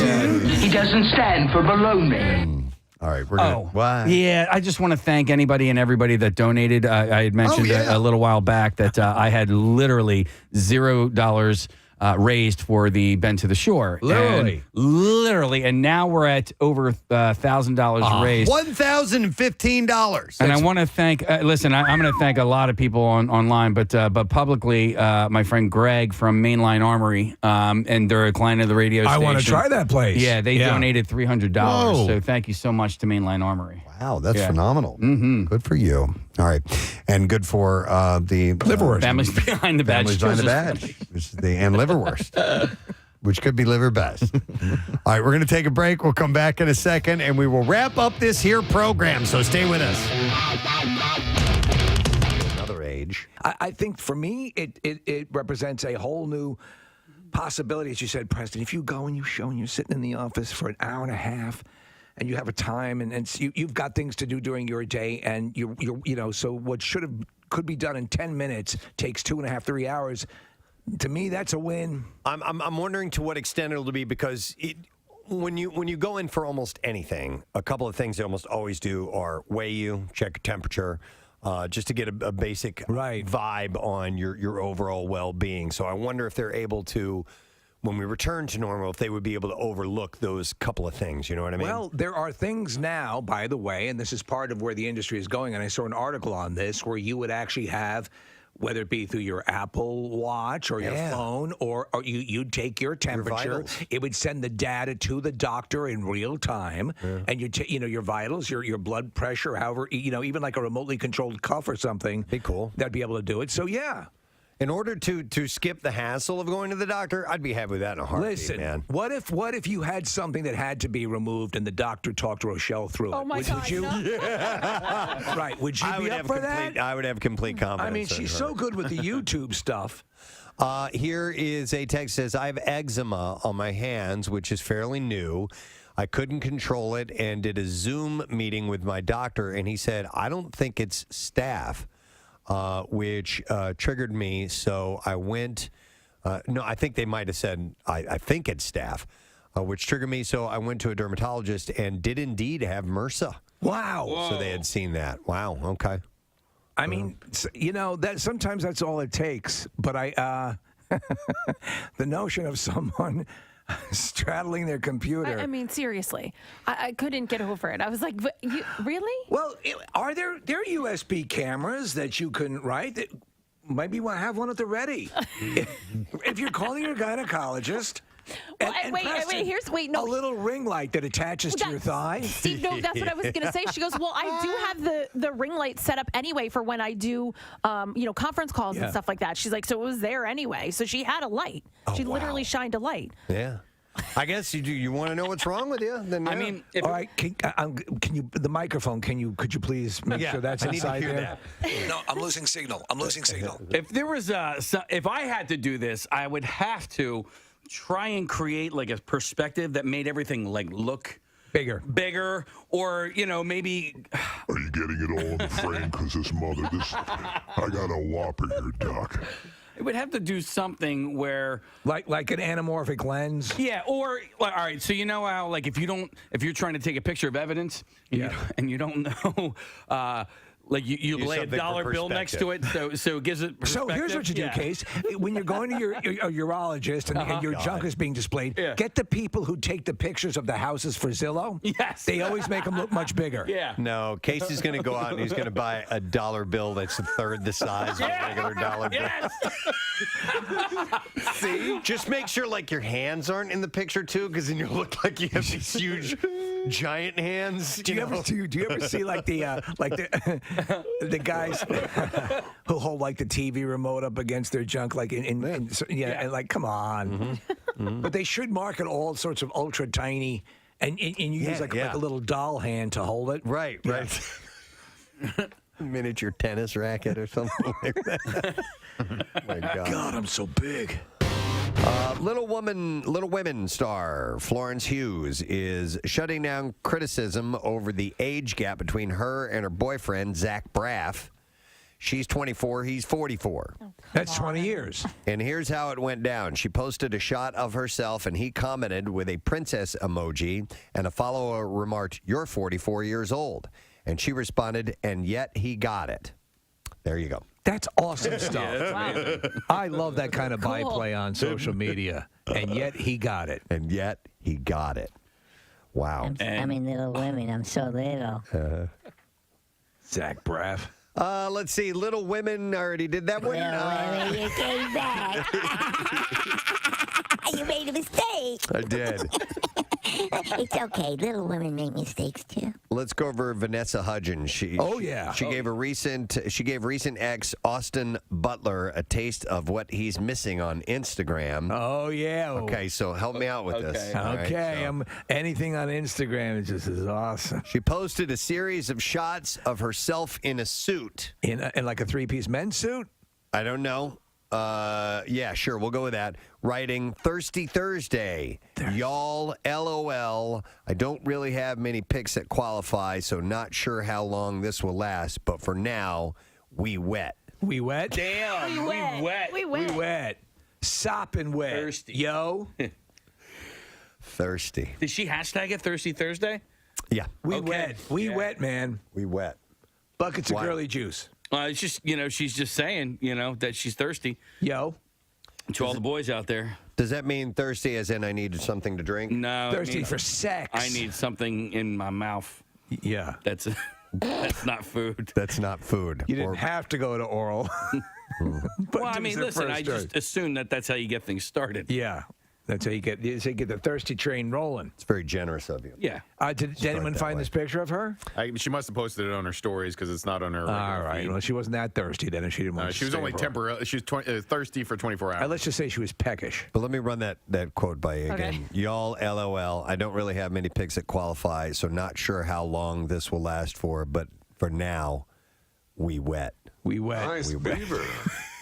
We wet beaver. We wet. She's a lovely young lady, and she wet. I mean, come on. How can you not be embarrassed writing crap like that? Really? And I love her. I think she's awesome. We wet.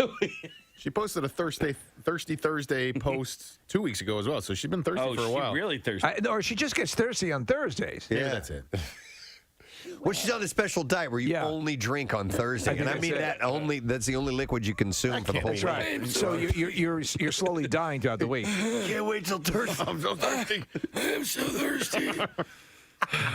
What day is it? This is only Tuesday. God damn. Oh, I'm never gonna make it. I can't wait for 4 Almonds Friday. You just eat 4 almonds on Friday? 4 almond Friday. I'm an actress. We wed. Not anymore. Not anymore. I queefed and dust came out. It looks like when you're blowing one of those candy cigarettes. The powdered sugar. We dry. We dry. All right, so this is a little bit offbeat, but the Tower of London, we visited that when we went to England a couple of years ago. The Tower of London's Queen Raven is missing and feared dead, according to the staff at the fortress. So apparently they keep this flock of ravens there. And I remember being there and they're huge. They're these big black birds. I remember seeing them. Yeah. I just thought they were...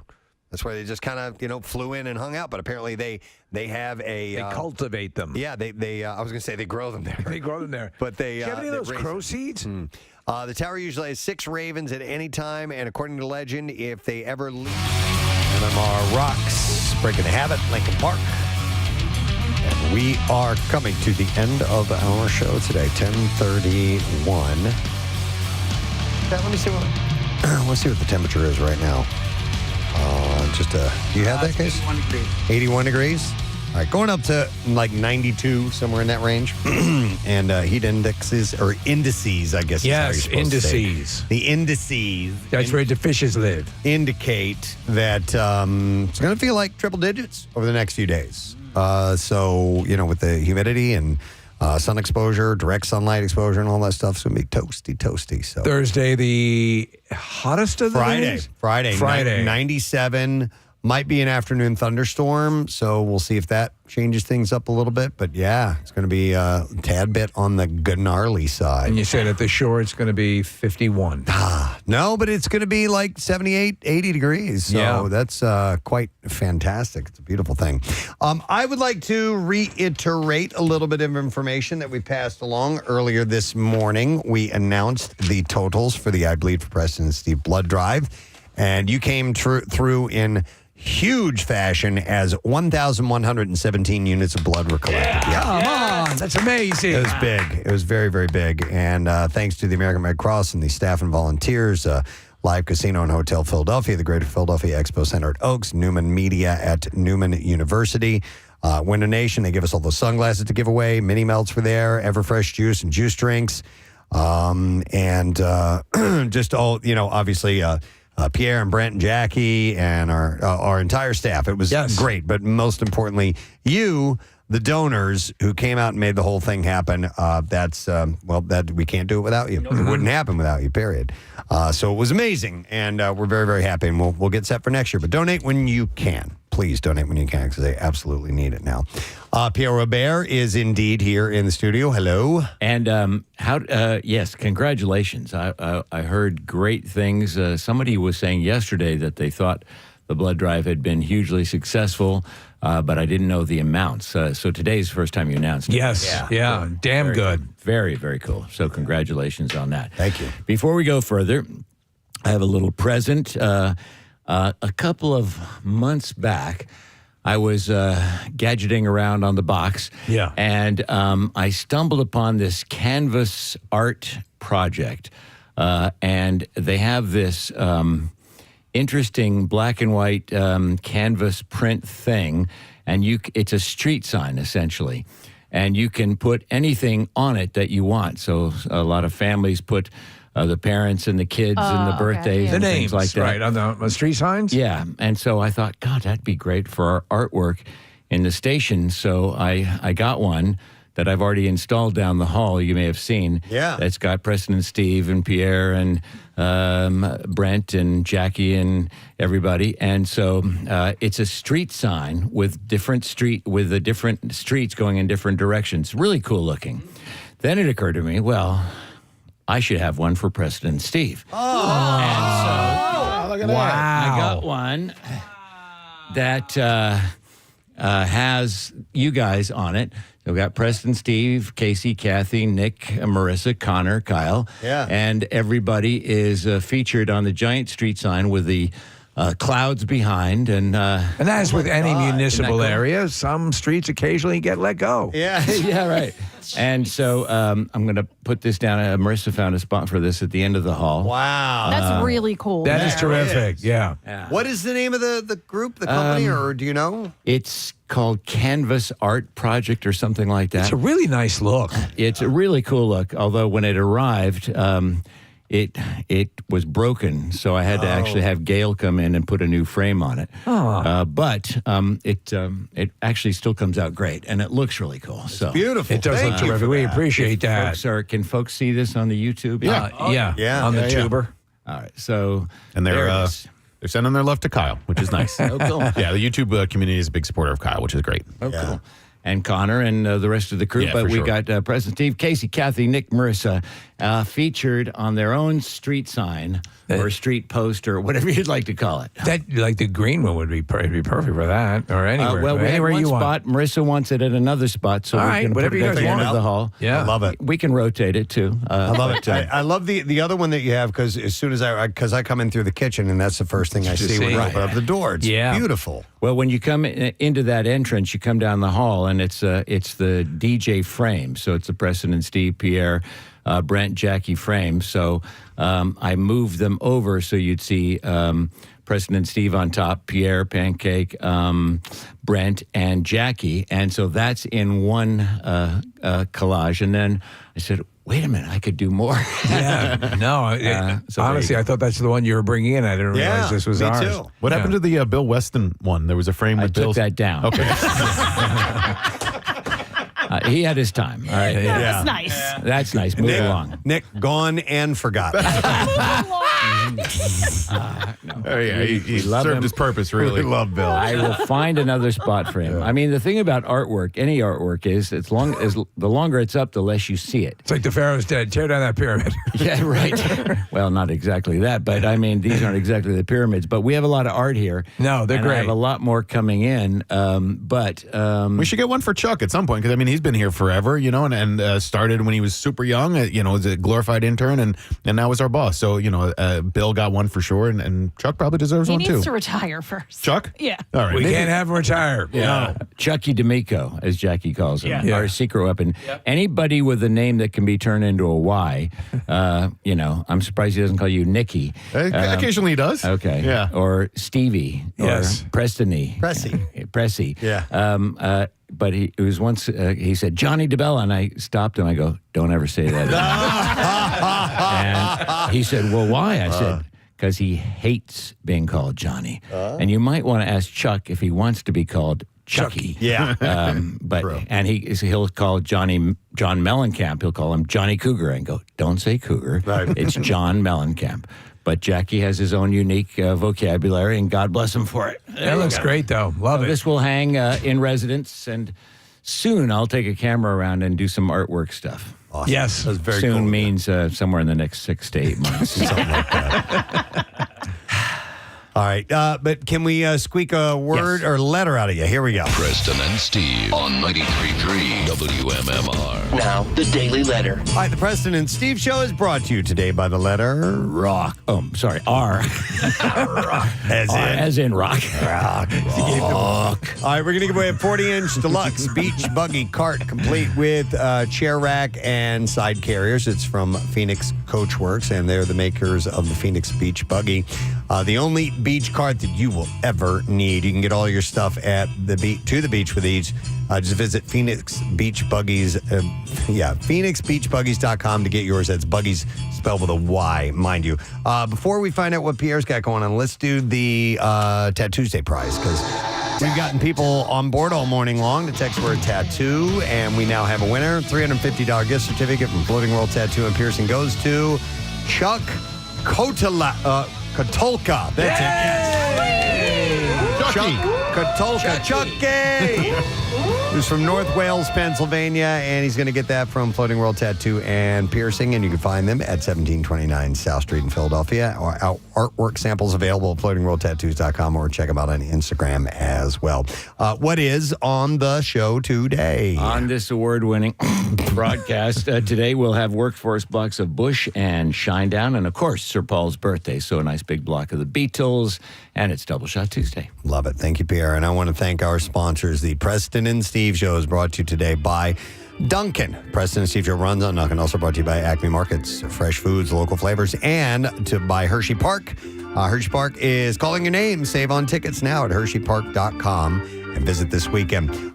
Tomorrow on the program, on Wednesday, of course, Secret Text Word, live on Fox Good Day, and comedian Joe Bartnick will be in our studio, and we'll have many other things to get into as well. That's it. We're done. Rage on and have a great day, and we'll see you tomorrow, friends. Stay cool, by the way.